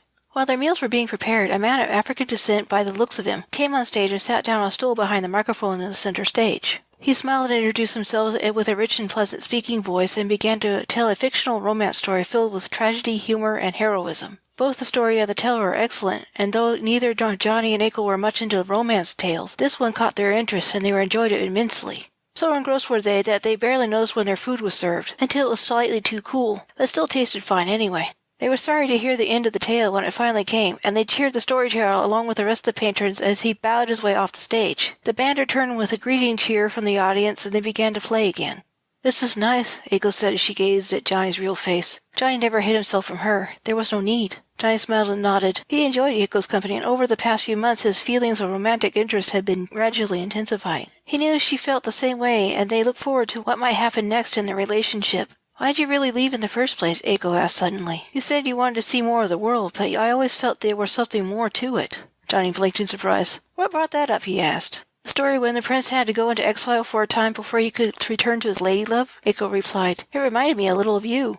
Johnny stabbed a forkful of fish and took a bite to give himself time to think. Then he mentally shrugged and admitted, "I told the truth when I said I wanted to see the world, but I also had an interest in you that wasn't brotherly, and I felt guilty about it. You were my little sister, if only by a year, and I didn't think you wanted advances of an older brother." Aiko snorted. "It would not have been incest." "I know," Johnny replied. "In fact, I would have told you that if I wasn't so shy at the time," Aiko said. "I almost worked up the nerve to tell you about my feelings for you when you announced you were going away to live on a cargo boat. Then you came back. Well, it wouldn't have been appropriate at the time. Then you were gone again for weeks and months at a time. I gave up and tried courting other men, but, well, you know the rest." Johnny nodded. He did know the rest. He and Aiko often exchanged news about each other's lives. He shifted in his seat and discovered that he had to go to the restroom. Mentally cursing his seemingly overactive bladder's timing, he said, "I have to go. Hold that thought." "Wait just a moment," Aiko said as she held up a hand to stop him. Johnny sat back down and listened. "Would you like to give us a try?" she asked. "You seem to be at least thinking about it." "Actually, I would," Johnny agreed, then grimaced as she suddenly had to go even worse. "It's all right. Go," Aiko said as she smiled with understanding. Johnny hurried to the back where the bathrooms were, just to the right of the stage area. He found the restroom empty and picked a stall and then shut the door behind him. As he peed in the toilet, this was one of the few establishments that had them, he thought of Aiko's invitation to courtship. He knew there were risks to their present relationship as friends and siblings if he pursued this, but life was full of risks, and sometimes one had to take a gamble in order to reap the benefits. It was a bit daunting, yet exciting too. He wouldn't have traded his time with Rebecca for a second, but part of him wondered what would happen to them if he stayed home and courted Aiko instead, as he secretly desired. Would Rebecca still be alive? Or was she married to someone else and died in childbirth anyway? As he finished up, he shook his head at such unanswerable questions. Only a seer like his sister Elena could tell him, and they were only dead possibilities that would be of no use to him. He was about to step out of the stall after flushing the toilet when something odd happened to him that made him pause. It happened again, a sort of bubbly feeling in his lower belly. Pressing his hand over the spot on the small swell of his abdomen, he waited with bated breath, almost not believing what he thought he might be feeling. It had to be too soon, right? No, the baby was transferred a month after his conception, so things would seem to happen sooner than expected when they were really right on track. The baby was about 5 months along, even though he hadn't been pregnant for that long himself, so it wasn't impossible. It happened again. This time he felt it with his fingers as well as from inside. He had felt babies kick before, but never like this. It always amazed him, and now it did so twice as much. "Wow, kid," he thought as he placed both hands on his belly and waited in quiet wonder. He felt his cargo kick him again, and he smiled. Someone came in the door, and he suddenly remembered Aiko was waiting for him, and he quickly left the stall to wash his hands. In the mirror he saw his illusion self and a man he recognized. It made him feel as if his stomach sank to the floor. It was the captain of the guards that helped to capture him. The man still looked the same, minus the uniform. He now wore just a tunic and loose breeches and boots. Same black hair, same short black beard, and scar on his right cheek, same rough features and hard eyes. Johnny kept his face neutral as he quietly washed his hands and tried not to stare at the man's reflection, even as his heart picked up its pace. He wanted to run, find Echo, drive their sand ships into the deep desert, and hide for the night. But he kept his head and pretended to be calm and carefree so not to raise any suspicion. Besides, the guard wouldn't recognize him anyway. The captain went straight to one of the wall urinals and used it. He didn't take long, and as Johnny was drying his hands, the captain of the guard started washing his. "What are you looking at?" he almost growled when he noticed Johnny staring at him and trying not to be obvious about it. Confident that his voice would not sound the same as his real one, he calmly apologized. "Sorry, you just look familiar. I was trying to remember where I'd seen you before, but I think I was mistaken. Couldn't have been another man that looks like you." The royal guard just grunted, then said, "I happen to notice a sand ship out there called the Dune Lady. Last I heard, Johnny sold it to another cargo runner a while back, then fled into the deep desert. Do you happen to know who owns that ship now?" Johnny smiled and said, "Yes, it's mine." "Really?" the guard said with drunken interest as he raised an eyebrow. Johnny politely nodded in acknowledgement. "I don't suppose you have any idea where he went after he sold this precious ship to you?" Johnny shook his head. He never mentioned where he planned to go, and never said much of anything. All we talked about was the ship's features and haggling over the price. I had no interest in his personal business, and he didn't seem inclined to share any information. "Damn!" cursed the guard. "He's a slippery one, that one. The king fired me after you escaped when he had him the first time. Bastard. 30 years of loyal service to the crown and not even a written recommendation, so I could find employment with one of the lesser houses. I was hoping if I could find out where Johnny was, I can get my job back. It wouldn't be difficult once I had him secured. King Richard really wants him. Last I heard, His Majesty thought Elena had tricked him into thinking she had done a maternity transfer spell on one of her servant girls, but after some consideration, he believed Elena too smart for that. He thinks Johnny's pregnant. Hee hee hee! I personally think that's a crazy idea, but if catching him would please His Majesty, that can convince him to give me my old job back." Johnny had to fight hard to keep the shock and alarm off his face. He faked a convincing laugh and said genially, "Good luck, man. I hope you get him. I agree with you. A pregnant man does sound preposterous." The drunken man laughed harder and nodded. "Well, I better get going," Johnny said as he turned to go. "Can't keep my wife waiting." The ex-guard followed him out the door, then went back to his table in a section located in a far corner well away from Johnny and Aiko's table. Johnny approached Aiko quietly and whispered, "We need to go." Aiko noted the underlying tension in his posture, nodded, and stood while smiling sweetly to throw off any onlookers. He placed the correct amount of coin from his purse onto the table, and they calmly walked out of the inn. "What happened?" Aiko asked. "I'll tell you when we're in your sand ship," Johnny answered as he held her close and headed out the door. Chapter 12. Romance and Other Events.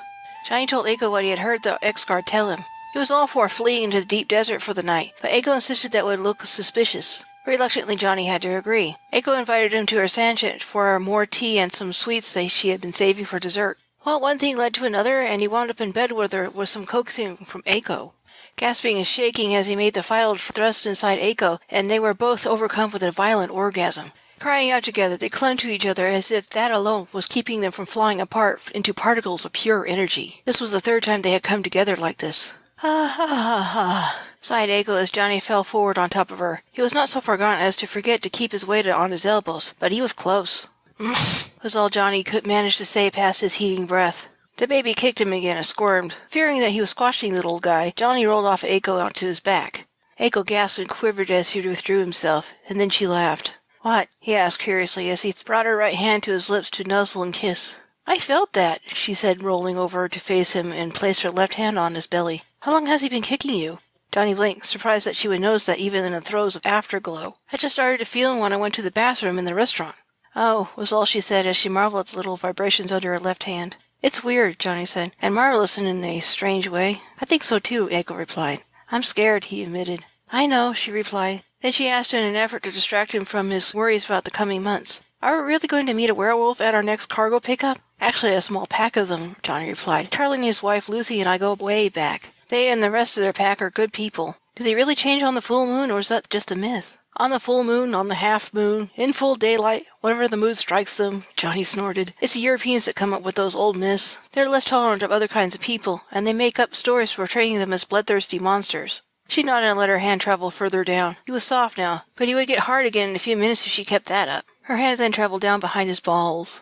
"Thanks for trying, but that won't work," Johnny said as he wiggled a bit to make her stop it. "It'll just hurt and feel strange." Aiko stopped questioning for the opening behind his male parts and resumed her earlier ministrations. "It seems unfair you can't have that pleasure too while you're stuck this way. I guess Ellen didn't think of anything else but the one purpose it would be used for," Johnny said. He was having a bit of trouble focusing on the conversation now. "May I see?" she asked curiously. "Sure," he replied as he spread his legs so she could see better. Aiko sat up and leaned over to peek. "It looks a lot like mine, minus the clitoris." "I know. Your hips have gotten wider." "Have they?" "Uh-huh," she said, leaning down closer as if to see him better.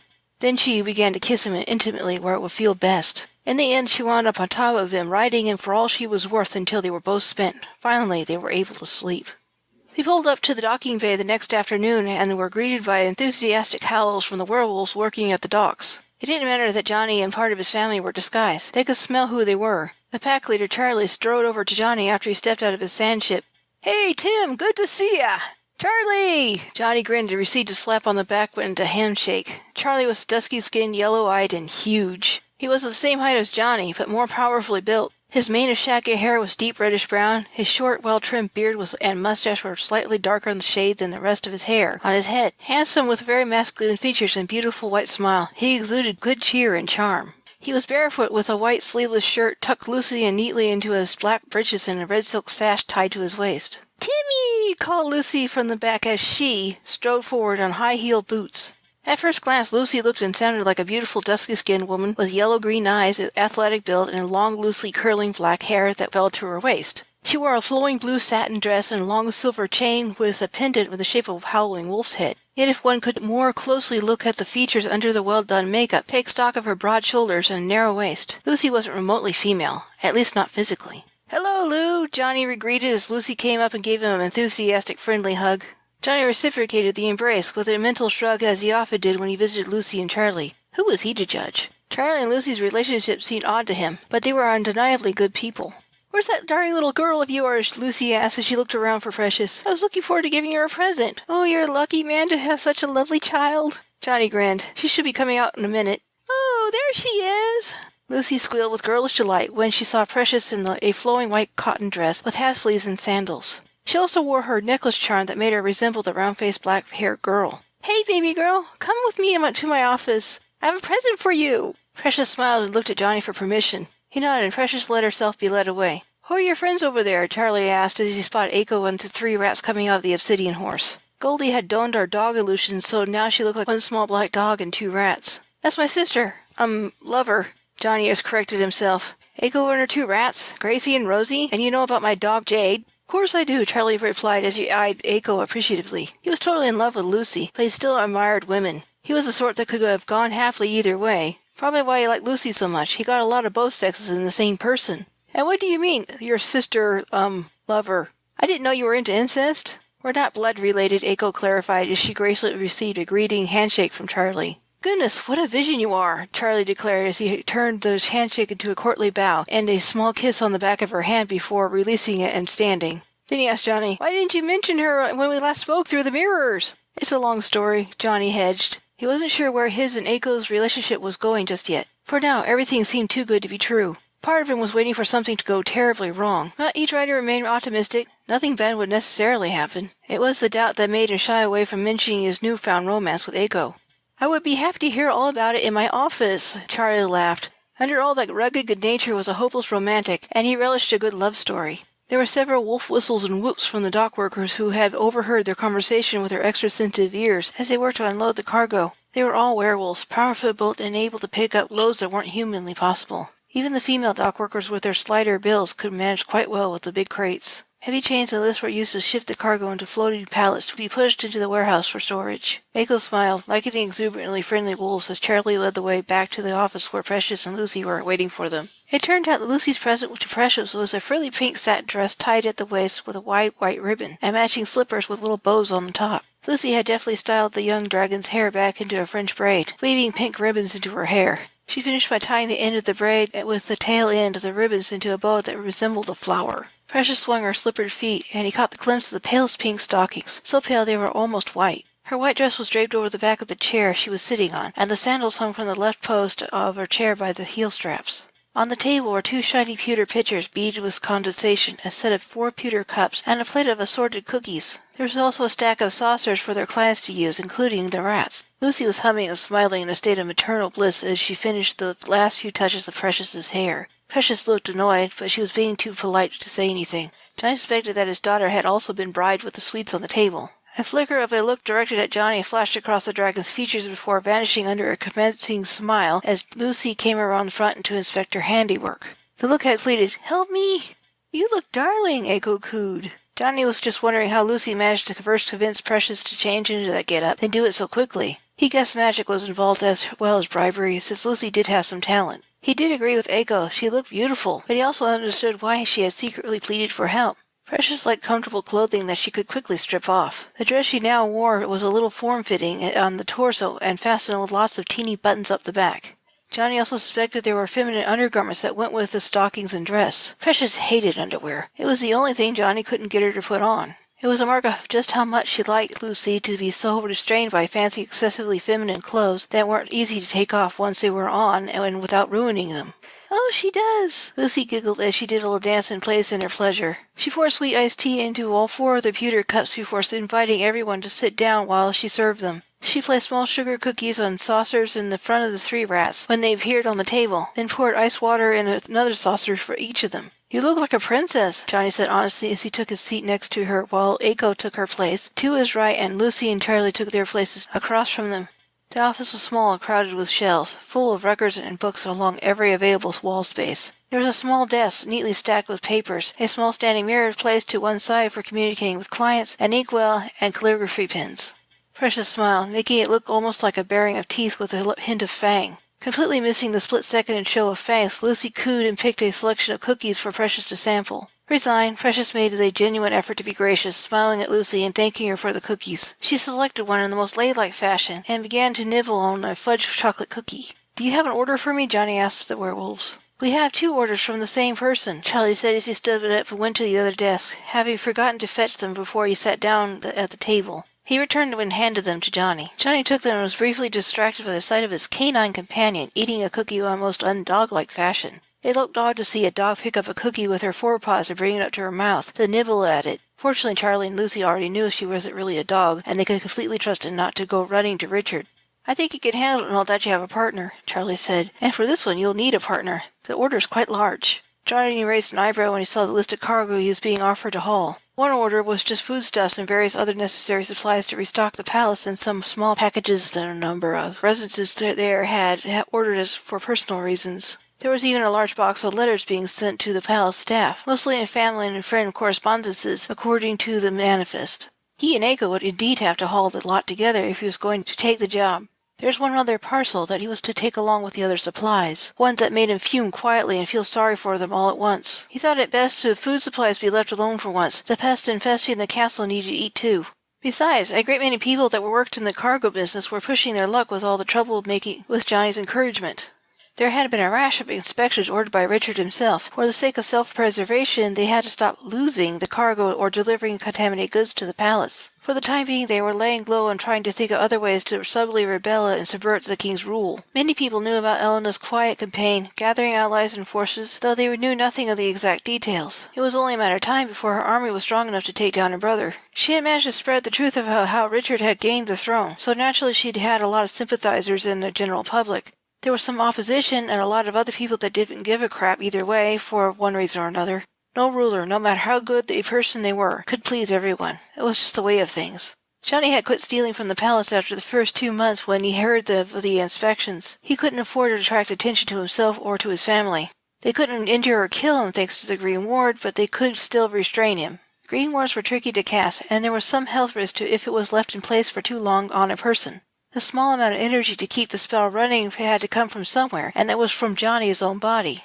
Ella knew that and had created the Green Ward so it would end just before he went into labor, as it might interfere with the maternity spell and cause something to go wrong during the birth. She had created a delicate balance between the 2 spells so they wouldn't cancel each other out or draw too much energy from himself or her baby. Richard's Black Witch might also know the Green Ward couldn't stay in place indefinitely, and he would inform his employer. All they would have to do was wait until the war was down, then kill them both. "Concubines?" Johnny asked Charlie more calmly than he felt as he looked up at his friend after he finished reading the cargo manifest. This was the inclusion of this cargo that had him so angry. "Yep," Charlie confirmed unhappily. "Bound for King Richard. He's reinstating the practice of harems. His father and grandfather were not perfect when they came to making laws, but they did do some good things, such as stopping the practice of harems." "That filthy good-for-nothing royal pain in the ass!" exclaimed Lucy vehemently. "I sincerely hope you can arrange for your cargo to be stolen en route to the palace. Those girls don't deserve a life as sex slaves." "How many?" Johnny asked as he sincerely considered taking the job. He couldn't save every slave he encountered. It was impossible. But he helped who he could when he could. The job would be risky since he would require that he go to the palace loading docks. Yet he knew the sort of girls that would often wound up as concubines, and they would be girls, not mature women, knowing Richard, the sick bastard. He would have to continue to trust Ling's magic to keep himself and the other members of his family hidden in plain sight. "About 30 being held in one of the warehouse slave cages," Lucy said with a look of utter distaste. They didn't like dealing with the slave trade, but they had no choice. By law, they had to handle whatever legal goods came to their docks, and slaves were legal cargo. "We're making them as comfortable as possible. They are the best quality slaves. The girls are to be treated with extra care, so their keeper isn't suspicious of why we're treating them so well." Johnny nodded. He could handle 30 passengers in his cargo hold once the first segment behind the main living area was emptied out. There were a few small details he would have to work out, but he was certain it wouldn't be a problem. It helped that the palace was only a 2-day trip, and they had to cross into the outer fringes of the Dragon Clan's territories from the oasis town where Charlie's cargo station was located. The area was notoriously known as being a place where cargo runners were at risk of being robbed of their goods by various bands of thieves. The rumors were true, yet exaggerated. The Dragon's clans didn't like the competition in their area and frequently policed their territory for other would-be thieves, either by capturing them or chasing off their lands. Travel through the Dragon Clan's territory was still risky, but not as much as it could be thanks to their vigilance. Still, Johnny knew he could use the rumors to his advantage when it came to helping the concubines. The Dragon clans never robbed him unless he asked them to, and only a rare few people knew of his connection to them. No one was suspected of planning to sabotage his own cargo run. "I would have to contact my parents," Johnny said after a moment's hesitation. "We know the drill," Charlie smiled patiently, looking hopeful. "I can't promise they will agree," Johnny said. "Rich will be less than pleased to lose his harem, which can cause problems for the Dragon clans." "Completely understandable," Charlie agreed. Aiko kicked him gently and stared significantly in the direction of his rounded belly, then at his face. Then another communicated her objections of taking cargo directly to the palace. They had been avoiding taking on cargo they would have to deliver to the palace as an extra precaution. Johnny and Aiko had been full agreement on this point, but with the need to rescue some young damsels in distress, he thought the risk was worth taking. He really couldn't stand the idea of those girls being forced in to become mistresses for the king. Johnny could be cold and ruthless when necessity demanded it, but he was not heartless, and he cared about people. It was the reason he turned thief now and again. When the law fell short of the needs of the people, Johnny did what he could to get around the law and get what was needed for them. He'd be a completely honest trader only when the laws changed to better serve the people it was meant to govern. Until then, he would remain in the habit of being a clever thief. He knew what it was like to be taken as a slave, and he hated the idea of anyone who would have to go through what he had experienced as a young boy. "What's all that about?" Charlie asked him. "A private matter," Johnny said uncomfortably as the baby began to move around beside him and as if in sympathy. Lucy was cocking her head in the sudden near silence, looking curiously at them both. The only sounds now were the soft munching the rats were making as they nibbled on their sugar cookies and watched their people. "It's nothing you need to concern yourselves about," Johnny said quickly to fill the silence. Werewolves had notoriously sharp hearing. At this close range they could make out everyone's heartbeats, and Johnny suspected Lucy was hearing them all, including the baby's teeny heartbeats. They could have missed the sounds of their hearts in the din of the warehouse and the noise of the conversation, but in the awkward silence, if they were paying close attention...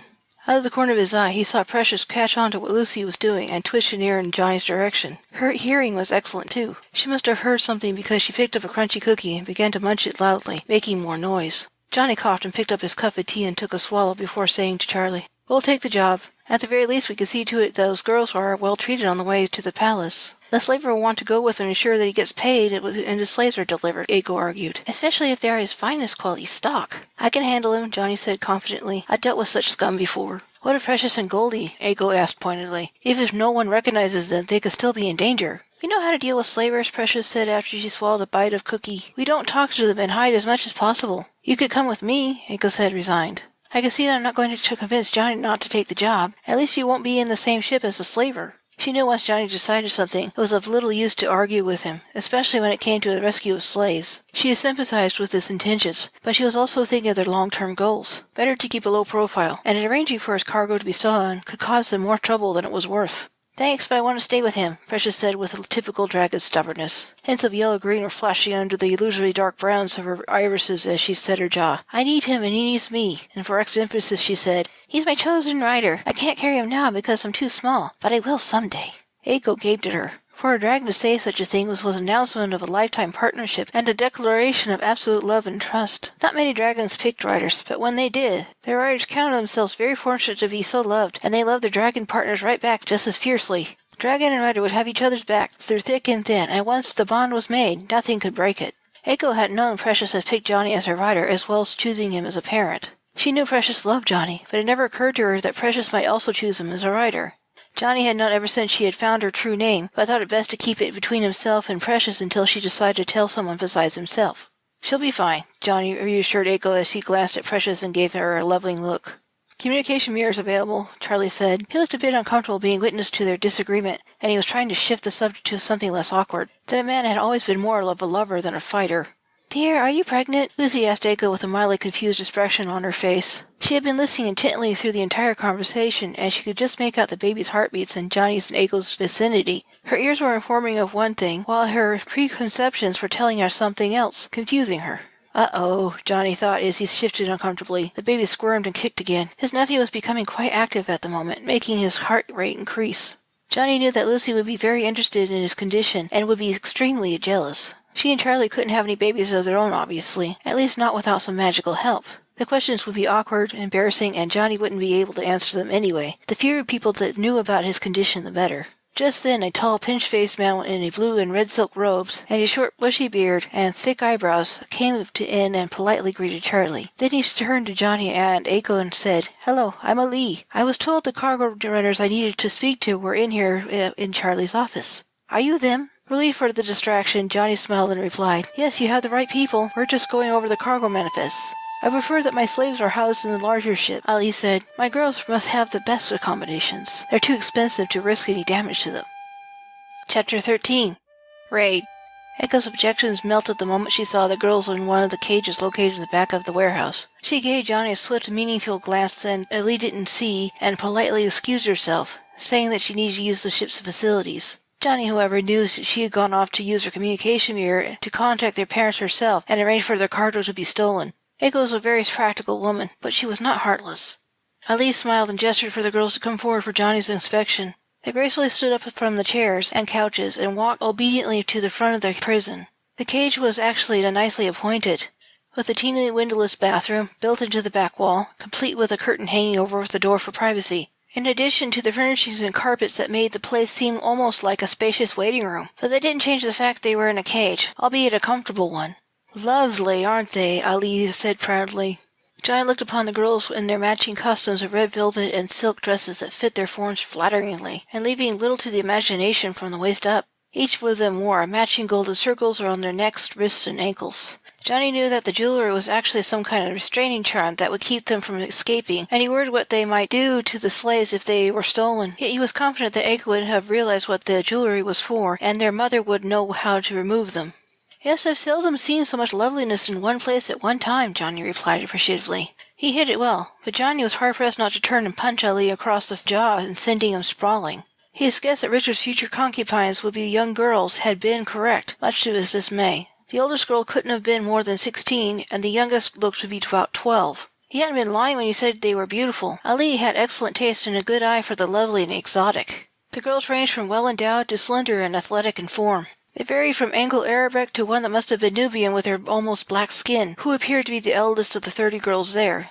They smiled prettily and looked pleased with Johnny's appreciation, but he could also see the traces of the tears on the younger girls' faces that had been hastily wiped away. He could also sense that behind the smiles and demure posturing was fear, uncertainty, and anxiety.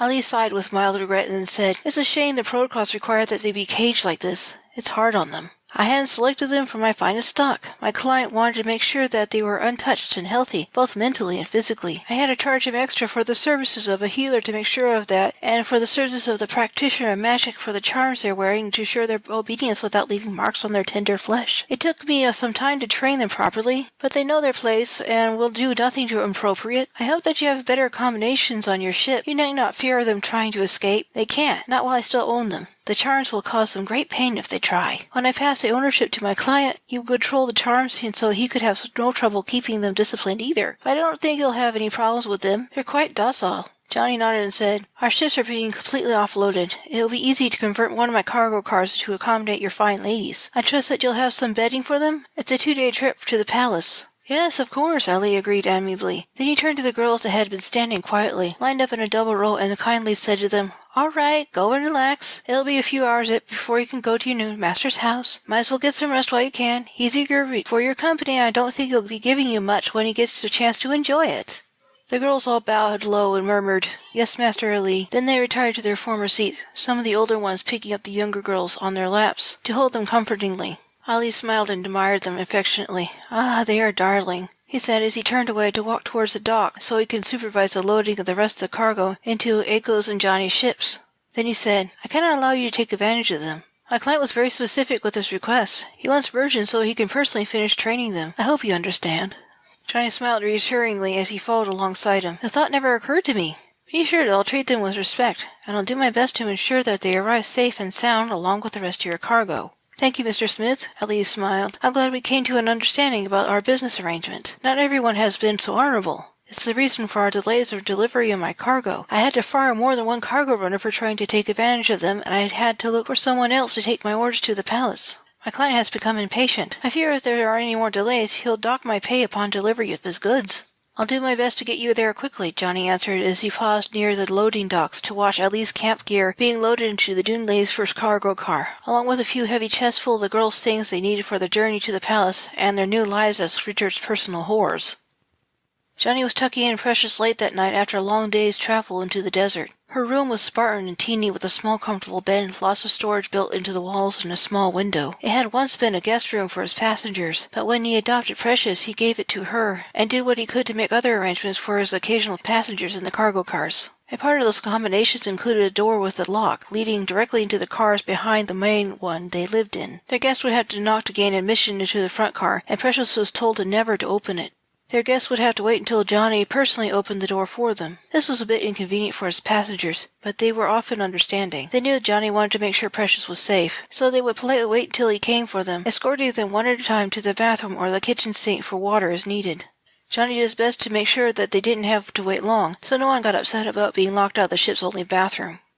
Johnny kissed Precious's forehead as she reached an arm out from under her blankets and hugged his neck. Goldie shifted, muttering at Precious to stop wiggling the bed so much from somewhere under the blankets. Johnny whispered, "Don't go outside for any reason and keep your head down. Grandpa told us the Green Riders are coming up to raid our camp. They'll be armed and they'll have to be a bit rough with us if we're to avoid a suspicion. They won't lay a hand on you. Grandma will have their hides if they do. All the same, stay out of sight. It's safer that way." "But what about you and Aiko?" Precious asked in concern as she lay back and wiggled under their covers to get more comfortable, eliciting another complaint from Goldie. "I don't want them to hurt either of you. And if they hit you in the belly or knock you over too hard, it could hurt the baby. I should be there to keep you safe."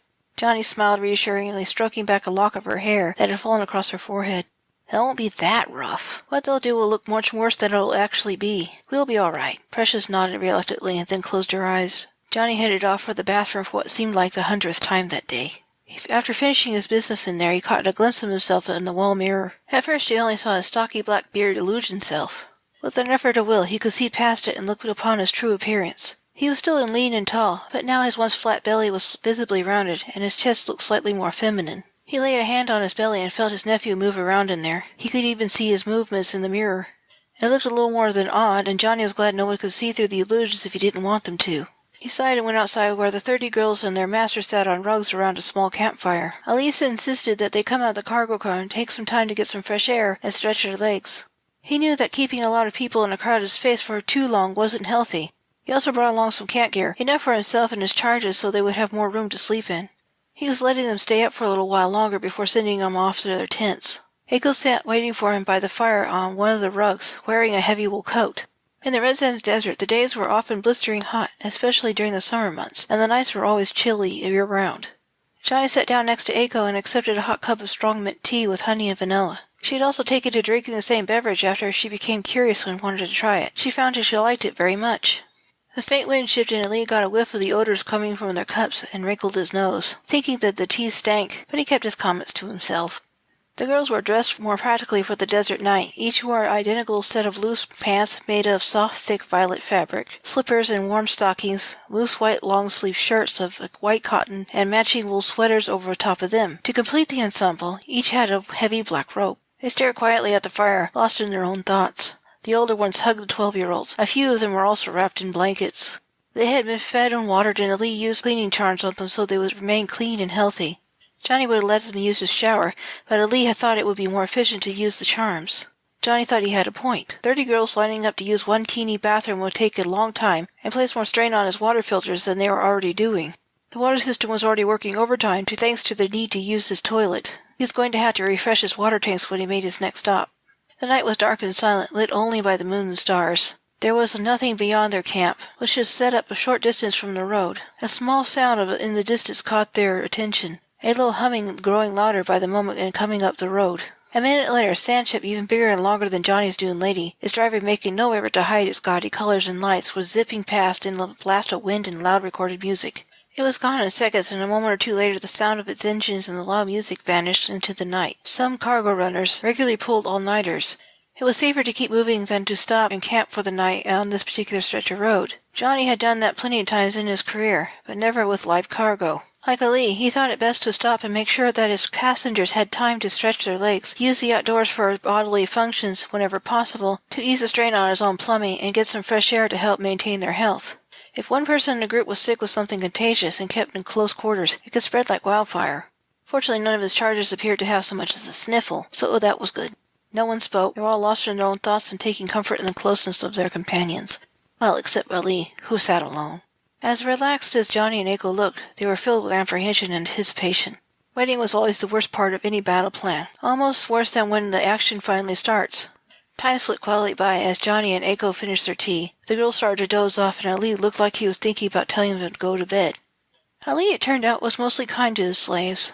Oh, he would deal with them harshly enough whenever they disobeyed. That was what the charmed jewelry was for, to cause pain without leaving marks on their flesh. But so long as they did as they were told, he seemed genuinely kind and caring. Ow! Woof, woof, woof, woof, called an animal off in the distance. It sounded like a dog, but not quite. Everyone stiffened and looked about. The girls remained silent, forbidden to speak unless spoken to, and they looked ill at ease at the sudden strange noise. What was that? Ali said as he stood, looking around apprehensively. Dragon, Johnny answered. There's nothing to worry about. They tend to avoid people when they can. Ow! Called another dragon from a different direction, this one even closer. The girls huddled together even closer, fear now evident on their lovely faces. Maybe you should get back inside your ship, just in case, Ali said, looking anxious. Suddenly 3 short barks came from a third direction. Then all was silent and still as before. They listened intently and waited. Nothing. Johnny smiled and said, See? Nothing to worry about. Dragons are nothing to worry about, unless they have riders. Ali growled as he suspiciously looked into the darkness and the directions where he had heard the calls. I know about the dragon clans and their tame beasts.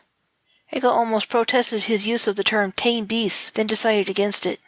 Johnny shrugged, feigning lack of concern. Suit yourself. I'll go open the cargo door for you girls. He stood to do as Ali requested, when suddenly huge shadowy beasts seemed to come out of nowhere at a frightening speed. Aiko screamed, doing her best to act terrified, running to Johnny's side for protection she knew was unneeded. Johnny clung to her, doing a convincing job of looking surprised and afraid. The green riders were finally making their move. The riders were covered in dark loose clothing. They kept their heads unhidden under turbans and kerchiefs over their faces, so no single individual stood out from the others. A few had long curved swords drawn, but most kept theirs sheathed.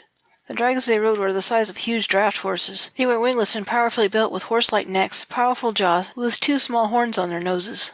They also had 12-inch long, nearly straight horns that sprouted just behind their eye ridges, and a line of shorter graduated spikes from the top of their heads to almost to their withers. The males sported bright red eye ridges and were slightly smaller than the females. Both sexes were solid dark emerald green in color, with the classic V-shaped snake scoot-like scales from just behind their chins to just past the bases of their long tails. Each carried one rider that clung to their solid backs with the aid of a saddle. With no headgear and none needed to direct them to where their riders wished to go, they came charging from all directions, grinning fiercely with their sharp dog-like teeth. In seconds the dragons and their riders were upon them, all power and grace. They were highly organized, and before anyone realized what was happening, they leaned over, picked up the slave girls, and deftly threw them over the broad backs of their dragons. The girls screamed in terror, and their master tried to fight back. For the sake of appearances, Johnny shouted and waved a heavy burning stick he had picked out of the fire, pretending he was trying to strike the nearest rider with it. The rider he was threatening gave him a contemptuous snort, and his dragon turned and knocked both Johnny and Aiko over with his tail before tearing off. His rider picked up one of the youngest girls, who was crying in terror and too frightened to make a run for it, and flung her over the dragon's back. She was barely able to right herself before the dragon took off once again, at an amazing speed for a creature so large. All the poor girl could do was hang on for dear life. Johnny dropped the stick and spat the sand out of his mouth. The dragon accidentally kicked into his face as he ran away. The slap of his tail had been deliberate, however, purposely knocking them over without doing any harm to for the same reason Johnny had been swinging this flaming stick at his rider. Ali swore and flew an airback as he ran a short distance after them in a futile effort to run them down and retrieve his prized harem. He fell to his knees, panting and holding his bloody right arm. The riders were rougher with him than Johnny and Aiko. As Johnny regained his feet with a little of Aiko's help, he noticed Ali was loosely clutching a long knife in his right hand and understood why he had been cut with one of the Green Rider's swords. Whether it was in self-defense or in defense of his dragon, the rider would not have taken kindly to being threatened. Ali was actually lucky to be alive. "Are you all right?" Aiko whispered to Johnny as she pressed a hand to his belly as a way of silently asking if the baby was okay too. "We're fine," he whispered back in reply as he grasped her hand and gave it a reassuring squeeze before letting go and moving towards Ali, who looked nearly ready to faint. "Get my first aid kit. It's under the bathroom sink." Glancing at Ali and noticing that he was injured, she nodded and went to the Dune lady to fetch it. "Hey, you okay?" Johnny asked Ali as he placed a hand on his shoulder, feigning concern.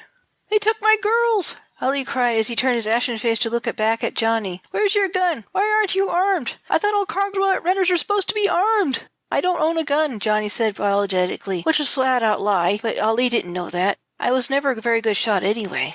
Ali swore and grimaced at the pain in his upper arm. "Sorry, I can't get your slaves back," Johnny told him sadly, which was true, "but I can fix your arm." "You incompetent oaf!" Ali spat as he stood swaying on his feet. His face, already pale, grew paler still and he almost passed out. Johnny steadied him, ignoring the insult, and helped him to keep his balance as they made their way back to the Dune lady, as Aiko emerged with a small wooden box he requested. "Take it back into the kitchen," Johnny ordered kindly. Aiko nodded and went back inside. Soon Johnny was cleaning Ali's wound. It was a gash down his arm about 4 inches long and in need of stitching. It was then Johnny noticed the control charm on Ali's wrist to help keep the girls captive was gone. Apparently they managed to steal that too. He did a mental celebration as he used the herbs and implements of his kit to clean and numb the area. Then he neatly stitched and bandaged the wound, gave his patient a sleeping draught, then sent him to bed in the first cargo car. The girls were free and he trusted they would be well cared for. His parents would make sure of that. Johnny and Aiko later checked on Precious and Goldie, reassuring them that they were okay. That done, Aiko went to her sand ship and to do the same for her 2 rats. They both packed up the tents, rugs, and blankets and put them back into the first cargo car with the loudly snoring Ali on his bedroll, who didn't so much as twitch, even though they weren't being completely quiet. Johnny slid the big door on the side of the car closed. Then he and Aiko went back to the kitchen to set up the bed and get some sleep. Chapter 14. King Richard and the Black Witch. After breakfast, they set off early before sunrise without incident. They drove their sand ships non-stop at Ali's urging along the empty dirt road, not wanting to make it easy for more thieves to steal the rest of his shipment. They pulled into the cargo bay at the rear of the castle, right on schedule, in the late afternoon, and soon the cars were being opened, after Johnny and Aiko unlocked them. To Aiko and Johnny's dismay, King Richard and a teenage boy dressed all in black robes trimmed with silver came to the docks. "Oh, goddess, no," Ali muttered unhappily when he spotted his client.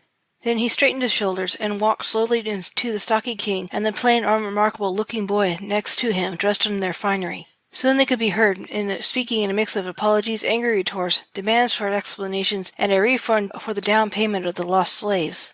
Meanwhile, Johnny and Aiko made Precious and the 3 rats stay out of sight. Richard hated the rats, and they worried that he might take a shine to the Precious as a kind of replacement for his lost harem. Both Johnny and Aiko were outwardly calm as they watched the cargo being offloaded. They watched it was inspected and inventoried before it was removed into the storage area under the castle, where later it would be distributed.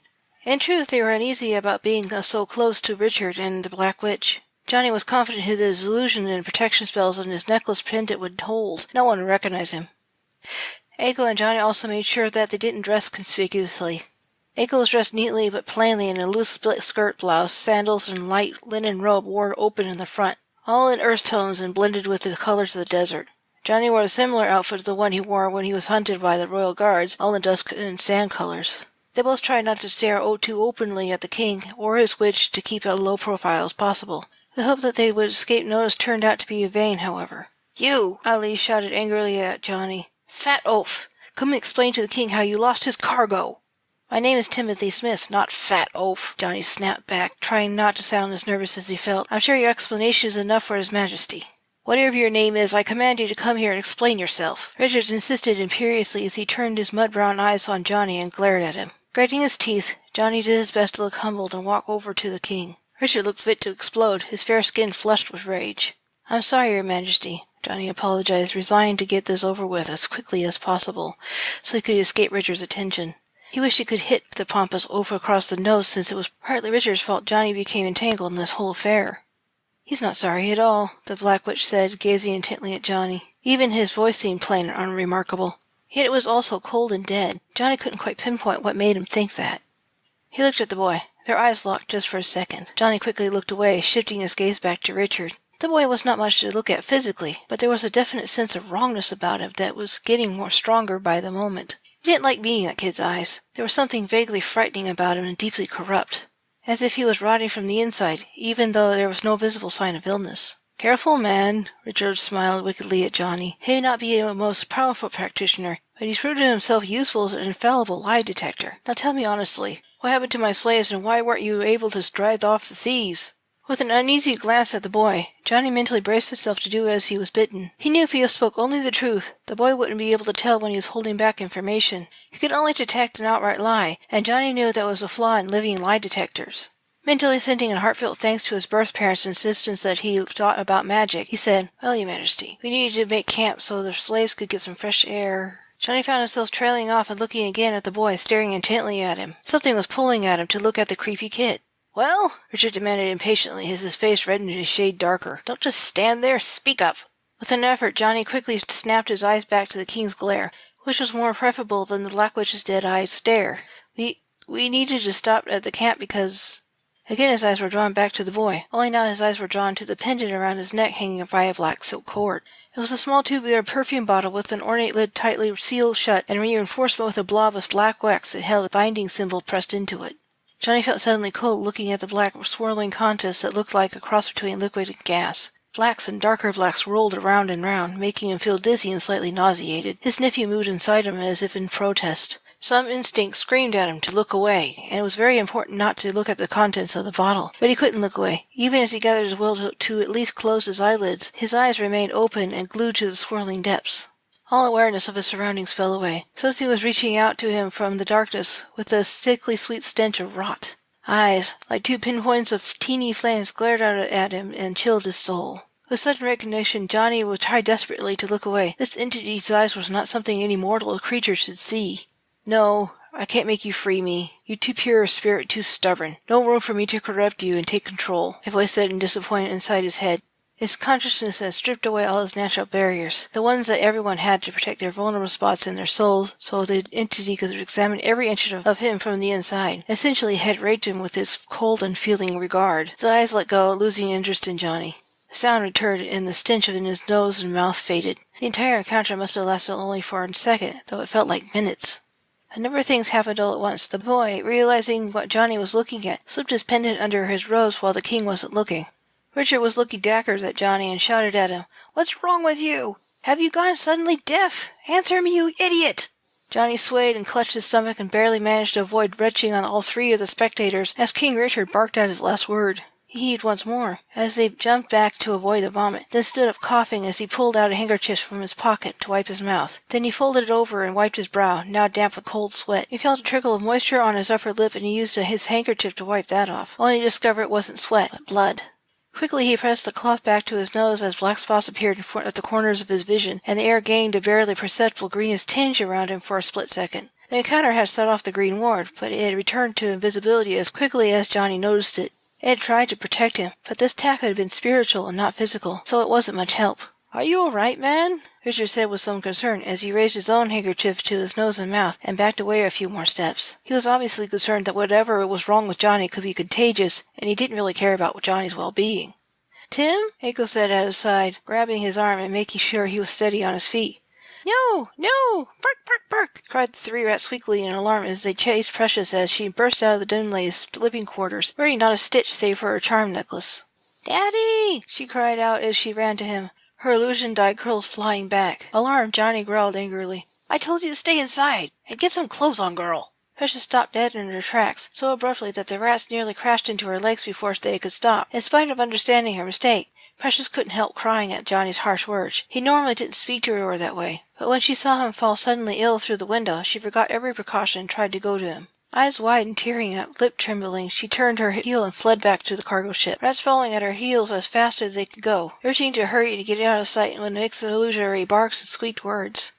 "Please forgive us, sire," Eiko pleaded with the king, who was staring interestedly after Precious and still holding his handkerchief over his nose and mouth.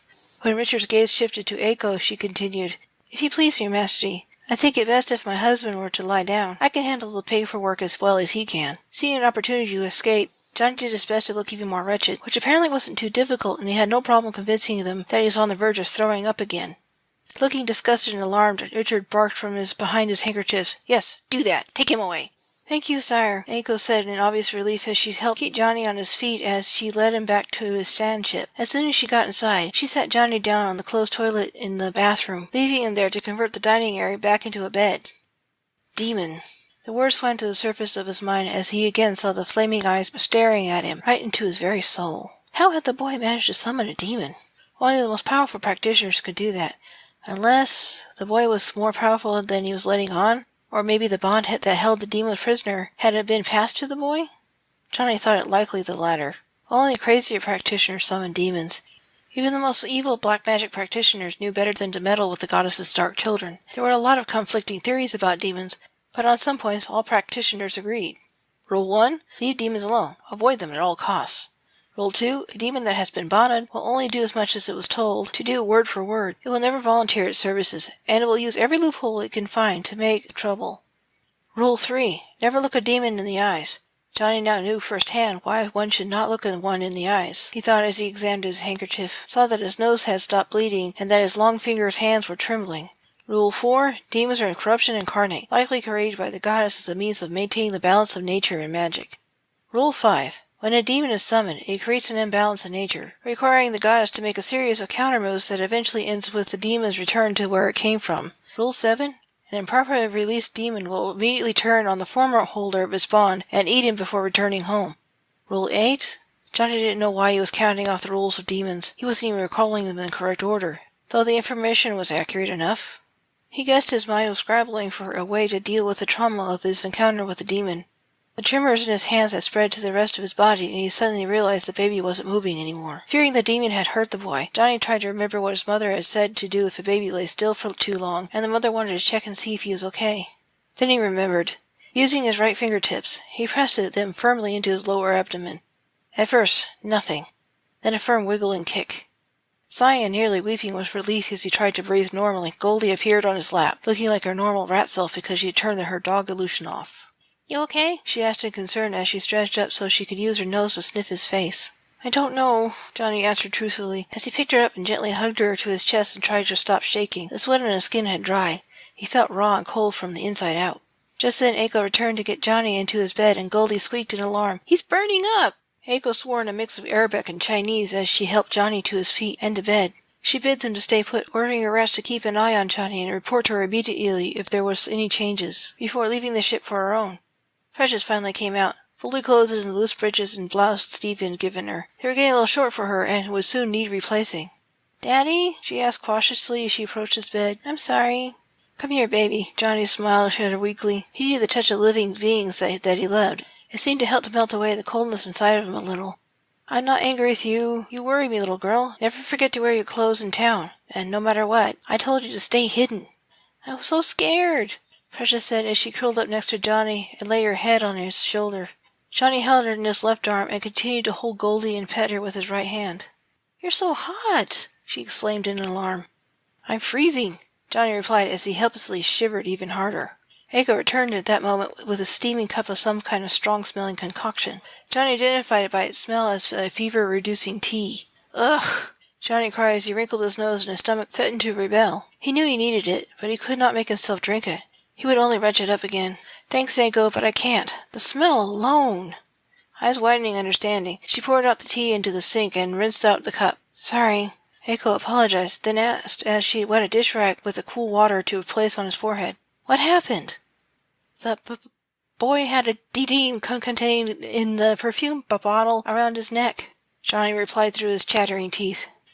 He made no effort to remove the cold rag from his head. He felt cold, and everyone said he was hot. Not a good sign. It looked at me." "Why would that make you sick?" Precious asked as she sat up a bit to look at him in the eyes. Johnny could see the mix of curiosity and worry in her expression. "How could a demon be contained in a little bottle? They're huge." "Demons are a long list of seeming contradictions," Johnny replied as he tried to gather his thoughts, which were rapidly skittering away, into some semblance of a teaching lecture. He had yet to teach her much about demons. Most of what demons were about was too awful for young ears, and he had been putting the lesson off. "Let him rest," Goldie told her. "I can tell you what you want to know." Chapter 15. Move and countermove, like pieces on a chessboard.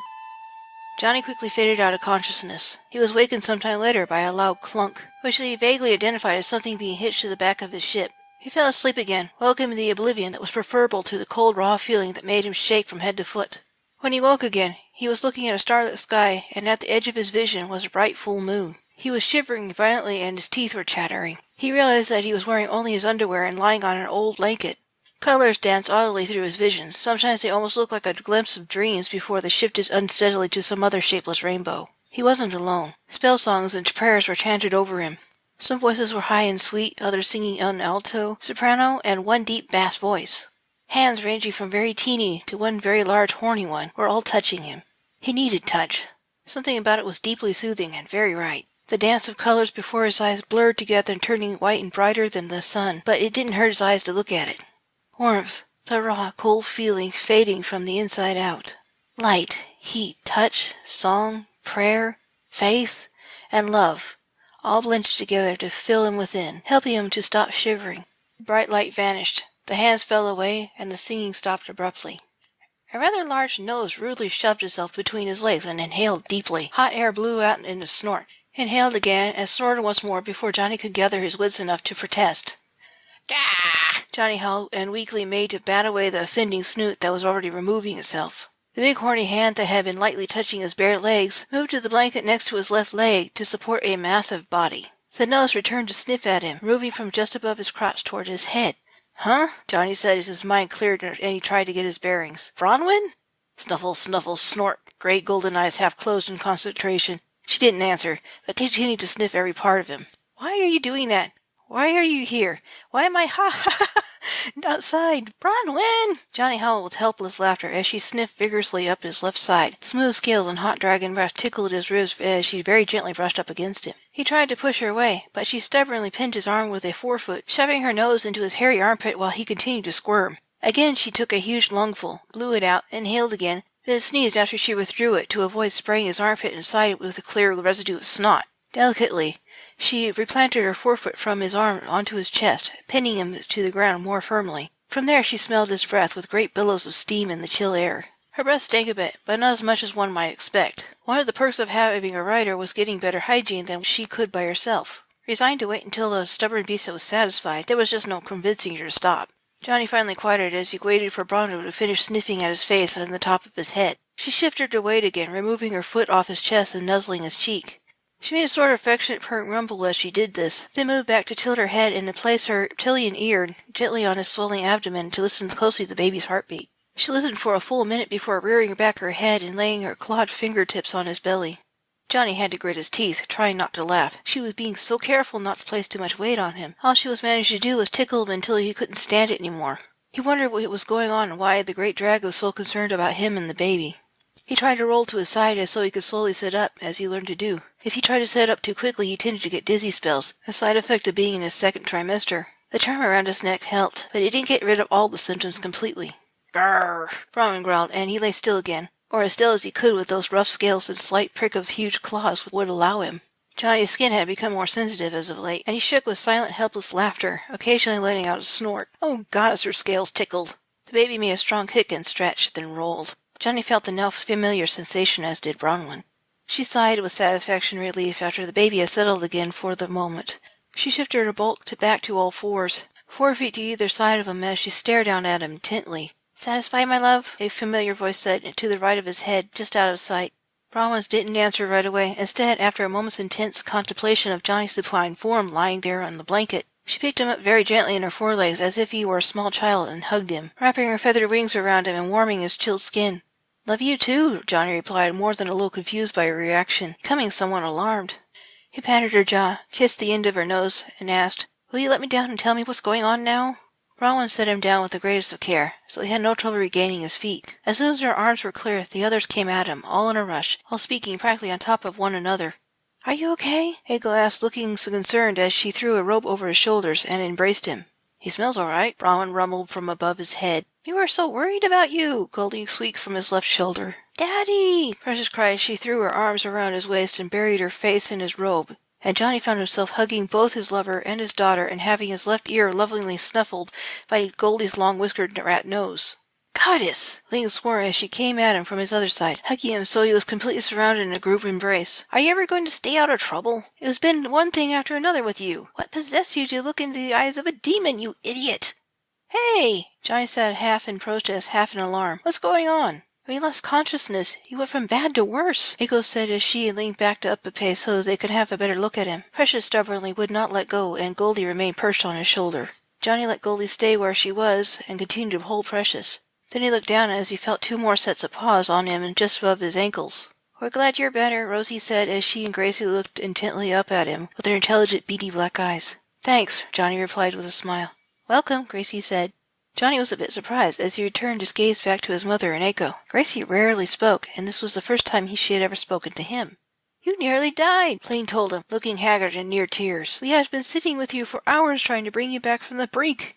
Johnny was struck dumb from the shock of this revelation. The demon didn't seem like it wanted to kill him. It just wanted to see if it could control him somehow so it could regain its freedom. Then again, it wasn't being too careful. After all, it only saw him as a potential tool, having no reason to care about him as a person. So it did the only other thing in its nature to do, make trouble any way it could when it found Johnny was of no use to it.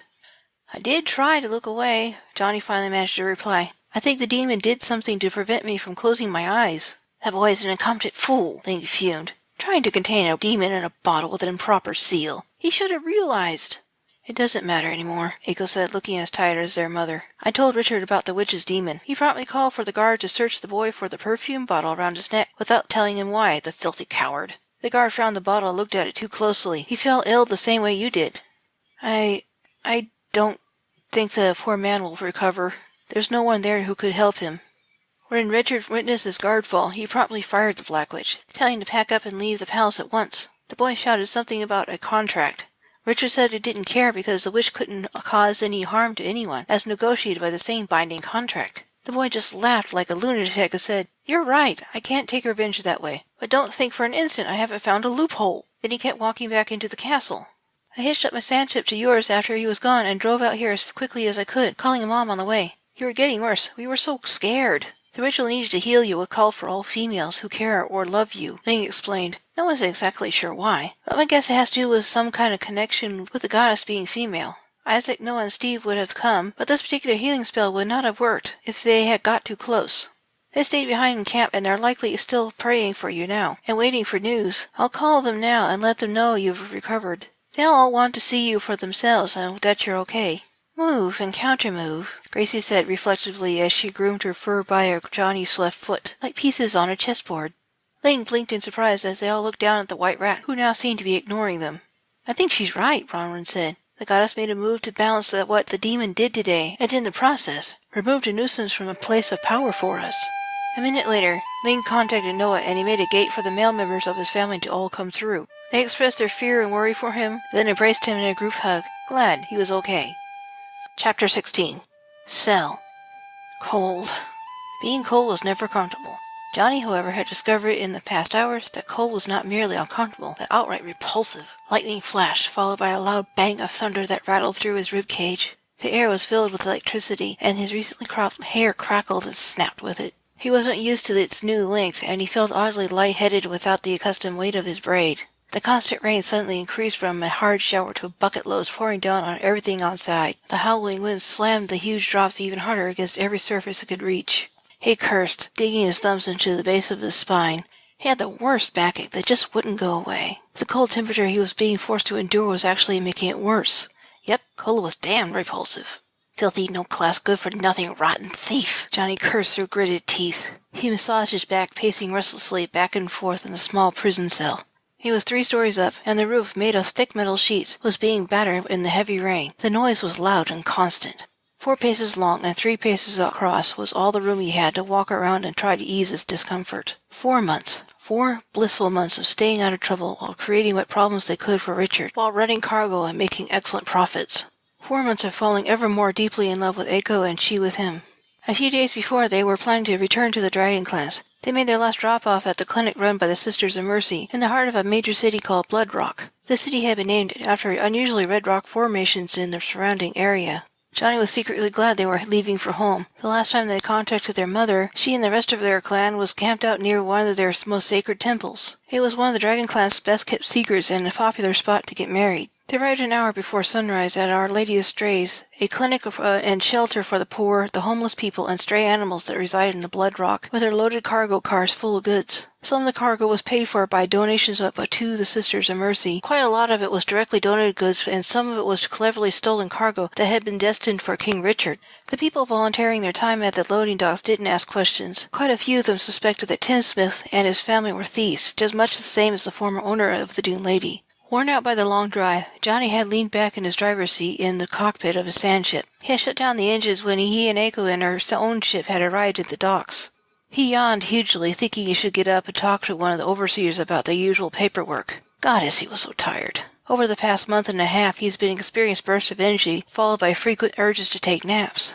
He would often find himself dozing off without warning. The baby stretched, then kicked him hard in the ribs. Oof. Hey, kid, give your poor uncle a break. The boy settled, but only briefly. Johnny smiled indulgently as he placed his hand on his big belly, feeling and watching the baby squirm around in his insides, amazed anew how large his belly had grown over the past months. He blinked sleepily. When he opened his eyes again, dawn had well passed, and Eiko was shaking him awake, telling him that they needed to move their ships to the other side of the parking lot, and she had already taken care of the paperwork. The day was thickly overcast, and a heavy rainstorm threatened. Eiko thought it best to wait it out before returning home, and Johnny agreed. Later that day before the storm broke, everyone took a rare afternoon nap. Well, everyone except Johnny, who couldn't sleep, even though he wanted to. As he lay in bed with Eiko, he had a hard time getting comfortable. His back ached, his legs ached, even his now feminine hips ached. When he was about to drift off, the baby would move, and he would have to get up and use the bathroom in a hurry before he accidentally urinated on himself. He always felt as if his bladder was full to bursting when this happened, but he barely had to go at all almost every time. The last time he had to get up, he was tired, grumpy, and annoyed as he walked back to the kitchen, opening the little refrigerator. Well, walking to the refrigerator wasn't exactly what he was doing, more like waddling up to it, his hugely pregnant belly making it to the fridge well before the rest of him did. It was mostly bare, and what little was in it didn't suit him. His stomach growled loudly as he decided to go for a short walk to the open market that was across the street from the shelter. Not wanting to wake anyone, he wrote a note saying he was going shopping for food and some clothing for Precious, who was going through another growth spurt. That girl been shooting up like a weed lately. Johnny left the note on the counter, pinned his long black braid back into a bun, putting on his usual headdress, grabbed his money purse, a large carrying basket, a cloak just in case it rained before he got back, and a dagger strapped to his arm to be concealed up his left sleeve. He could no longer wear his short sword around his waist. The belt just wouldn't reach around him anymore, so the dagger would have to do. Crime wasn't too bad here, but it didn't hurt to take precautions. It wasn't the best part of town. His pistol was out of the question for the same reason his sword had been left behind, much to his regret. He slipped out, waddling his way to the crowded street market where he was quickly absorbed into the chaotic throng of the shoppers and hawkers. No one paid him any mind as he approached the first vendor stall, offering fresh fruits and vegetables. In no time at all, he was haggling with the old woman that owned it. Later, he made his way to a small cart vendor, and he was soon ordering lunch for himself and everyone back in the Dune Lady. It wasn't long before he was loaded with everything from fruits and vegetables, rice, hummus, pita bread, falafel, and baklava pastries. He bought extra pastries and some cold fruit juice, consuming them as he shopped, too hungry to wait till he returned to the ship, and a few carefully wrapped cooked fish. Johnny then headed off towards a clothing vendor that also sold jewelry. Smiling to himself, he decided to shop for a ring, so he could properly propose to Eiko when they finally arrived home. He paused just for a moment to shift the heavy basket from his right arm to his left, and felt not for the first time one of those false contractions that had started a week ago. The nearness of his time was why Eiko and himself were thinking of going back to the clan. It would be safer to deliver there. Elena was nearly ready to make her move against Richard and his army. Her last message, via one of her rats, had been to that effect, but made no promises that things would move swiftly in her favor. Meanwhile, Johnny was to continue and try to stay out of trouble and steer well clear of the battle when it did happen. Every possible future she saw did not end well for Johnny and her son if they were somehow caught up in the fighting. With a grimace, he resisted the urge to massage his abdomen so he would not attract attention to it, then proceeded to the clothing vendor's stall. That was when his 4-month streak of good luck ran out. A man was running up from behind him, approaching fast, amid shouts of alarm and indignation. Stacked cages of chickens deliberately toppled over in a flurry of white feathers and alarmed cackles, followed by tall baskets containing peppers and other spices. "Stop, thief!" shouted a familiar voice that Johnny couldn't place. Laughing as if this were nothing more than a game and running for all he was worth, the small wiry man barely out of his teens was being pursued by a dozen street guards. His fez hat was threatening to fall off his head, and his tucked-in shirt bulged with whatever stolen items he had managed to stuff into it. His swift light was not slowed one bit as he sent whatever he could find crashing down behind him to trip up his pursuers. People were not immune to this treatment either, though he left most of them standing. Seemingly at random, he would make a point of crashing into a few onlookers even as they tried to get out of the way. No class, Johnny thought as he snorted in derision, backing out of the way, trying to make himself as inconspicuous as possible. Lousy thief, getting caught in the act so you have to run for it. Suddenly, the thief made a dodge around the woman and her 2 children just feet away from Johnny, smacking into him. He deliberately spun Johnny's ungainly body off balance, attempting to run away with his heavily laden basket. Johnny fell heavily to one knee with a pained grunt, but managed to hang on to his basket as the thief was forced to let go so he could continue running away from the guards. Cursing, he began the procedure of standing up again, a slow and ponderous process that left him dizzy and a bit winded. He suddenly felt a lot heavier than he was used to, making it even more difficult to gain his feet again. "You!" barked the familiar voice in a sudden recognition. "Never mind that thief. Arrest that man. The king wants him." Confused by the sudden shift of his center of gravity, Johnny looked up in time to see a dozen guards suddenly shift their focus from the thief to him. Or still, their leader was the Scarface man he had first met in the deep desert, and again in the men's bathroom 4 months after he had been fired from the king's service. Alarmed, his hand flew to his neck and found no charm there. The thief had broken the chain and stolen it as he pulled the basket to distract his victim. Now he realized why he was suddenly so heavy and why they could see him as he really was. "Oh, crap," Johnny swore as he dropped his basket and tried to take off running. But they were too close, and he was too weighed down by his pregnancy, and they were on him in seconds. Swiftly he drew his dagger and went for the Scarface man, aiming for anything vital he could reach. He was thinking by taking their leader first, it might cause the others to hesitate long enough for him to attempt to escape again. The confused crowd abruptly scattered with cries of protest, not wanting to get caught up in the fight. His movements were lightning quick, but only his hands and arms were fast. The rest of his body didn't want to cooperate like it used to. The Scarface guard managed to leap out of the way with only a nick in his vest. Another guard rushed him from the side to tackle Johnny to the ground. He saw the man coming, and he tried to whirl around and face him, as he was taught to do with years of self-defense training. Only that movement caused him to stagger with his new center of gravity, no longer being partially supported by the charm. It caught him by surprise and threw him off balance. In the split second that he needed to recover, the guard grabbed his knife hand, while his other hand hit Johnny hard across the jaw. He fell sideways to the ground, seeing black spots swimming before his eyes from the pain. The man had one hell of a right hook. Another guard kicked him painfully from behind. Terrified that one of them might kick him in the belly, Johnny gave up the fight and curled himself into a fetal roll in an effort to protect his unborn nephew. He hated having to get up so easily, but for the sake of his baby, he had to do it, at least until he could figure out how to escape some other way. Help was out there, they just had to wake up and find him. "I yield!" he cried and dropped his knife in surrender. The former royal guard laughed cruelly and said, "I didn't play in sight, were you? I should have guessed. Pick him up and take him to prison. If he makes any attempt to escape, hit him hard in that big fat gut of his." They hauled him to his feet and marched him towards their coach with bars on all the windows just around the corner, threw him in and locked the door behind him. Johnny rubbed his aching jaw and wondered how the guards had managed to hit him with the green ward in place. Then he realized in horror the spell must have dissipated without his noticing, and the timing couldn't have been worse. Realizing that the baby would be coming sooner than he expected, the coach lurched into motion, and Johnny hung his head and silently wept. At the same time, a flash of lightning and a crack of thunder went off with an ominous rumble. Rain began to pour down, at first lightly, then harder, as if the sky wept with him in sympathy. Johnny swore in 3 languages at the electricity in the air. Communication and teleportation magics would be interfered with, and that made getting help a lot more complicated. One of the first things the bearded Scarface guard did to him was search him for more weapons. When he found Johnny was unarmed, he removed Johnny's headdress, grabbed a hold of his bun, and used his own dagger to cut it off. He laughed and said to the other guards holding him down on his knees in the cell, "Can't have him using those hairpins as weapons." Johnny's cheeks flamed with humiliation as they left with his headdress and frayed. Yet he made no protest, and he remained silent so they wouldn't beat him. When the former royal guard had cut off his hair, Johnny had it symbolically gelded, and the guard knew it. His companions all laughed nastily at the spiteful joke when Scarface explained the tradition to them. They left, still laughing after they slammed shut his cell door. Clanmen wore their hair in a loose veil down their backs when they courted or married, a traditional symbol of virility, strength, and the intention of being an excellent provider and father. How could he do that now with this unruly chopped-up mess his hair was in? Then again, he might be dead in a day or two, and then it wouldn't matter anymore. The time he had left to be rescued depended on the weather, how well the communication mirrors would work, and on how quickly he could be delivered to King Richard for a personally witnessed execution. Long after sunset, neither deluge nor the electrical charges in the sky showed any sign of letting up. He prayed to the goddess that his family would find him and help him escape in time.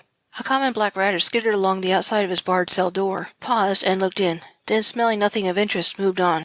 Johnny watched it intently, but hope died when he saw the rat had no thumbs or spark of extra intelligence in his beady eyes. Johnny was hoping he was a young desert rat he might ask for help, but he was out of luck. Well, at least this place wasn't warded against pests. That meant his rat could get in without difficulty. Johnny cursed again at his backache and his rotten luck. "Would you please stop pacing around in circles and shut up?" snapped a filthy street beggar housed in the cell directly opposite. "I'm trying to sleep." Sighing with exhaustion, Johnny sat down on the shabby cot and lay down, wrapping his cloak around himself more tightly as he did so. Tired as he was, he couldn't sleep. He wanted to take his boots off, but they felt uncomfortably tight because his feet and ankles were swelling up now he had no charm to keep that from happening. He left them on anyway. His boots were keeping his feet warm.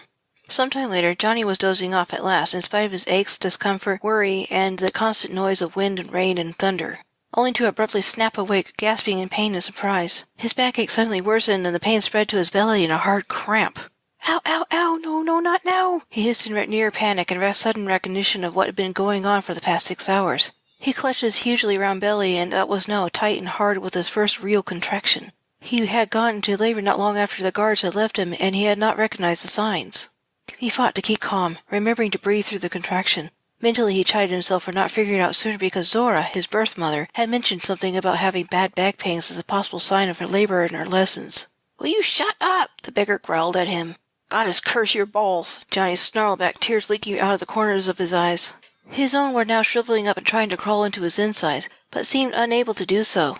There was just no room for them to hide in, that space was being so occupied so completely by his nephew. "Ha! I'm a eunuch. I ain't got no balls left for her to curse," the beggar barked with a dry, humorless laugh. "Be quiet, or I'll start yelling for the guards, and maybe next time they'll cut off more than your hair."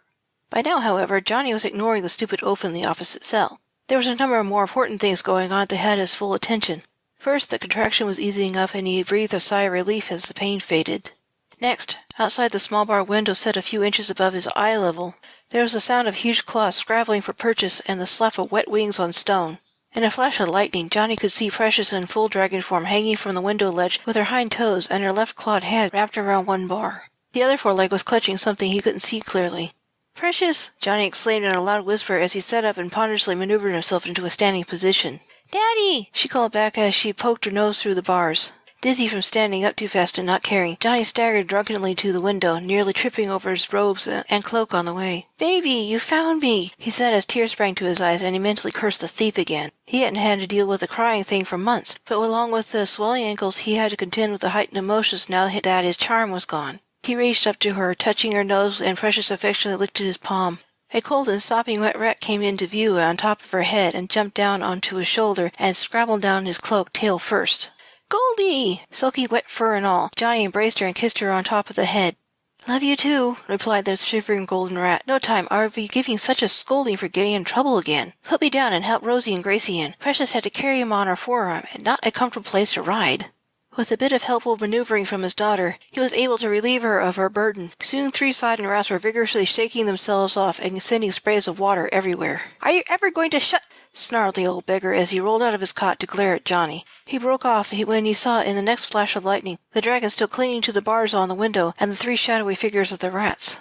"Little girl," Johnny said with an evil smirk and feeling vengeful, "I think my companion's feeling a bit cold. Perhaps you can warm him up?" The young dragon eyed the beggar and calculated distance between herself and her target, which was actually the cell bars, but he didn't know that. Seeing the calculating look in Precious's posture and expression, the dragon man fearfully backed up to the opposite wall. Never mind. Talk all you want. Call that monster off. She's my daughter, not a monster," Johnny snapped in her defense. Sure," the man replied uncertainly, looking as if he thought Johnny was crazy. "Oh, ow, not again," Johnny moaned in pain. He leaned on the wall in an effort to keep himself from falling to his knees, and a sudden rush of warm fluid came out in a gush, then a trickle from his female part. His loose pants were abruptly soaked between his legs, and more fluid was running down them into his boots. Panting, he gritted his teeth and tried not to panic again. "I hope you have a good plan to get us out of here in a hurry. My water just broke." All 4 animals saw the pained way that Johnny was standing as he clutched his belly and listened to his labored breathing. "This complicates things," Rosie said in alarm. "One problem at a time," Gracie said serenely. Nothing seemed to upset that one, Johnny reflected as he breathed through the contraction. "Yow! Yow!" Precious screeched in angry frustration, sounding like a big angry wildcat that was a juvenile dragon's attempt at a roar. She tried to brace her feet on the wall and pull at the bars with all her might. half-sodden wings beating hard and sending rainwater flying. Bars creaked under the strain of her pulling, but they wouldn't so much as bend. When she realized it wasn't working, she repositioned herself again to cling to the window ledge and bars, using one clawed hand to try to dig through the solid concrete bricks. But she wasn't old enough for that particular magic to kick in yet. Only adult dragons of her kind could dig through solid stone. The contraction eased, and Johnny was able to stand up on his own again. "Precious, stop that. You'll only hurt yourself." "Go back to Echo," Goldie ordered. "Stick to the plan. It's our only chance to get him out of here." Chapter 17. Broken Contract. "Woof," Precious replied in acknowledgement, reaching for her father. Johnny grasped her wet, scaly hand, giving it a return squeeze and a quick kiss. Then she let go, falling away from the window, wings snapping open as she twisted in midair, letting out another frustrated screech as she left. "What's the plan?" Johnny asked the rats, eager to do anything he could to help. "Sorry, no time to explain," Goldie replied as she led the other two rats out of the cell. "We will be back as soon as possible with keys." "Be careful," Johnny cautioned as they disappeared out of sight. Then he sat down on the cot again to wait and pray, feeling useless and helpless. "Did I just hear those rats talk?" the beggar asked uncertainly. "Yes," Johnny replied as he massaged his aching lower back again. "And they said something about keys?" Now he sounded hopeful. "Yes? Will they help me get out of here too?" "Sure, why not?" Johnny groaned. Another contraction was starting. He clutched his belly and rocked a bit in his distress. "Thanks," the beggar replied gratefully. Then the ragged man finally took notice of Johnny's posture and labored breathing, and said with genuine concern, "Hey, you don't look so good." "Ugh, I don't feel so good," Johnny panted as the contraction reached a crescendo, then slowly let go. He mentally prayed to the goddess that his family would be able to get him out of here in time. The beggar started to say something else, but Johnny noticed something odd in the quality of the air and told him to be quiet, so he could watch and listen to what was going on. Something was wrong, and becoming more wrong by the second. "What's that?" the beggar said nervously as he too picked up on the sense of absolute evil that had seemed to have a source from the end of the hallway. There was a doorway there leading to the stairwell, the same one that rats had gone down to steal some keys. "You need to hide," Johnny said as his own instincts practically screamed at him to do just that. "Hide? Where am I going to hide in here?" the beggar said with a nervous laugh. Johnny thought he had a point as he tried to think of a solution. He stood up slowly and looked again at the interior of his cell. A cot, a chamber pot, a teeny sink in the far corner. Nothing he or the beggar in his own identical cell could be effectively used as camouflage. Suddenly, the air temperature plummeted and ice crystals rapidly formed on the metal bars. Something huge and malevolent shot into the corridor between the cell rows, pausing there to take stock of its surroundings.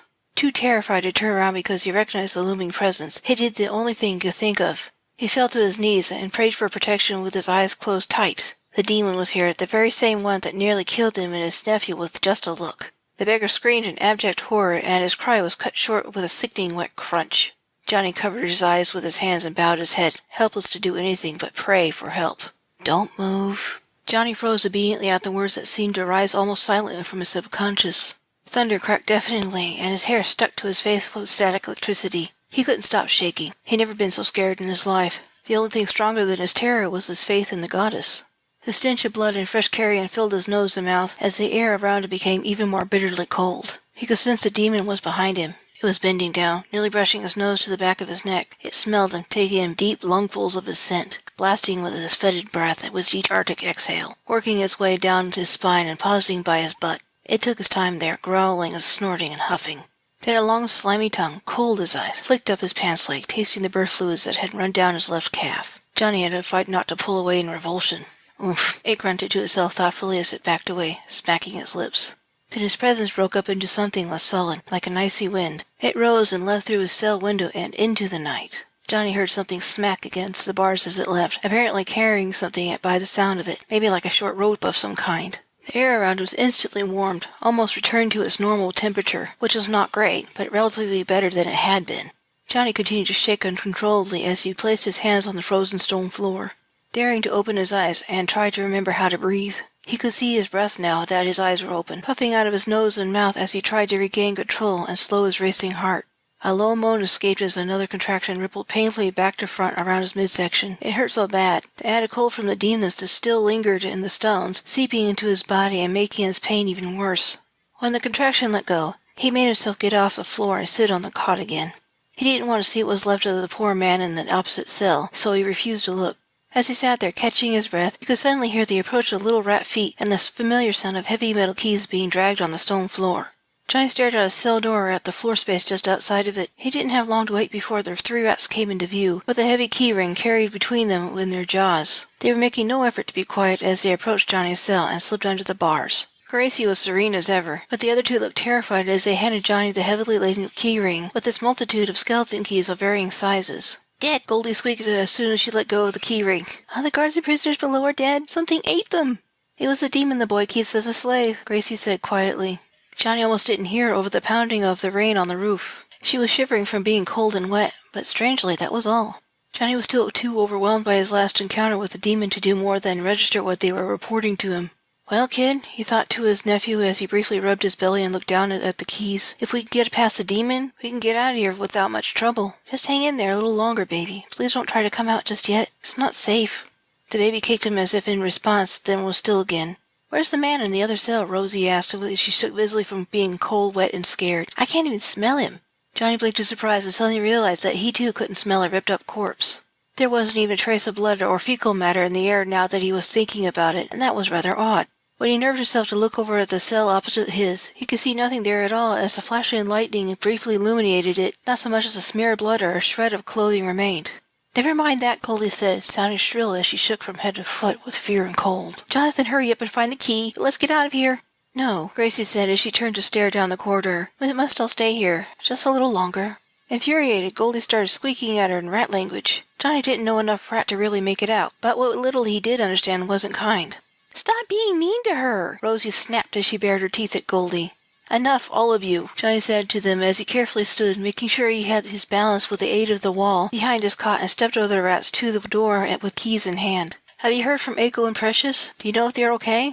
"No," Goldie replied worriedly. "They should be waiting for us outside. We can't teleport to go check on them." "Then we better hurry and find out." Johnny selected a likely key and started to reach through the bars to fit them into the keyhole. Then he paused when he heard two familiar sets of footfalls and two more sets of unfamiliar ones. Three sounded as if they were made by humans. The fourth set was made by someone sharp-clawed and four-footed. As they approached, the air temperature began to drop again, and a thin coating of frost reappeared on the cell bars. "Don't be afraid," Gracie said quietly as she gazed in the direction of the approaching group through the cell door. Confused by her lack of fear, Johnny glanced at the white rat, then returned his gaze back to the dim corridor as he hid the keys under a fold of his cloak as a precaution. As for himself, he was scared stiff and ready to snap his eyes closed if necessary. He would never look the demon in the eyes again if he could avoid it. The only thing stopping him from not falling to his knees again was the familiar footfalls that had to be Precious and Aiko. He had to see if they were all right. He just had to. "Precious? Aiko?" he called to them. "Are you okay?" "Oh, they're just fine," said a familiar voice as a small party came into view. Johnny saw the Black Witch looking the worse for wear after months of unemployment. In a flash of lightning and a crack of thunder, Johnny saw to his horror that Aiko was being held captive by the demon. This time it had taken a form of a semi-visible humanoid thing made of air and shadows. One hand had hold of Aiko's arm up behind her back, and his other hand around her mouth. She was soaked to the skin from the rain outside where her cloak had come open, and her hood had fallen back, and she was shivering with the cold the demon was radiating. Her dark almond eyes were nearly round, looking as if she were trying hard not to scream. His little girl, on the other hand, was standing next to the boy placidly, with what at first appeared to be a short rope tied around her neck as a kind of makeshift leash. She stared dreamily at nothing, with her head and wings half hanging as the water and frost plastered her feather mane to her neck and dripped off her to make a thin slush puddle on the floor. Then, with another flash of lightning, he saw it wasn't a rope, but his own severed braid. The evil sadistic brat was using it as a binding spell. "Let them go," Johnny demanded angrily. "Oh, I intend to do just that," the boy smiled. The smile didn't reach his eyes, however. They were as dead and emotionless as ever. "My name's Jacob, by the way. We never got the chance to be formally introduced. And you are Johnathan Taylor Smith, also known as Desert Rat. Well, well, well, you're a slippery one, even that my demon couldn't find you until today. You had so many protection spells wrapped around you I think even the goddess herself would have had a hard time locating you. That rumor of you hiding in the desert had me searching for you in all the wrong places. Then my demon finally managed to catch a whiff of you this afternoon, and I had it carry me here." "What do you want?" Johnny snapped, interrupting the boy and noticing that he was the only dry person in the corridor. He guessed the boy had used a spell to keep himself dry. Looking vaguely annoyed at the interruption, Jacob answered him, "I've come to help you free of charge. By the looks of it, you really could use my help." "Why?" Johnny asked warily. "Why should I trust you, especially when you have Aiko and my daughter held captive?" "Because even though Richard broke our 5-year contract, I'm still bound by it," Jacob said with the first sign of real emotion. He looked furious and glared at Johnny. "I can't blame you for what happened when we first met. My demon saw an opportunity to make trouble, and it did as his nature dictated. And yes, I know it was you. My demon managed to momentarily break through your protections that day, and it eventually told me. It also told me that you were pregnant, and Richard had been right. Elena really is too smart for do something obvious as use a maternity transfer spell on one of her handmaidens. When we made the contract of employment, the nature of my magic binds me to it word for word. Vengeance is a necessary part of a binding contract if it's broken. Richard was shrewd enough to realize that he could negotiate the nature of the retaliation should he not hold up to his end of the bargain. At first I wasn't going to agree to his terms that I should do no harm to himself, his property, his family, his servants, or their property and their families. Then I saw a loophole he hadn't foreseen and agreed to the terms. The finished contract left me the option of aiding someone he didn't want me to help. He also didn't define exactly who he considered family. After all, families can be formed without any blood ties. Elena would have been my first choice, but that would mean helping the war effort, which would lead to the direct violation of the contract. Then there's her baby, the true heir to the throne, and Richard wants him dead, and he will kill you to accomplish that. As far as I could tell, all you want to do is run cargo and keep a low profile, so obviously you're not planning to harm His Majesty. Actually, I was nearly ready to give up looking for you and find some other way to exact my revenge. You lost all your protection spells today. You know, I met Aiko outside the entrance of this prison, and even before I explained myself, she conjured a knife and tried to slit my throat. Lucky for me, my demon came just in time to put her in a temporary enchanted sleep. Next thing I know, this horrible beast comes out of nowhere and tries to kill me too. My demon helped to catch and bind her using your love and your hair, since it knew I didn't want to hurt her. Really, I did try to talk to them. They were the ones who struck first. I'm not sure who was more fearsome, your lady or your dragon. You sick monster, Johnny snarled, using my love and twisting it like that. Remove that spell. Let them both go. I said I would do just that, Jacob said coldly. But you must convince them not to attack me again. Fine, Johnny growled after a moment's thought. He could see no way out of this if they didn't cooperate. Aiko, you think you can call a truce? Aiko nodded once in agreement from behind the demon's restraining hand over her mouth. By now she was shivering so hard her teeth were starting to rattle. Ice crystals were forming in her wet hair, turning it white as if she were doing some rapid aging before his eyes. Let her go, Jacob commanded the demon. It did as ordered, backing away and losing its form, becoming a sort of dark cloud up by the ceiling. Precious? Johnny called to the dragon. Baby, can you hear me? She can't hear you, Jacob replied. I'll keep her bound until I can get you all back to your ships. I promise I'll release her then and part company with you. You'll never see me again. That may happen sooner than you think, sweet Gracie. Unnoticed by anyone, she had been slowly walking up to the boy while listening intently to him speak. The boy jumped and stared down at her in surprise. It talks! The demon laughed at the boy and saying in a taunting voice, Of course she talks. All desert rats can talk. Ella's been using them as spies. They've been messing up your spells and potions when you weren't looking. Johnny was rather taken aback when the demon decided to speak. His speaking voice, unlike its mental voice, was actually rich and pleasant to listen to. Could Gracie get back? Aiko warned through chattering teeth as she tried to place herself between Gracie and the Black Witch. The demon growled a warning and she froze, knowing she was helpless against it. Gracie ignored her friend and said to the boy instead, Last warning, Jacob. Seek the light. Ask for salvation. Give back the demon as you were shown how to do. Never, Jacob snarled as he stepped back in fright. That bitch never did anything for me. She let my parents abandon me. She let my master die in his pool of his own vomit because he drank himself to death. The only thing he left me with was a stupid demon, the only one book with any decent spells in it. So she says she loves me. With love like that, I don't need her. I can take care of myself. He was screaming at the rat by the time he finished answering her, shaking with rage and more than a little fear. He was acting as if this wasn't the first time he encountered a messenger from the goddess. Gracie remained ever serene, staring sadly at the boy. Johnny noticed that he had no trouble at all seeing her in the dim and uncertain light. At first he thought she had acquired an inner light, but that wasn't quite right. Then he got the impression that she had somehow become more real, and that was the reason she stood out so clearly. In a blur of motion almost too fast to see, Gracie leapt at Jacob's throat, bit down on the gold chain around his neck that held a perfume bottle, snapping with her sharp teeth. Jacob cried out and swatted at her side. Gracie hit the wall with a pained squeal, and the vial cracked in as the two smacked hard against the concrete wall. Free! Roared the demon gleefully as it grew and began to take shape. I'm going to eat you all before I go home.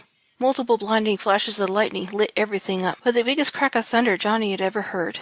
He just barely caught sight of Gracie trying to say something to the demon as she lay there on the floor. The demon apparently had no trouble hearing what she had to say, in spite of the thunder. No! It screamed. I will not be denied. Mother, please, just this once. In her true name and yours, I command you to take your due and go home, Gracie shouted as her legs worked feebly in a vain effort to stand up. You used a rat, a filthy rat, to order me? Whined the demon at the goddess. I deserve better. Gracie just lay still and unmoving, no longer the extra real creature she had been a moment ago, making her into a white blur in the shadows again. Then with a resigned sigh, the demon's flaming eyes focused on the boy and narrowed. No, Jacob cried as he backed up a step, eyes wide with horror. The demon followed him, and the boy tried to run. Look away. Instantly everyone shut their eyes, even Precious now that the boy wasn't holding her charmed lead. She was just awake enough to understand the goddess's warning. The boy didn't even scream. There was just a sickening wet crack of bones, a great icy hollow wind, then an anticlimactic pop as the demon disappeared. Chapter 18. Birth. Gracie! Eiko cried as she ran to her rat's side, with the other 2 rats not far behind. Johnny hurriedly tried key after key until he found the right one, throwing them carelessly aside once the door was unlocked, and they landed with a loud metallic clatter as they hit the concrete floor. Hands freezing from the momentary contact with the ice on the bars as he pushed open the cell door, he first went to Precious, who was still standing placidly with her eyes closed. He reached for his braid and untied it from her neck with trembling fingers. The untying of his hair broke the enchantment, and instantly Precious was free. "Daddy!" Precious cried and hugged him fiercely, soaking him almost to the skin where his cloak was opened at the front. Johnny didn't care. He embraced her just as fiercely, soaking her wet feathers and all. "Goddess, you're getting so big," he marveled as they let go of each other. It was true. In her dragon form she was now as big as a mule. She'd done quite a lot of growing lately. Even in her girl form she had shot up 3 inches over the past 8 months. "How's Gracie?" Johnny asked as Eiko carefully picked her up and tried to examine her in a certain light. Precious sniffed at the rat and whined. "Alive and unconscious as far as I could tell in this light," Eiko answered with her brows creased in worry. "We will need to get back to our ship so we can treat—" "Oh, no, Johnathan, how far apart are they?" Eiko came swiftly to Johnny's side, and with the other 2 rats following at her heels. Johnny was clutching his belly and grimacing in pain. He hissed and did his best to breathe through it, leaning on Precious for support. "His water broke when we came in," Goldie said to Eiko as she shivered. "If we don't hurry, we're going to be stuck here for a while." "No," Johnny groaned. "It will pass in a minute. I can walk."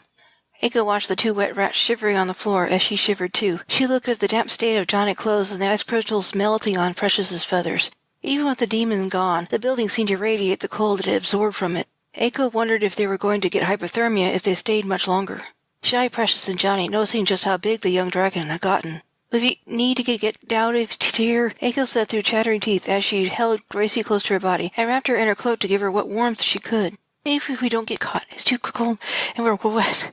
Precious, do you think you can carry him now? We'll be able to move him a lot faster if you can."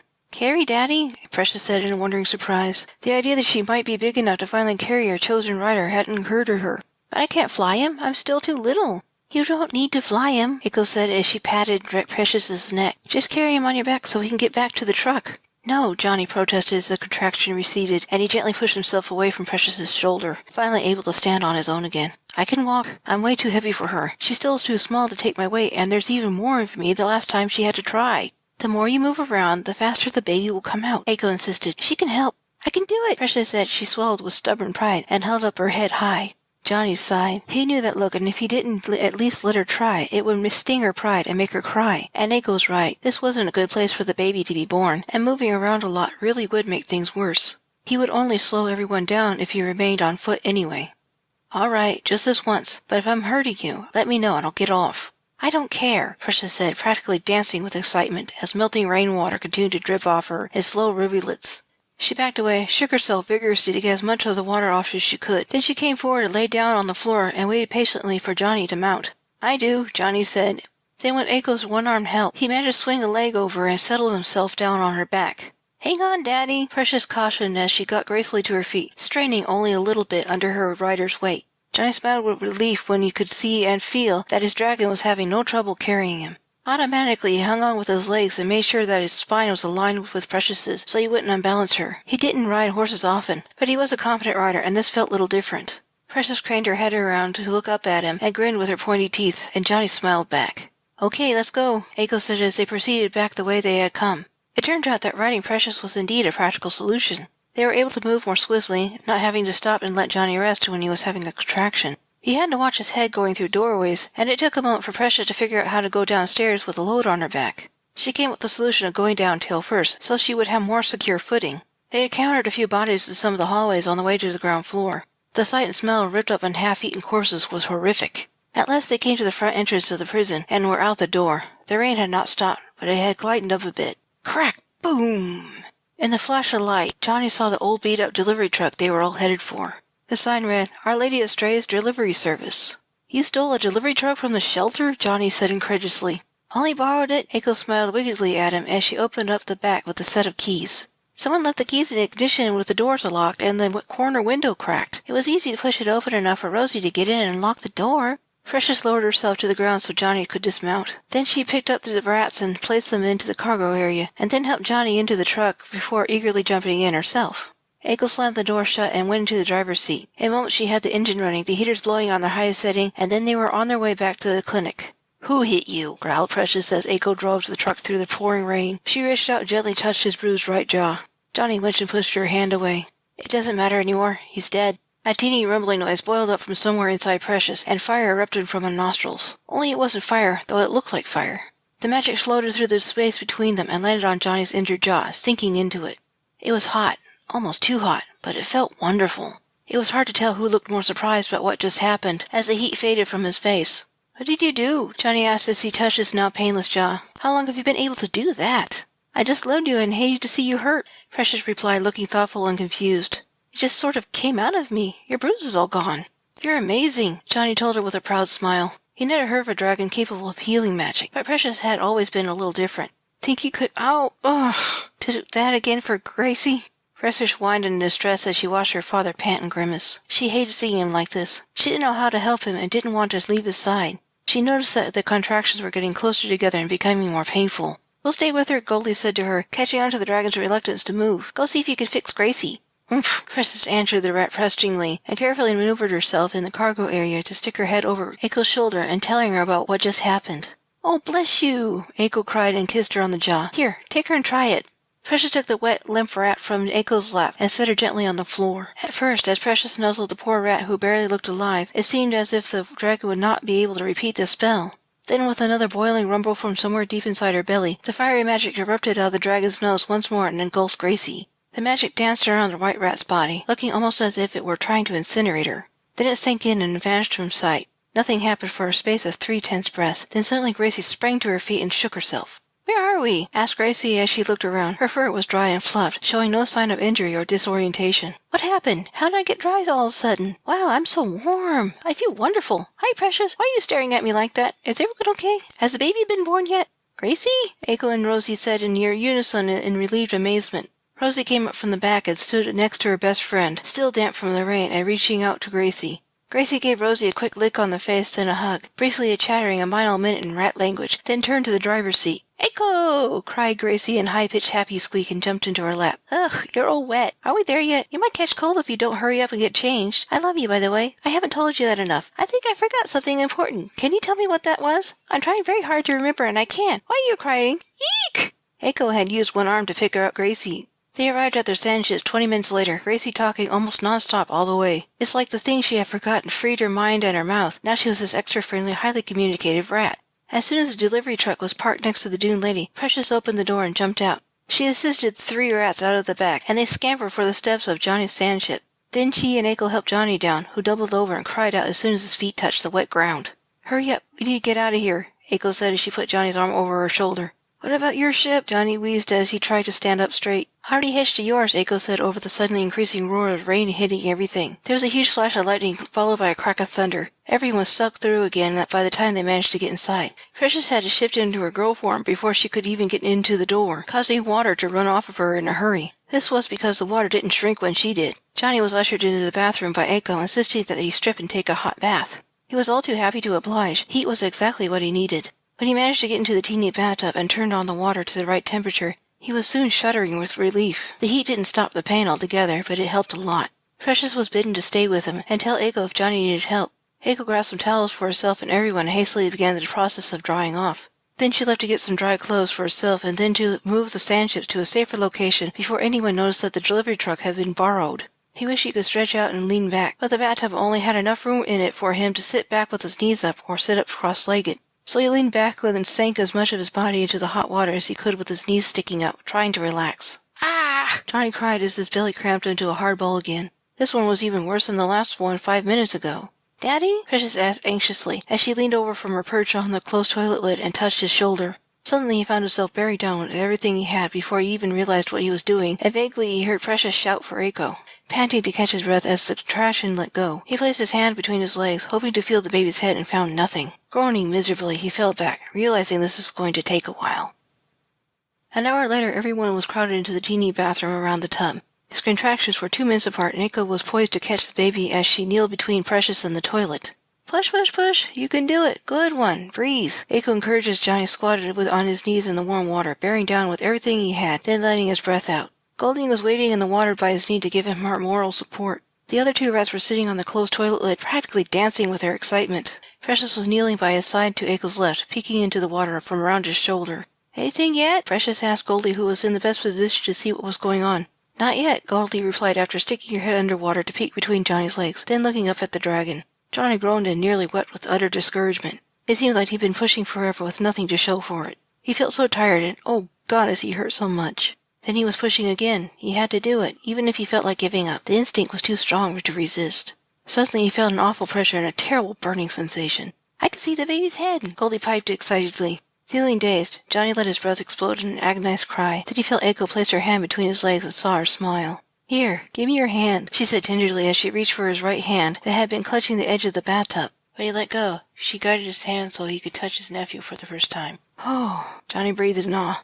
Then another contraction came on and... Ah! He grabbed hold of the tub's edge again, took a deep breath, and pushed down hard. Good one. Push, push, push. Eiko encouraged him as she shifted back and to put her hands into the water. They all eagerly shouted encouragement for him to keep pushing, to not give up. He could do it. His female part stretched excruciatingly as the baby's head emerged even further.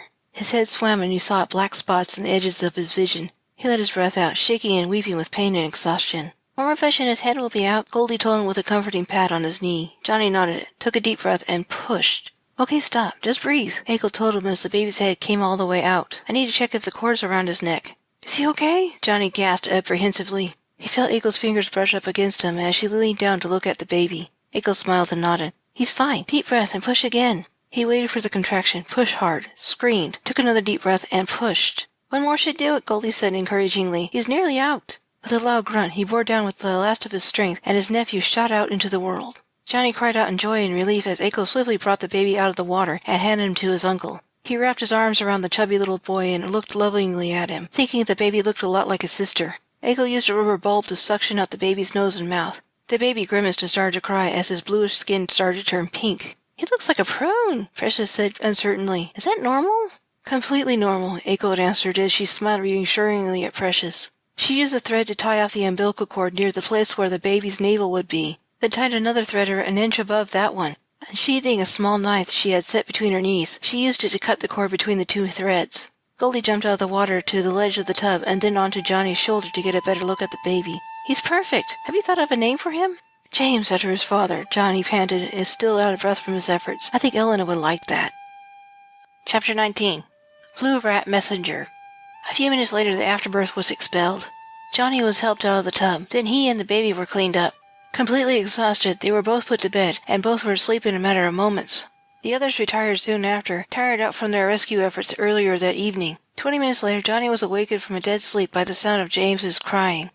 "Wah," he said as he awakened groggily to the sounds of a hungry baby and the drumming rain. They never sleep through the night, Eiko said tiredly as she sat up and looked down at the baby squirming on Johnny's chest with a sweet smile. Dazed and feeling suddenly famished himself, he sat up carefully to spare his abused body as much as possible and stared down at his nephew. He said dumbly. He had an idea of what he needed to do, but it felt awkward and embarrassing. Here, let me help you, Eiko said as she unbuttoned his loose sleeping shirt. His breasts didn't look quite female, but they were close. They were more developed and almost painfully full. It took a little instruction and encouragement from Eiko, but soon James clamped down on Johnny's breast and began to suckle. "This is weird," Johnny complained. He stroked the soft black down of the baby's head as he cradled the infant to his breast. Then his stomach growled loudly and Eddie asked, "Is there anything left in the fridge? I'm starving." "Just some leftovers and some food you brought yesterday," Eiko said as she crawled over him and off the bed. "How'd you find that?" he asked. "When we woke early that evening and didn't find you, we went looking for you in the market and thanks to your note," Eiko replied as she brought out some plates and containers of leftover fish, rice, vegetables, hummus, pita bread, and pastries. Then she poured some ice water into 2 cups and started to dish out everything onto the plates. The old woman in the market was the last to be closing up shop, and she saw the whole thing. She picked up your basket after the soldier left in case someone came looking for you. She wanted to know if you were going to help, gave your basket to me, and told us where to look for you. That was kind of her," Johnny said as he gingerly sat more upright and crossed his legs. He watched Aiko find the large cutting board from his cabinet and place it on the bed as a makeshift tray to set the cups of water, silverware, and plates. Aiko then sat cross-legged at the opposite end of the bed and watched as Johnny dug in with it ravenously with his free hand. Aiko smiled and remembered the time after her son was born. She had been famished, too. They ate in companionable silence for a few minutes, listening to the faint snores from Precious's bedroom, then a burp and a smell of fire. Neither were concerned about anything burning, as everything in the dune landing had been spelled to be dragon-proof, especially her bed.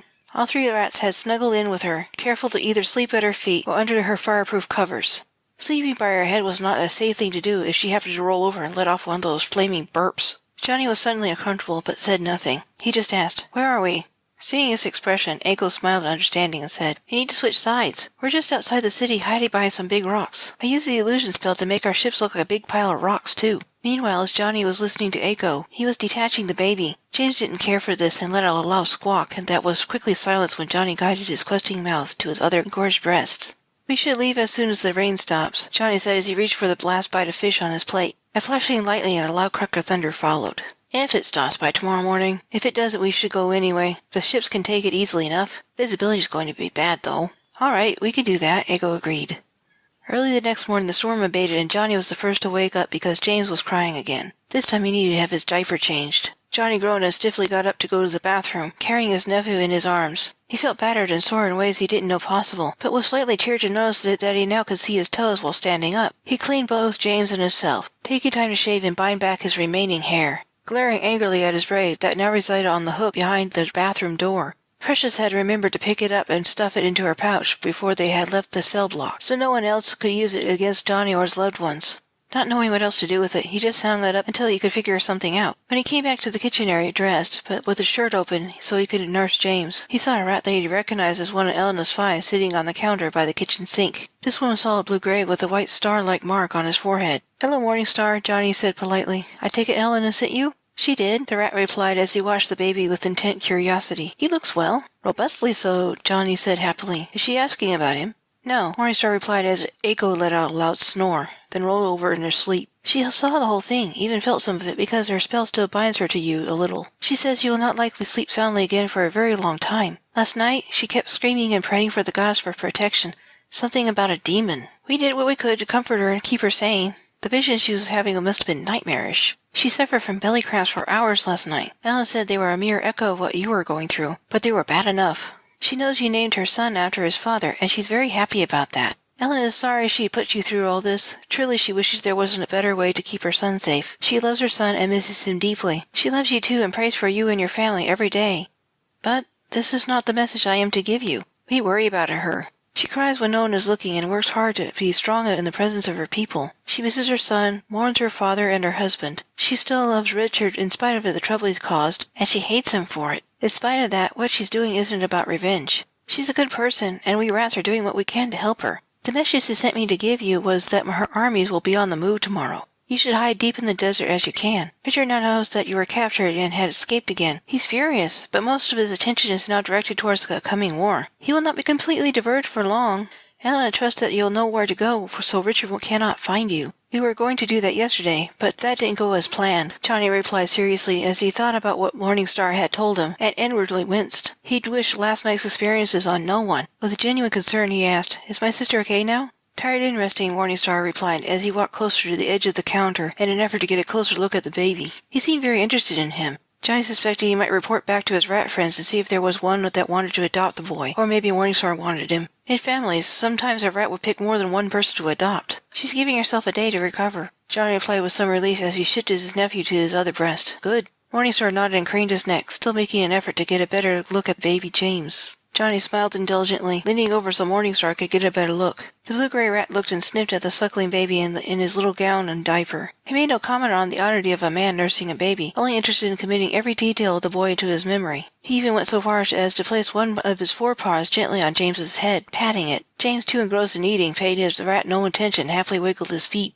Personal curiosity is satisfying, Morningstar said as he sat back on his haunches and looked up at Johnny. Elena sends you and your family her deepest gratitude, and said she'll do what she can to repay you for your troubles should she win the war. Until then, you can stay with us for as long as needed, Johnny said reassuringly. I will tell her that, Morningstar said with a nod. Thanks, Johnny said. Send her my love. Let her know that I love her son, too. I will, Morningstar replied, then vanished. Chapter 20.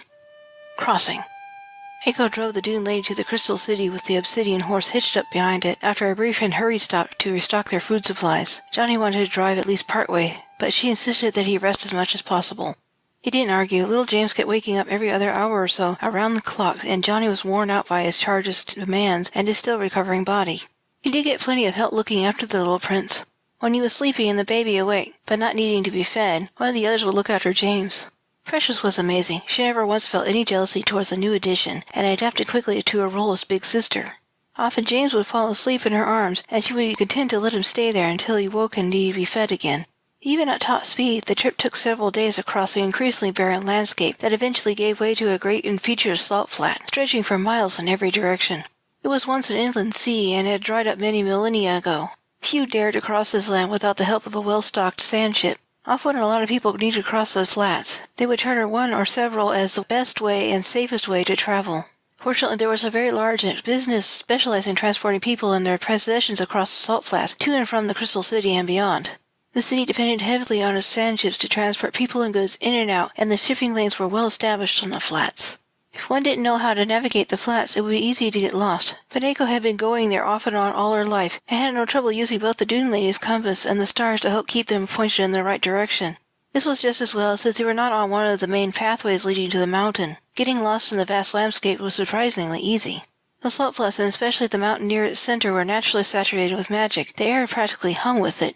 One of the artifacts it had was to make the salt on the ground frequently sparkle with dancing lights at night. It was beautiful, but potentially disorienting. The salt flats were blistering hot during the day, and people were discouraged to try and cross it on foot. Its peace and stark beauty were deceptive. There was no water, no plants, and no animals. Worse still were the odd and unpredictable effects of the extra concentration of magic in the salt flats itself. Even if one was well supplied with food and water, the magic can make some people hallucinate vividly, even drive them mad depending on the individual's sensitivity. They could become disoriented and start to wander off course until they died. Johnny had some sensitivity to it, but it only enhanced his latent abilities of precognition and empathy. The rest of his family felt its presence, but they were largely immune, especially the rats. Eiko stopped at the sand ship at night so she could rest. The Dune Lady did have an autopilot, but it was not as reliable as it normally would be here. It was best to drive the ship manually to make sure it stayed on course. 2 days from the mountains near the salt flats center, Johnny found himself wakeful just before dawn. Everyone else was still fast asleep, or he thought so at first. Then he noticed a low thrumming hum coming from outside, and realized that was what had woken him in the first place. Carefully he slipped out of bed so he would not wake the rest of its occupants. It looked like everyone except Precious was sleeping in it, all snuggled together. James twitched in his sleep next to Eiko, obviously dreaming about something. Eiko had her mouth half open and was snoring slightly. Goldie lay above where Johnny's head had been, breathing deeply and almost running in her sleep as she lay stretched out on her back. Rosie and Gracie lay at the foot of the bed, in a corner by the wall, curled together, with Gracie making teeny squeaking snores. The humming was growing louder and seemed to make the very air pulse with it. It was calling to him, yet he sensed that wasn't the true purpose of the odd singing. So wearing nothing except his underwear and not caring, he slipped out of his sand ship and looked for the source of the sound. The air tasted of salt, and the flat, gritty surface of the ground under his bare feet was shivering with a wild array of colors of pulsing blues, grass green, flickers of yellows, reds, oranges, violent purples, and neon pinks. The colors rippled outward like water across the surface of the flats from the source of the sound. Just a dozen feet away, in her true form, shimmering with her own bright blue fire aura, was Precious singing to the ground. It was a strange and beautiful sight. Johnny could not help but pausing to stare at the spectacle. He felt the light show was just that, a light show. But it was also something more. Her instincts were telling her how to tap into the magic here, and it was the first step in gaining an understanding of how to do more with her own growing power. Abruptly she stopped singing. The lights faded, and suddenly her body seemed to implode in on itself, until she vanished. Johnny didn't notice that she hadn't really gone. Once his eyes adjusted to the sudden dimness of the pre-dawn light, he saw the biggest rat he had ever seen looking right at him. Couldn't have been less than 30 pounds. The rat groaned, shuddered, and seemed to explode back into dragon form. Precious panted and snorted fire as Johnny walked up to her with an impressed smile. "Wow," was all he could think to say. He wondered when she would get around to trying other forms. She could always do it, but she had stubbornly stuck to her girl form or her true form. He was curious to know if the sudden shape-shifting into a rat was a reaction to the same instincts that had encouraged her to sink to the ground and create the lights. "Did I wake you?" Precious said as she sat back on her haunches. "You did, but I don't mind," Johnny replied as he reached up and rubbed her neck. "That was worth getting up for." "Something odd is happening to me," said Precious as he rocked her head from side to side anxiously. "It's gotten worse since we started to cross the salt flats. I just got the urge to feel the earth under my feet and sing. So I went outside and, well, you saw the rest." "It's true that I never heard of a dragon practitioner, sweetie," Johnny said as he scratched her eye ridge in an effort to comfort her. "But there is a vast library in the Crystal City that might have some information on what's happening to you. Bronwyn will be there. She might know something." "I'm scared," she admitted. "I don't think you need to be," Johnny said as he let his hand drop so he could scratch on an itch on his hip distractedly, noticing that it felt less rounded than it did a week ago. He made a mental note to examine himself in the mirror as he focused his full attention on his daughter. "I dream here more than anywhere else. You know how the magic of the flats is. It's likely affecting you too. I have complete confidence that you'll learn how to be in total control of your power someday." "Oh," she said as her head dipped a bit and stopped rocking as some of the tension left her. "Come back inside and get some sleep," Johnny told her gently. "I will let you stay out here for a while longer, but the sun will be up soon, and even you won't be able to stand it for long." Precious shifted into her girl form, knowing what he said was true. The salt flats were one of the hottest places on Earth, and it was best to avoid the blistering heat of the day. He tucked her back into bed and went to use the bathroom. When he was finished, he looked at himself over in the mirror. His hips were still rounded, but he could tell even now that they were slowly returning to normal. Stretch marks marked his skin along his hips and belly. He thought he would have to talk to his mother and find out if she could remove them. His belly was still puckered and flabby, yet that too seemed to be returning to normal bit by bit every day. His breasts were a lost cause. They looked like they belonged to a very fat man with well-developed dark nipples, and there was no telling when they would return to normal. He examined his female parts by touch, discovering that he was still bleeding much to his embarrassment and annoyance. Yet that too seemed to be gradually shrinking away to nothing. He checked the pad of absorbent cloth Eiko had provided him, and washed his hands when he saw it was still okay. Eiko had trimmed and styled his hair so it no longer resembled an unruly black mop. Still, he glared at it. His braid still hung on the back of the bathroom door by the towel hook, and Johnny wasn't yet sure what he should do with it. He knew he would have to do something with it eventually. He didn't want another evil practitioner of magic to get a hold of it and use it to maybe bind himself or his loved ones again. Johnny went up to the cockpit of his sandship with his freshly sated nephew in his arms and asked Eiko, "Are we there yet?" "Almost," she replied as she checked the compass again, for what felt like the 100th time to make sure she was steering the dune lady in a straight line. Finding the island was tricky. It was best to stick to a well-established trade routes that ran through the salt flats from one side to the other, or the other ones that led to the other occupied rocky protrusions that dotted it. Eiko had chosen not to use the safer route because she had come from the wrong direction. She was very familiar with navigating the salt flats and was confident she would make it without the help of the road markers once she determined where they were, estimated where the island was, and plotted her heading from there. She also felt it was best to get there as quickly as possible for Johnny's and his nephew's sake, which was the reason for her decision not to go around the flats until she found one of the dirt roads. Being a seer did give the princess a tactical advantage, but Elena's efforts to unseat Richard were still not guaranteed success. Regardless of what happens, she knew her family must be protected. Fleeing into the Crystal Sea was her best chance if Elena failed. "Is that it?" he asked as he squinted at the teeny shimmering black dot on the distant horizon ahead of them. If it were not for the tinted glass, they would not have been able to see much in the glare of the pitiless sun and its reflected light bouncing off the white salt-coated ground. Even so, the tinted glass was hard-pressed to cut down on the glare, and it pained their eyes a bit to look out on the flat, featureless landscape. Eiko looked out and leaned over the steering column for a moment, eyes squinting against the glare. She leaned back and replied, "I think so." He watched the dot, which did not change even as they sped towards it. Distance could be deceptive here, with no points of reference to help determine how far away things really were. He glanced at Eiko's foot and saw that she had the throttle pressed all the way down to the floor. She had been driving like this for days. He knew the engines could take it with no problem, even with the added burden of her sandship hitched up to it. Still, at 200 miles per hour, the dot didn't look like it was getting any closer. Chapter 21? Tunnels. The sun was setting as they finally arrived at the base of the massive island. They circled until they found one of the huge entrances that led inside into one of the main docking areas for sandships.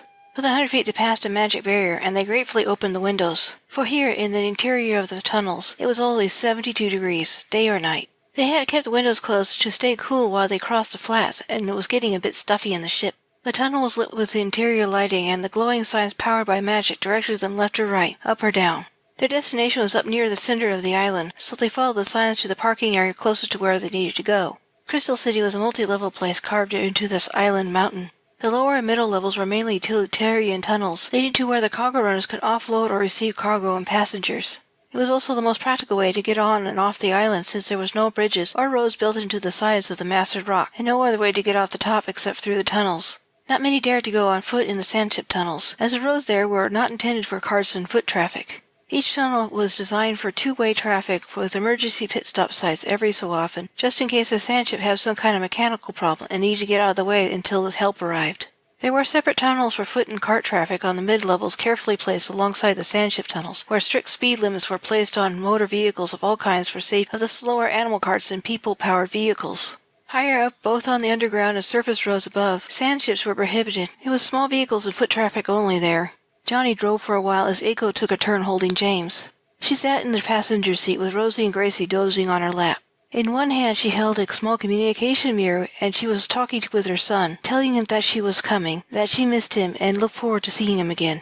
She often spoke to her son through the mirror over the past months, never out of contact with Nemaya for more than a day or two. Her son cheered and wanted to know when she would get there and began relaying the latest news. He was visiting with Grandma and Grandpa, and he had a new rat friend who was just barely old enough to be on her own, and she had no name because she wanted a human to name her, so she didn't pick one for herself, and he named her Baby, and she liked it, so now they were best friends forever, and she shared every good thing with him, and Uncle Noah had given him his very first set of hairpins, and helped him make a bun, and Daddy gave him a new pony and to ride, and he was teaching her how to care for her, and how to look after Baby. The excited chatter went on like that for the whole drive to the parking lot.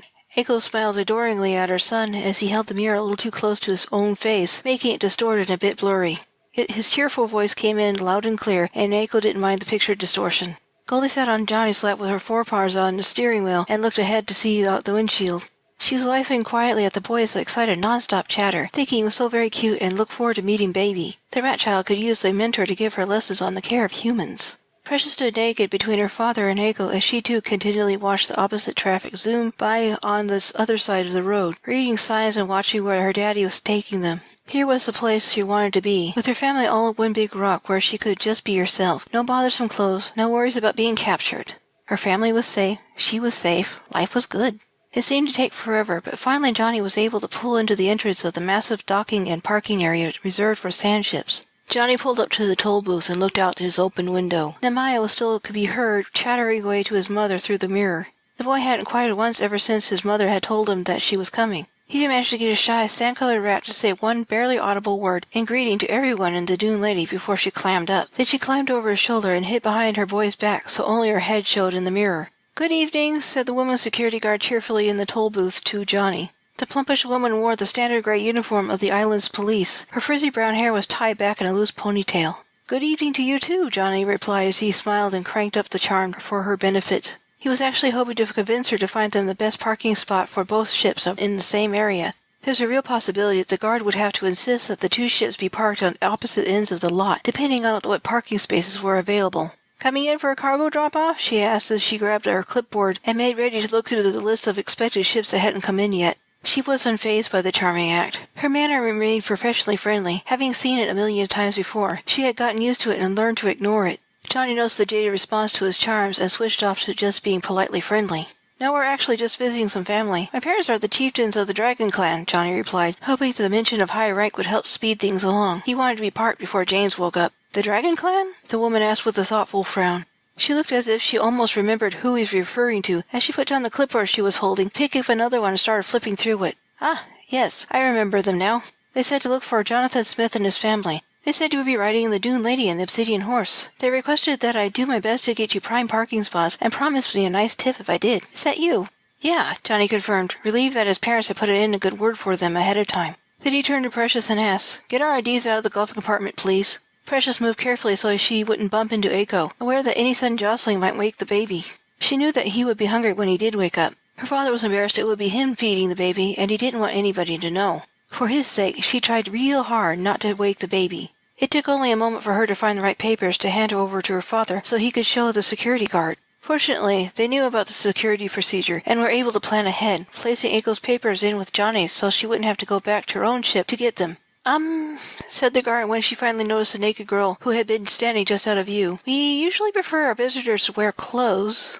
She's a dragon. I'm not going to make her wear clothes. Johnny informed the guard as he passed her the ID papers. As the guard took their papers, he got his tired brain to work on his to-do list that he'd been putting together most of the way across the flats. His tone politely businesslike, he said to the guard, I really could use a double parking space in a place where we can easily catch a ride to the upper levels. We don't have any cargo to offload since we're only visiting. We could use a thorough cleaning and water tank flushing. We've been on the road for a while, and we're overdue for them. Oh, said the guard, taken aback by Johnny's bold statement that his daughter was not human. She blinked again as Precious turned her eyes from human to dragon, just to prove that Johnny wasn't lying. She coughed uncomfortably, looking down at the papers, checking them over to see that they were legitimate. Then she opened a file cabinet and pulled out some forms and receipts for Johnny to sign. Dragon eyes staring out of an angelic human girl's face could be rather unsettling for people who weren't used to it. Sign these and you can pay for the services here. Thanks, he replied as he took the papers and the fountain pen. Johnny noticed Precious staring at the guard with her yellow eyes and even smiling sweetly with a suggestion of fang. The showing off of her nature had shifted from proving that Johnny had been totally honest to playfully spooking the woman in the guard booth. He sighed and put an end to the mischief. That's enough, Precious. Precious blinked, her dragon eyes and teeth reverting back to human. She pouted a little now that he had put an end to her fun. It wasn't often she could make trouble like that and get away with it without dire consequences. We could also use some food, Johnny told the guard as he paused in his document signing to retrieve his ID papers, the guard having finished recording them on her own paperwork. We were low on supplies before we made the crossing, and our food is almost gone. If we could at least get a cart vendor to come to where we parked, that'd be great. I'll need food for 3 rats, 2 humans, and a dragon. Also, can you recommend some places to restock our supplies? And we just had a new baby, and we're short on a few items. It's been several years since my last visit, and I'm not up to date on what's here. Sure, the woman replied as she opened up another file cabinet and started digging for brochures and maps that contained the requested information. Then she said from inside the booth with a smile as she researched, Congratulations to you and your wife. Thanks, Johnny replied with his own polite smile. He'd let the mistake go. There was no point in telling the guard that he was not married to the woman sitting next to him. At least not yet, anyway. He still hadn't quite worked up the nerve to ask her since the events at Blood Rock.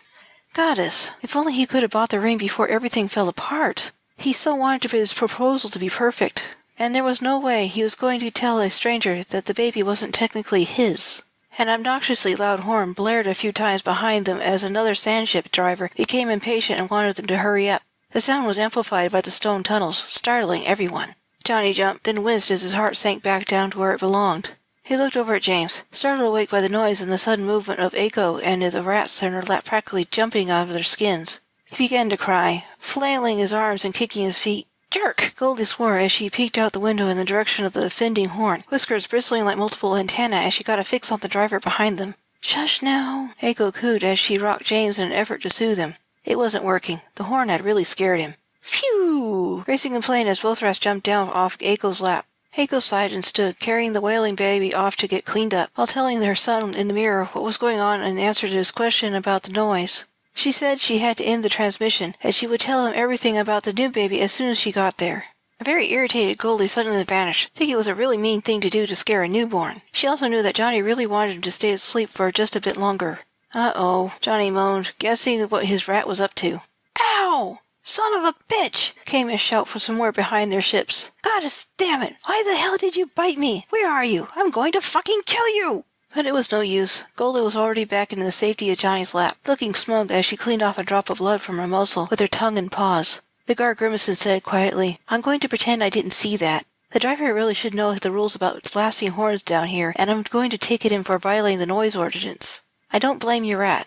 I understand why she did it. But please try to keep her from doing that again. I will try, Johnny promised, though he knew if Goldie got an idea in her head to do something, it would be very difficult for him to convince her otherwise. He went through the paperwork quickly, listening with a sinking heart as James's cries changed in pitch. He had stopped complaining about being startled and being cleaned up after he had soiled himself. Now he was complaining that he was hungry, and there was nothing Eiko could do about it. Johnny was surprised at himself for learning the differences in his nephew's cries so quickly. He was also getting anxious to silence his crying. He hated it when the boy cried. He would do anything to make him happy. Having him wait made him feel like a bad parent, but he still couldn't bring himself to nurse in public. He flipped through the papers and signed them in a rush, not bothering to be neat about it. He returned the papers to the guard and asked how much he owed her. She named off the price of the requested services, then looked up available parking spaces and found a pair that would suit his needs after he handed her the money. The price was a bit steep because it was a prime location, usually reserved for rich tourists, but Johnny was willing to pay anything to speed up the process. "Oh, it looks like you spilled something on your tunic there," the guard told him kindly as she handed him a map and a thick pile of brochures. Yeah. Oops," he said, as he glanced down, quickly taking the items she gave him. He could feel his cheeks flaming with his embarrassment. Something about the baby cry made his milk run, and now his loose shirt was visibly damp in 2 places. Goldie helpfully stretched up to look at the woman in the booth as if she were interested in getting a better view. What Goldie was really doing was distracting the woman before she noticed that Johnny didn't have a beverage sitting in the cup holder. "You're pretty," Goldie squeaked in her high, sweet voice. "Thank you," the guard smiled back appreciatively. She actually looked rather homely and with an ugly mole on her neck. "You're very beautiful, too. Your friends are very lucky to have you looking after them." "Thanks," Goldie replied, continuing to stand up on tiptoe even as Johnny waved politely at the guard and rolled up the window. "Thanks, love," Johnny sighed in relief as he slowly drove off and briefly consulted his map. "You're welcome," Goldie said as she sat down on her haunches now that she was no longer hiding Johnny's cup holder. James continued to wail. Johnny gritted his teeth and with a growl opened up his shirt with one hand as he drove. Deciding that his embarrassment will just have to take a back seat, his baby's needs were more important. "Heiko!" Johnny called as he dropped the brochures into the empty cup holder with his right hand and then used his left hand to pin the map to the steering wheel. "Bring him here, please." Precious moved aside and Goldie hopped up to the dashboard as Heiko returned. She offered to take over driving, and he stopped his ship as soon as both sandships were clear of the booth. Heiko handed him the baby with a bit of maneuvering as she helped Johnny position him and James promptly clamped on. He sighed in relief as he sat down in the passenger seat. Heiko snorted with laughter as she sat down in the driver's seat, pinning the map to the steering wheel so she could consult it as she got the ship moving again. She turned left when the map indicated she should do so. "I know, it must be hilarious," Johnny grumbled as he settled himself more comfortably in his seat. He was glad the windows were up high enough at the door that only his head and shoulder could be seen outside. "I was just thinking you make a great mom," Heiko said with evident respect and admiration mixed with her humor. "You always have, even before this all happened to you. I was also thinking your baby has you wrapped around his little finger. He's just as spoiled rotten as Precious is already." "Oh," Johnny replied, mollified. Then after a moment's thought, he realized that she was right. Ever since he adopted Precious, he had to be both mother and father to her. The only instances he could take a break from taking on both roles was when he and Precious went home to visit Bronwyn. And Heiko admittedly was also right about James. All he had to do was cry, and he got what he wanted in a matter of seconds. It wasn't only Johnny who was at the baby's beck and call. The whole family orbited around his demands without complaint or a hint of jealous rivalry. Even the rest did their part when they could. It helped that he did his best to include Precious and Goldie so they didn't feel left out or ignored.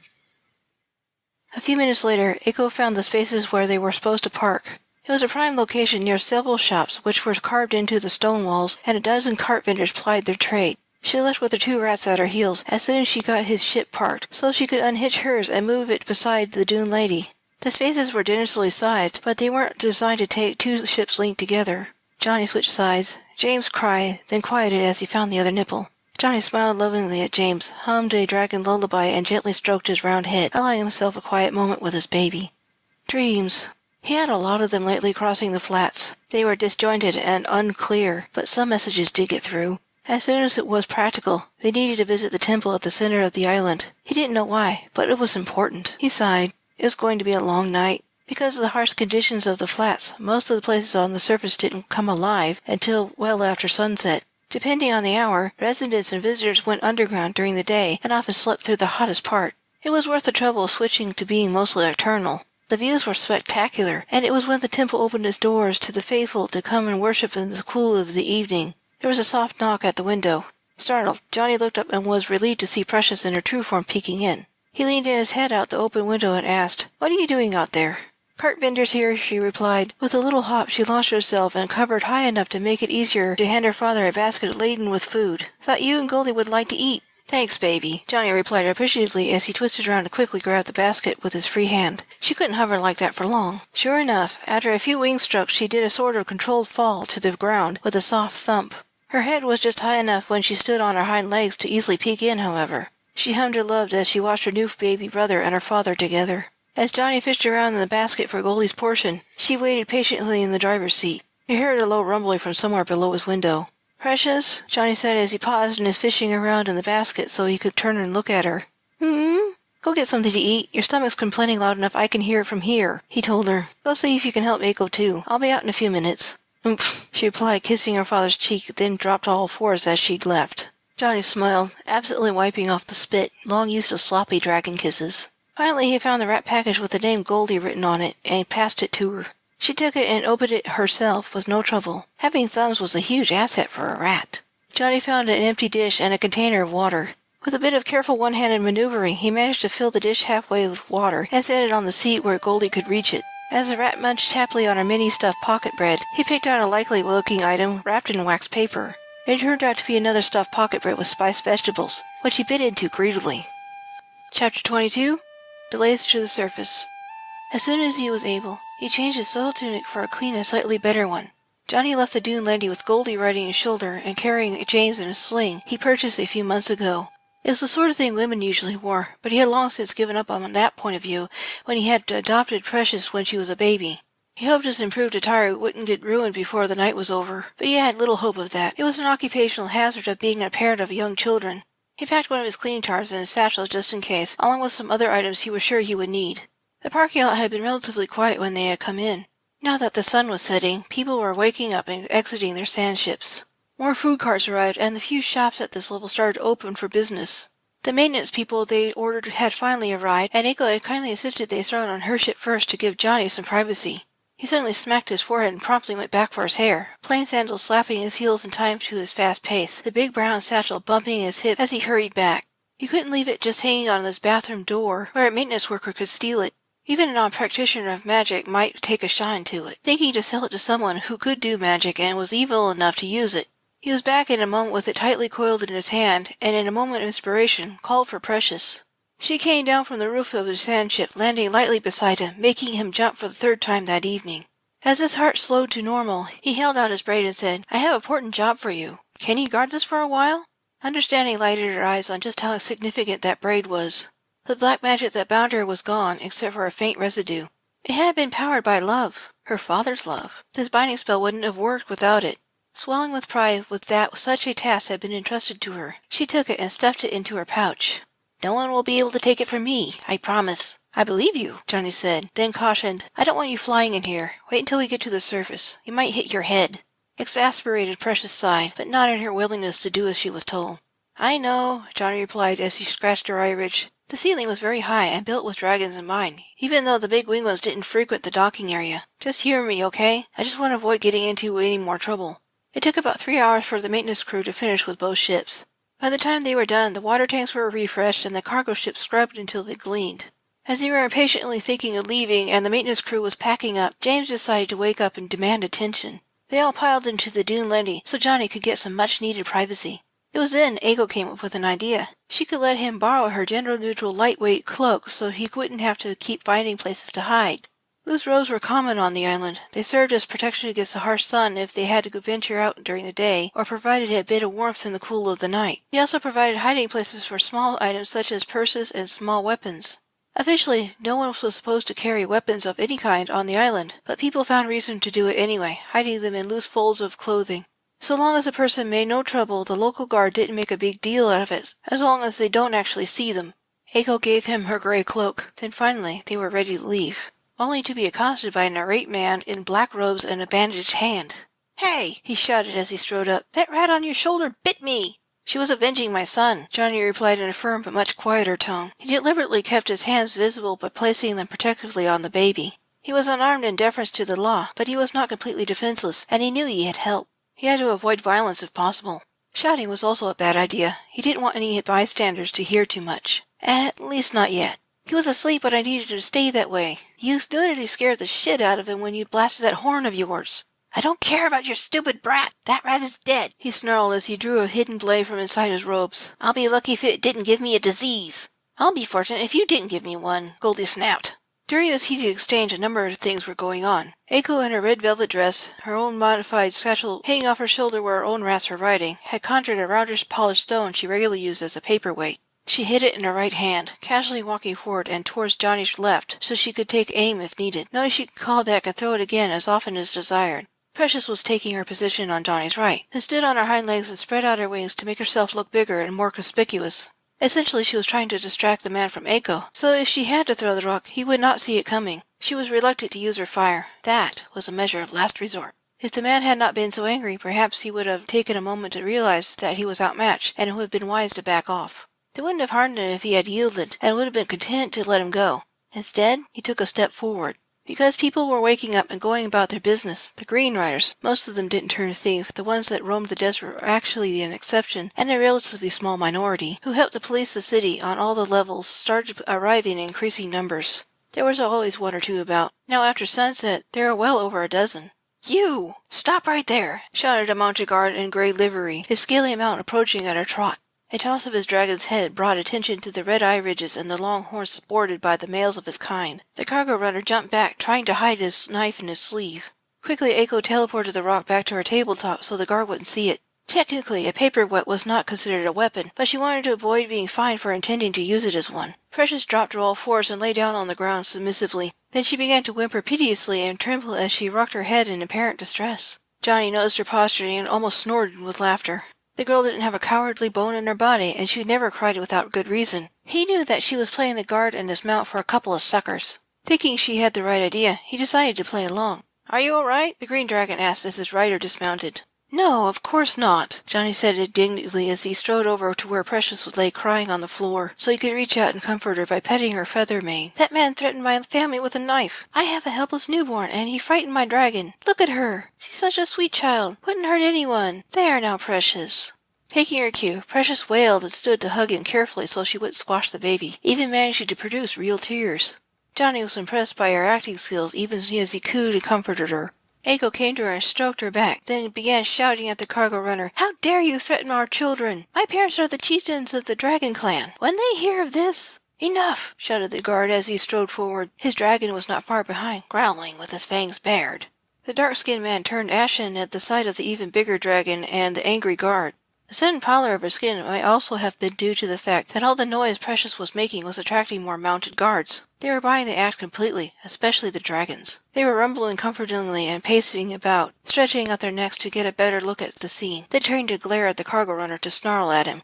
Goldie had smartly hidden herself inside the baby's carrying sling, being careful not to squash him in the process. She peeked shyly out and pretended to be just as scared as Precious. To top it all off, James started to complain about all the noise and being half sat on by a 6-pound rat. Johnny suddenly found himself needing to pretend to comfort Precious and to do it for real for James. The growling grew louder. The cargo runner gulped and slowly set his knife down on the floor, then stood with his hands up. In spite of all the trouble, Johnny was laughing on the inside. He'd been expecting help to come. The dreams he had been having during the crossing were more than a little hazy in their meaning, but a few things did get through. He'd known the Green Riders would come to his aid, but until the cargo runner had tried to pull a knife on him, he had not understood why he would need it.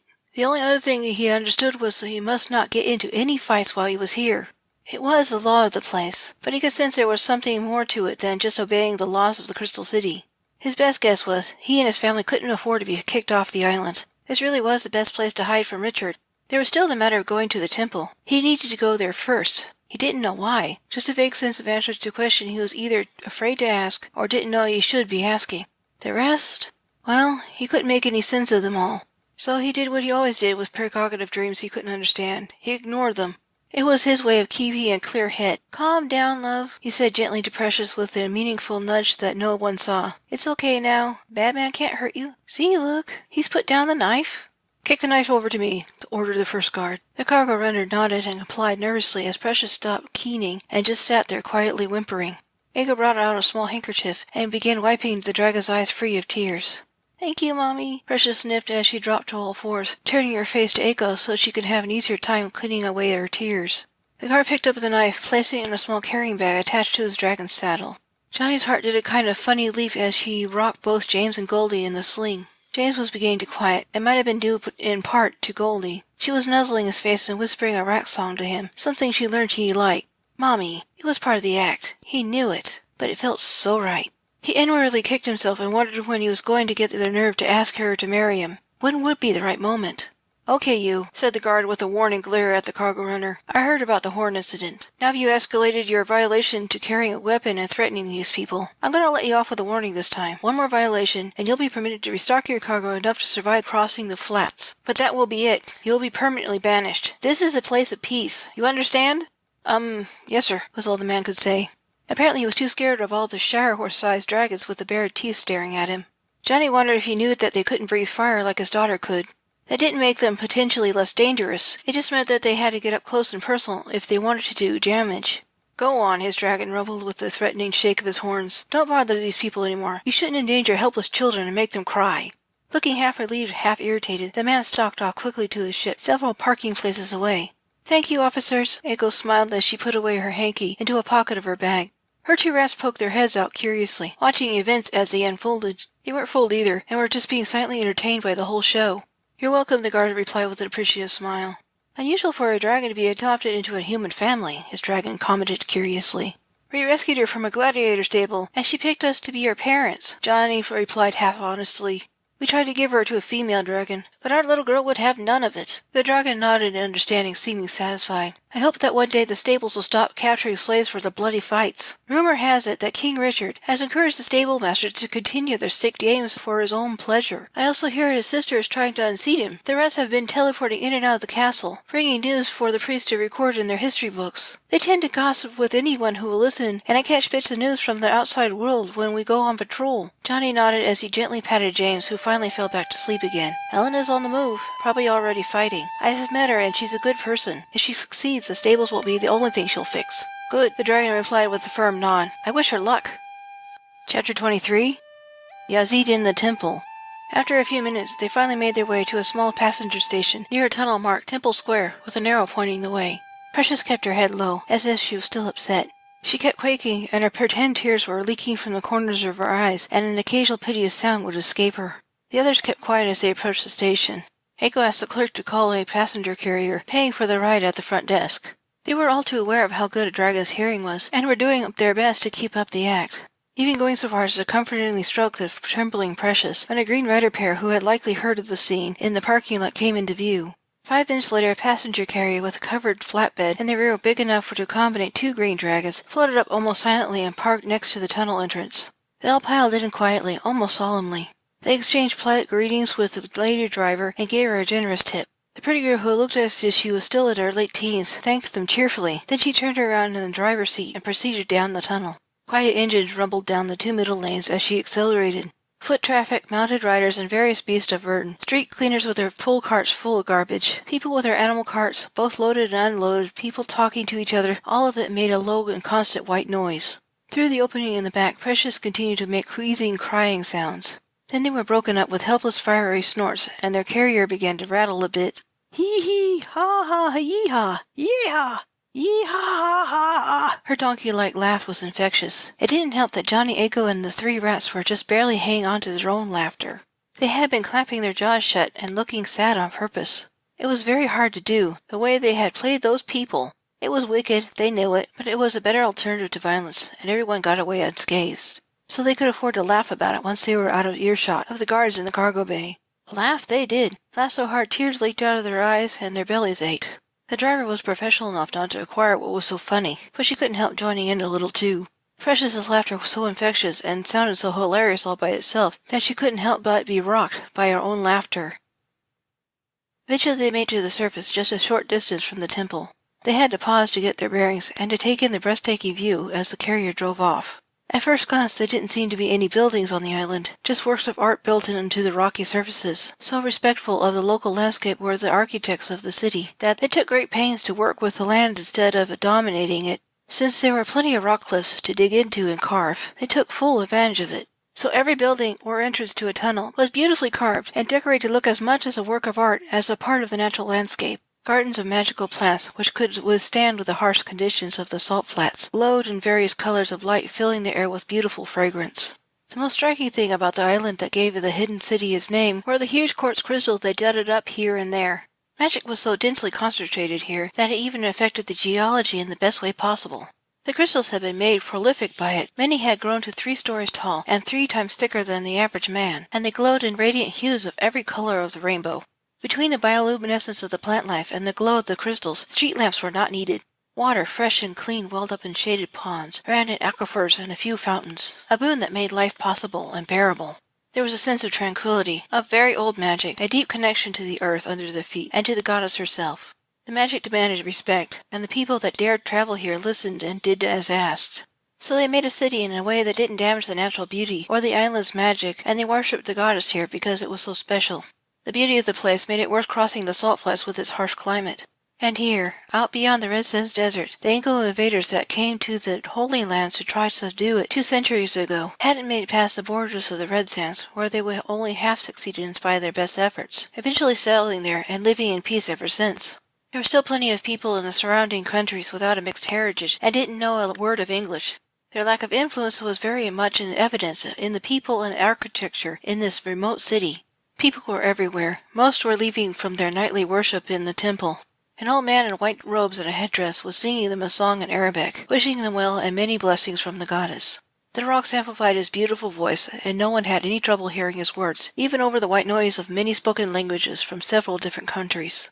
Green riders patrolled the streets and helped newcomers find their way. Rats were everywhere, both wild and tame. So were dragons, dogs, horses, camels, and a pampered cat or two carried by their owners. The night was cool, and the light cloaks with both Eiko and Johnny wore were a welcome benefit. Neither the rats nor Precious were particularly bothered by the cool temperature, so they ignored it. As they started towards the massive temple carved into the biggest rocks in the center of the island, they took their time to admire the beauty of their surroundings. Rosie and Gracie peeked out of their carrier, and Goldie Tad resumed her place on Johnny's shoulder. Precious paused on the way, drawn to a particularly vibrant cluster of crystals. She cocked her head this way and that, hearing something no one else could. Then she sang, and the fiery blue aura appeared around her again. The crystals responded by shifting their lights wildly and singing back with their own music. Before she could get carried away by the call of magic, Johnny poked her through the hot aura and brought back her attention. She shook herself and turned to follow them, fading blue aura crackling along her scales and feathers like electricity. By the time they mounted the long flight of stairs to the temple entrance, the priest had finished his song and watched them approach with a welcoming smile. He looked a bit distracted, as something they couldn't hear had part of his attention. The priest did not have a trace of Anglo in him, dark skin tanned darker, wizened by the sun. He was very old, but he showed no signs of disability. His eyes shone with friendliness, good humor, and a sharp mind in spite of his tendency to cock his head a bit as if listening to distant voices. Kindly he said to them in Arabic, "You took your time getting here. Probably just as well, with the worshippers gone. We could speak in private."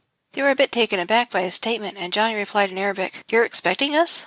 "Yes, I am. My name is Yazid. I'm a listener." The priest smiled and beckoned them in through the massive doors. "The spirits have been talking about you and your family for months. Zora in particular is eager to give you her advice. Both she and Tim send you and your sister their love. They're not happy that you turned thief, but Zora intends to remedy that now that she has a means to send you her message. Apart from that one little complaint, they're both very proud of you. They want Mary to know that they are proud of her too, though they're not sure what to think about what she did to you. But they are pleased that you found each other at last." They all just stared in amazement. Spirit listeners were rare, the real ones anyway. There were plenty of charlatans doing a fair trade as fortune-tellers with no real magic talent. Just a lot of sleight of hand and being able to read people's body language so they could tell their customers what they wanted to hear. Most of the real ones were partly mad, yet some did manage to keep their sanity intact. Yazid appeared to be one of those, and the distracted look he had was merely due to the chatter of ghosts and other spirits he could hear in his head. "Eiko," Yazid said to her. "Someone keeps saying," and here he said something in Chinese slowly and carefully. "I don't know what that means, but I trust you do." It took a moment for Johnny to translate that, and even the rats couldn't understand a bit of Chinese thanks to Ling. Eiko, however, had no trouble, and with a pleased smile, gave her ancestors a respectful bow, then replied in the same language. With a bit of thought, Johnny was able to translate, "Hello, granddaughter. Yes, we're watching over you, sweet girl." Then he translated Eiko's reply as, "Thank you. I was wondering about that." "You better come inside," Yazid urged gently. "He'll be waking up soon." "Who?" Johnny asked, curiously, as they finally got themselves moving. Yazid just smiled and turned to walk into the temple. Shame stirred in his sling and started to root at Johnny's shirt. He groaned and hurried inside before the little fiend decided to start crying again. The temple was an open space with highly decorated walls. There were long tiered ledges all around them, joined together here and there with teeny steps. Rats were walking along them, pausing now and again to look curiously at the new arrivals. The rats stared right back at them, and a few squeaked a friendly greeting to them in rat speak. The 3 rats returned the greeting as they rode the humans to the bench. There were a few benches set aside between some of the decorative pillars carved directly out of the stone of the island. Here and there were eternal lights made of small glowing crystals. Apparently the removal from their matrix didn't have an effect on the magic that made them glow. The light was a little on the dim side, even with the moon shining brightly through the window slits. But it wasn't difficult to see their way to the bench Yazid was leading them to. "Come, sit," he invited as he sat down on a small comfortable chair that had been placed there. He faced the bench as Eiko and Johnny sat on it. Precious found to her surprise a fat velvet cushion big enough for a dragon twice her size for her to lay on opposite the priest's chair. The entire arrangement made a sort of loose circle where they could comfortably converse together. Johnny wasn't sure how he was going to feed his baby without Yazid noticing, and once more he felt his cheeks heating up with his embarrassment. His cloak would work fine if people only saw him at a distance, but he didn't think Yazid wouldn't notice him opening up his tunic. "It's okay," the priest smiled gently. "As I had told you, I already know about the spell your sister cast on you. Feed him. I won't laugh." By now James was beginning to whimper hungrily. Johnny knew it wouldn't be long before he started to cry. Resigned, he unbuttoned his tunic and offered a breast. James found it with a bit of help and promptly quieted it. Yazid smiled and nodded approvingly. "You're a good father. Even in the odd circumstances you became one with both your children." "Thanks," Johnny said. He felt relieved that indeed the man had not laughed or looked at him as if he were a freak. "You know he has to go back to his mother," Yazid continued. "It's the right thing to do, if she survives the war she's fighting, even as we speak." Johnny protectively wrapped his arms around his nephew and felt his heart break. He had been avoiding that very thought for months now. He had grown attached to the boy long before he was born. Now that James had been born, returning to his mother was the right thing to do. But he loved James as if he were his own son, and would miss him terribly. He planned to do it anyway in spite of how he felt. He knew he had no right to keep him, and there was no way in creation he could betray his beloved sister's trust, in spite of what she did to him. "You don't have to rip out your own heart to do the right thing, Johnathan," the priest said. "Zora sees the best paths you can follow. She says that Mary can't undo the spell without causing you permanent damage. It will have to run its course to the end. That means even if Mary wins the war, she can't feed him. You'll still need to do that. She also said that's just as well," he continued. "James will always need you. You can be a positive influence on him as he learns how to be a good king. Mary certainly could use your help as an advisor if she becomes regent. Your travels and your experience will be useful in her service. You can live in the castle with her. Comes with the job of being a royal advisor, along with some very nice pay. This will be an opportunity to take up a trade that will help a lot of people, many more than as a cargo runner who turns thief now and again. Your family is growing, your life is changing, and you're all outgrowing the life of a cargo runner. Do you see? You can do the right thing and still keep your baby. He is as much yours as he is your sister's. She will not marry again, and James needs a father, even if that father is technically his uncle." Johnny couldn't doubt the priest's abilities as a listener. He knew too much to be a fraud. A number of things were going through his head at the moment. The knot in his chest that had been forming up for months was now undoing itself. He could keep his baby and still do the right thing. He loved being a cargo runner. But for James, his sister, and the chance to do some real good was too sweet a deal to pass up. He decided right there he would take the job. It would also give him a chance to get to know Elena better. The fact that their birth parents were watching over them and helping when they could was heartening. He still loved them, and said to Yazid, "Tell them thank you, and I will do as Mom advises. I send my love to them both." Yazid listened, nodded, and smiled before saying, "They are glad to hear that. Zora is pleased that you're going to follow her advice. Timothy says, you've never been a coward once in your life. You're never going to get your perfect moment. Life is messy by its very nature. Nothing turns out quite the way you would want it. Stop hesitating and just ask her." Johnny and Aiko blinked. "I hope that was me he was talking about," Aiko said after a moment's thought. I think I know what you want to ask me." "Yes, it's you," Johnny replied, as butterflies did aerial gymnastics in his stomach. "My father wants me to ask you to marry me. I have been meaning to ask you since before I was captured and put in jail. Even was going to buy a ring and try to make a romantic evening of it." Aiko smiled and said, "I'd have liked that, but our life has been turned upside down. So what if it isn't perfect? There's a priest sitting right there. I'm already your wife in every way, so yes, I will marry you." Precious howled with joy as Aiko accepted Johnny's proposal, and it echoed loudly throughout the chamber. Goldie said to the other two rats, "Peace?" "I didn't understand you, Gracie, the way Rosie did." "Peace," the other two rats replied together, and just like that, they started to at least try to be friends. They knew they would have to. They were going to be family. "Speaking of mothers," Yazid said to Precious, "Tia says she loves you very much, and she's happy where she is now. She also says, ask Yazid about the books. I told him where to look for them. Keep them until you're ready to give them back, so the next one like you can learn." Then the priest sighed and said, "I took the liberty of bringing them here ahead of time. They're in that small floating cart over there in the corner. Your mother was rather insistent that you get those books. Threatened to roar at me until I agreed to give them to you. They're wrapped up in so many protection spells I don't think you can damage them, but please, take good care of them anyway." "Love you too, Mama," Precious whispered. She sniffed and tears rolled out of her eyes. Genuine ones this time. "Thanks for the books. What are they for?" "To teach you about your magic and some dragon history that isn't well known," Yazid replied, and then looked relieved and shook his head. They've quieted. They do that when they're satisfied. At least for a little while I might get some peace. Goldie, I did get one message from your grandmother before the others got overexcited and nearly drowned her out. By accident, I'm sure. She said, 'I love that you're so loyal to your person, but there's a handsome male out there for you. When you find him, and you will, mate with him. You're not getting any younger, and your person will likely outlive you. You need a son or daughter to adopt in when you're gone.' Even when Gracie was half crazy, she managed one litter. What's wrong with you, girl? Get on with it." Yeek, was all Goldie managed to say. Then she said something in rat speak to test Yazid, as well as ask her grandmother's spirit a question. Yazid furrowed his brow as he listened to the spirit's reply. Slowly and clumsily, he repeated what the rat spirit said in the same language. Clearly the poor man did not know what he was repeating, only that he knew his talents were being tested, so he did his best imitation of rat speak he could. Johnny couldn't understand enough of it to translate it for himself, but the three rats listened intently. The Gracie and Rosie fell over laughing.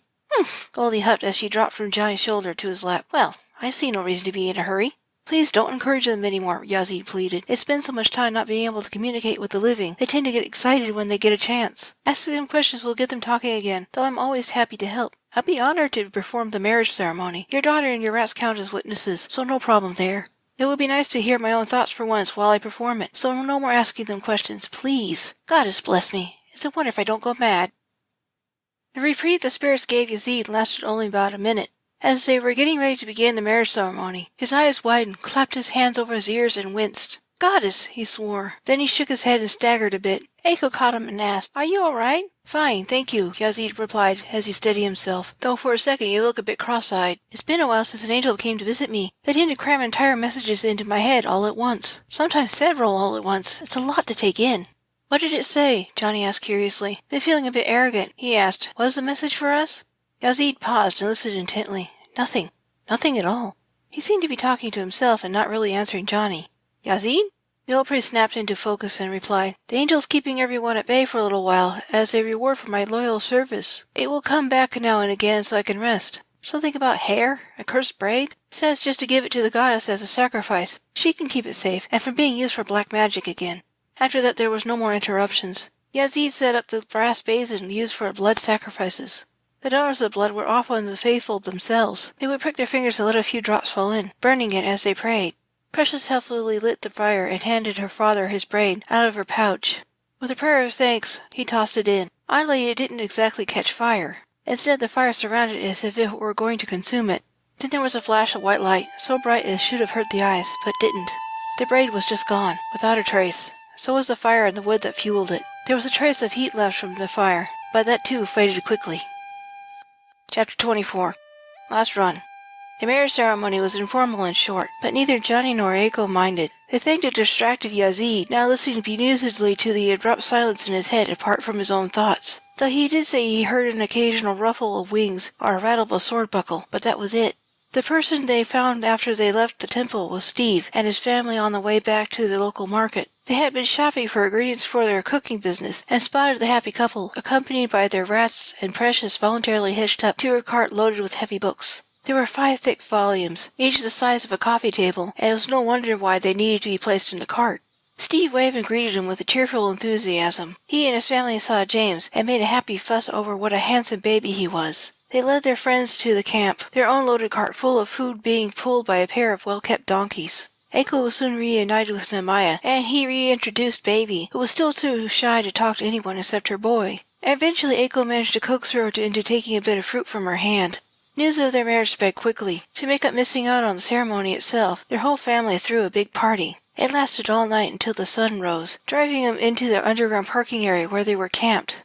Johnny adopted Nehemiah, so Precious got another little brother to play with. Johnny's entire family adored James and did much to spoil him. They also did what they could to make sure Johnny got plenty of chances to hide out of sight when James needed to be fed. They all admitted to the oddity, but they did their best to make sure Johnny was not made to feel uncomfortable about it, a fact that he greatly appreciated.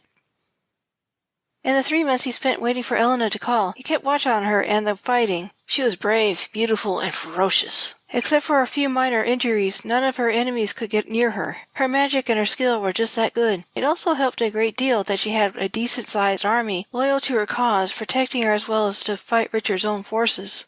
The war was epic, but short, ending in 2 days with Elena and her army the victors.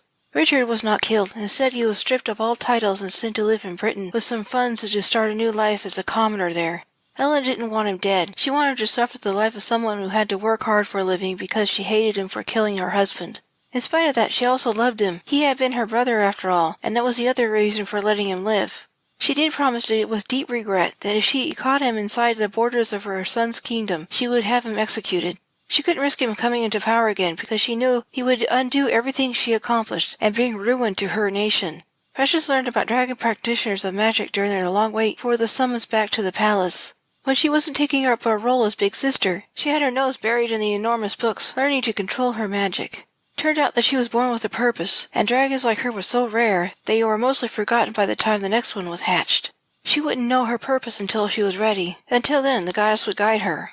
When the day came Precious understood what her purpose would be, she would be ready for it, and could choose to take up the job or turn away from it. Free will was always something the goddess respected. After some thought and a lot of research, Precious thought that she would not turn away from the task the goddess had set for her. It would sometimes be hard, but it would also be necessary and rewarding work that would do a lot of good. The delay in the summons was due to the need to restore the palace and deal with Richard's royal supporters. They were the old houses that liked slavery, blood sports, and were apathetic when it came to ruling their subjects. From their point of view, they were just a bunch of unimportant commoners anyway.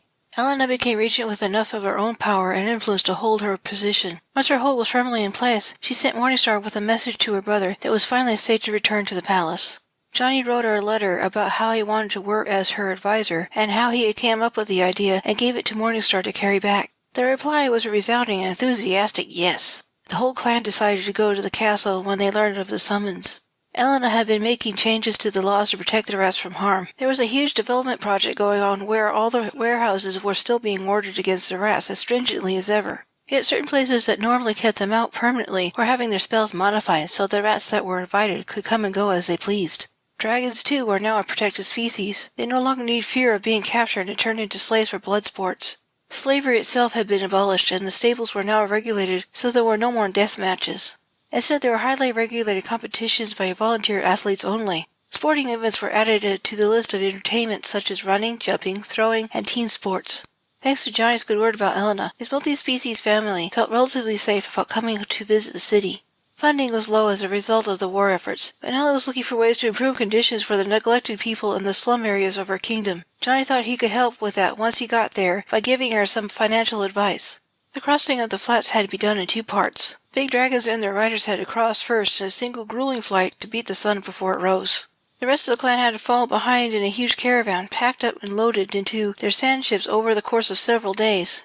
Since Johnny's and Aiko's cargo holds were empty except for some basic personal supplies, they let their family use them to help pack their things and animals into them for transport.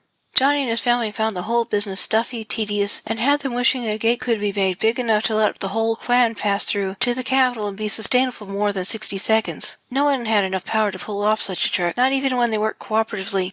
It took another 2 weeks after they met up with the riders to make it to the city and find a place to set up camp outside its borders. And what a sight they must have made! Hundreds of loaded sand ships parking in orderly ranks once a designated parking area was selected. Assorted domestic animals, carts, colorful tents, and people being offloaded with quick efficiency. 80 fully grown feathered dragons and their fierce rider companions. Over a dozen young ones, ranging from the size of human 2-year-olds peeking out of their mothers' pouches, to the size of draft horses laughing and playing in the sun. Green riders, the thieving sort, taking up their traditional role as keepers of order by making sure every tent was lined up in orderly rows and placed in various spots as dictated by rank. People from all over the world dressed in desert garb, many of them ex-slaves or their descendants. And rats, the hated rats, bane of city folk, they were everywhere. The city people could not help but notice how fat and sleek they were, and how they were respected and cared for. Imagine the shock of the bolder city folk when they came in for a closer look, and the rats actually started to talk to them. Johnny wore his earth-colored light cloak, in spite of the lingering heat just after sunset. There was a rather conspicuous bulge hidden under it that looked suspiciously like a baby in a sling and making an occasional happy grunting noises. With his hand sticking out of a slit, he pressed his hand against the Dune Lady's hull by its nose. Looking at it fondly, he wondered if he would have to sell it. He hoped he would have reason to keep it. Maybe Elena would have need of its services? His life was changing. What he wanted to bring with him to his new home was already packed and tied to Precious's floating cart on top of her books. There was surprisingly little of his own and the baby's personal possessions that he packed to take with him. Precious had packed her box of special treasures and clothes into a single carry case and helped him to tie it securely next to his bundles. He had made arrangements with his parents to keep an eye on his ship until he could return for it and decide what he wanted to do with it. It was a nice change, but the Dune Lady had been more than just a means to make money. It had been his home. It was a little sad and maybe a little scary. "Ow!" he whispered as he snapped out of his reverie. James had gotten a little too enthusiastic and bitten him. Johnny tapped him gently and scolded quietly. "Hey, kid, knock it off." James eased up, He rarely bit down like that. He was unusually sensitive to his uncle's moods, and Johnny thought it might be a hint of what his magic talents could become. Eiko came out of her ship with a bundle 3 times the size of either the first 2. She secured it herself and turned around and marched her right back into her sand ship. She came out with 2 more bundles, tossing on top of everything else, and went back in. When she came out with a large box, dishes by the sound of it, Johnny asked hesitantly, dear? Do you intend to pack the entire content of your living quarters on Precious's cart? Eiko paused, snorted, and said, No, this is the last of it. Did you see the city people coming to gawk at us? Bet some of them are thieves. I'm only taking what I need and what's valuable. With that, she carefully placed the box on top of the rest of her things and tied it all securely. The additional weight caused the floating cart to sink a bit, and Johnny wondered if Precious might refuse to pull the cart to the palace. A little uncomfortable, Johnny ducked into his ship for a moment. When he returned, the little fiend had been shifted to the other side. Goldie appeared on the loaded cart with Morningstar. Those two had been hanging out with each other a lot lately, and Johnny was suspicious that Goldie was taking her dead grandmother's advice at last. He was pleased to see that they looked so happy together. Eiko was going back into her ship again, this time to retrieve her rats and her son with his rat, which reminded him of his daughter. Precious? Where are you? He said, looking around. He was uncertain of what to expect. She had been practicing her magic quite a lot lately, and... Kee-kee-kee! Cried a mottled gray and brown skaker falcon as it flew into sight, then seemed to explode into a giraffe horse-sized feathered dragon. She landed with a thump and fireballs exploded out of her nose to either side. The strain of shifting into new forms generated a lot of heat, and she needed to let it off. With enough practice, the tendency died down as it got easier for her to do. You're getting better at that, Johnny said as he approached her and scratched her eye ridge. Precious hummed a rumbling purr, basking in her father's praise. Then she hiccuped and said, Sorry, but I have to eat. And with that, she ran out of sight. Johnny didn't make any effort to stop her or see where she went. The reason why it came in a plaintive sound of a terrified cow as it was cut off abruptly. Well, he had wanted her to learn how to be a dragon, he thought to himself with a sympathetic wince for the cow. He didn't want to see the more savage bitch of what that meant for her to grow up and be what she was. He still loved her, and she had promised to make her kills quick. Using her magic burned a lot of energy, and she was growing, so she was eating more often. There were a number of inevitable delays before they could finally go. James had to be changed. He spit up on Eiko's best dress when she had been holding him as Johnny was changing his own tunic, and she needed to change into her second best dress. Precious had to get her face washed with soap water and a soft scrub brush to get the blood off after she returned with a loud satisfied belch. She had apparently eaten half a cow. Then Bronwyn, not wanting anything to go to waste, ate the other half. Steve, Noah, Ben, Ling, and Isaac decided to see them off and have them pass a message that Elena was invited to come and see them in the morning so they could visit her too. Finally, with a bit of help from her human parents, Precious was hitched up to her cart, with a bit of grumbling about the added weight, but she managed it just fine, and finally they were off. They came in through the front door of the opulent palace, still showing some signs of having been through a battle, though most of the damage was well hidden with new hangings and covers. The guard at the front door used a charm to invite them in so their 4 rats could pass through without being banished outside. That done, they could come and go as they pleased until the invite was revoked by the regent herself. Servants came and nervously unhitched Precious. She stood quietly, making no sudden moves, humoring them. They pulled the cart away in their new quarters in a wing of the castle. The 4 rats that had been riding on the cart jumped off, and Morningstar took lead. They followed him, quite possibly the oddest group that ever visited. 4 humans, with a man doing the most non-traditional thing by carrying the baby instead of his wife. A boy with a sand-colored rat riding on his shoulder, looking a bit nervous with the strange surroundings. A young dragon, big as a draft horse, with 3 beautiful rats the size of small domestic cats, walking just ahead of her. Though the humans wore their finest clothes, their fashion was of the style of the Dragon Clan, and they stuck out like sore thumbs among the more elaborate livery of the palace guards and servants. And the whole group was being led by a large blue rat towards the throne room where the Lady Regent waited for them. When they passed into the throne room, the huge carved doors booming closed behind them, they found themselves completely alone with Elena. She sat up on the dais in the queen's throne next to the empty king's throne, wearing an ornate red dress and a pearl necklace. Next to her feet was a fat pillow where 4 rats lounged, watching the approaching family. Morningstar did not stop at the base of the stairs as the others did. He just climbed right up, joining his fellows on the big fat pillow, and made himself comfortable. "Welcome home," Elena said formally with a welcoming smile. Then her reserved manner cracked, and she rushed down to Johnny, tears running down her cheeks. Johnny instinctively turned slightly sideways to protect James from the woman rushing up to them, and sure enough, a crash did happen, a careful one that was no less joyous. Years apart, finding each other and not knowing it, the troubles later, and still there was as powerful love between brother and sister as there could be. They embraced for a long time, Johnny kissed her on the head, and she rose up on tiptoe to kiss him on the cheek. Then finally, Johnny flipped back the cloak and revealed the cargo he was charged to keep safe. "Oh!" Elena cried as she reached for her son. Johnny gingerly helped to lift him and showed Elena how to hold him. She held him like he might break, staring fascinatedly into his eyes, drinking in every detail of the 3-month-old baby, then kissed his forehead. Johnny was worried that he might cry because to him Elena was a stranger, but he just stared at her curiously at first. Then he smiled and reached up to touch her face when she kissed him. The others came forward and she greeted them with hugs and kisses all around. She had to give James back to her brother so she could kneel and say hello to Nehemiah, hugging him and saying hello to a shy rat, hiding behind his back and peeking over his shoulder.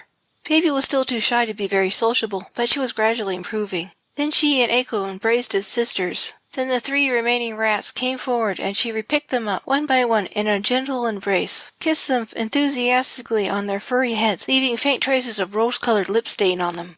Last of all, she stood and faced the fearsome-looking Precious, who came forward almost shyly for fear of scaring Elena, since the woman had never seen her in her true form. Most of the city dwellers had been spooked by her appearance en route to the palace, in spite of the forewarnings Elena had distributed via pamphlets. The poor dragon would have shifted into her girl form on the spot and put on clothes if she wasn't so stubbornly brave and still hitched to the heavy cart. Elena didn't so much as flinch. She hugged Precious and left lid marks on her jaw when she kissed her. Then they were all talking together as Johnny handed Elena her son back to her. Epilogue. There was a private banquet held in the great hall, the likes of which the palace staff had never seen. All the servers were asked to politely not tell anyone of some of the odder things they might see, though Elena was not specific about it. She even went so far as to select the servers herself, using her seer's powers to find the most likely ones that would not gossip. They were also told in no uncertain terms that they were to do their best not to make any of her new family members uncomfortable, no matter how odd they behaved. Place settings were formal, but the dress code was not. Precious shifted into her girl form so she could join everyone at the table, but forgot to put on clothes. The rats were all given their own personal place settings at the table, every bit as fancy as their human companions. They were also given anything they desired from the various platters of food by the serving women. They passed their food around, told stories, and passed the baby around. It was when he started to cry that the servers finally understood what Elena had really meant. Johnny had covered himself in the cloak, but there was no mistaking what he was doing. They had to hurry out of there while acting casual. Once they were well out of earshot, they burst out laughing. But true to their word, they didn't tell anyone, and the only ones that caught them laughing were Precious and the rats with their sharp hearing. They made no comment on what they heard to spare Johnny's feelings. The serving women later took up the job of being Johnny's chambermaids, so none of the other servants would discover his secret. The 3 women were actually very kind and open-minded. They even liked Precious and the rats once they got used to them. Things eventually settled into routine. Life went on and children grew. The spell on Johnny eventually ran its course, leaving only traces of scars in odd places where men usually didn't get them. His hair grew back even longer than before. As Precious grew, so did her powers. Quite by accident, she discovered that she could teleport just like a rat. It took a long time to gain control of it, but it turned out to be a useful talent. She could even carry small loads on her back or in her pouch. Most of the time, the loads were her family members, especially her father. Goldie started a family of her own with Morningstar and had a huge litter of beautiful rat babies. As an unintended side effect of keeping rats in her palace for companions, Elena became known as the Rat Regent. Like her brother, she simply embraced the title, feeling honored by it instead of being insulted. Desert Rats didn't deserve half of the bad reputation they were given by the city people. Elena never married again, though she did have a lover who adored her and they were very happy together. She worked very hard every day to improve her kingdom, for her people and all the talking animals that lived there too. Even the conditions for the mundane animals were improved because she was just that kind of compassionate. James grew up showing every sign that he was a good person by nature, brightly intelligent, creative, and similarly gifted as his mother in his magic. Though he knew that Johnny was really his uncle, his wife was his auntie, and their children were really his cousins, he really didn't think of them that way. He loved his real mother with all his heart, but he thought of Johnny as his father, Eiko as his second mother, and their children as his siblings. Johnny had 4 more babies, the normal way around, 2 sons and 2 daughters. He was already an excellent father and husband, only now he better understood Eiko during her pregnancies and could be more empathetic. His clan made it a point to drop by regularly to visit his family in their nomadic wanderings through the desert. Steve and his family eventually settled in the castle to work in the kitchens, much to everyone's delight because he was such a good cook. People would often see Johnny and Steve together after their shifts, just hanging out and enjoying each other's company. Johnny's role as an advisor was only temporary, sort of. He still advised Elena quite often, but his main job evolved into ambassador when he traveled to other kingdoms. He also did a lot of work in his own kingdom with various charity groups, improving local conditions for everyone and helping them to help themselves. Johnny's work would have taken him out of the castle for days at a time were it not for Precious. Her work as his dragon allowed him to teleport anywhere he needed to be and then bring him home every night. This was not all that she did. She also helped to educate city people to improve relations between humans and dragons. She also helped her father in his work by using her fiery magic to heal the wounded and sick. Precious had a big heart, so she cared a great deal about those she helped. She even found time to find her own mate when she was old enough. So life went on for them. A bit odd at times, and perfect almost always, but generally very good. The end.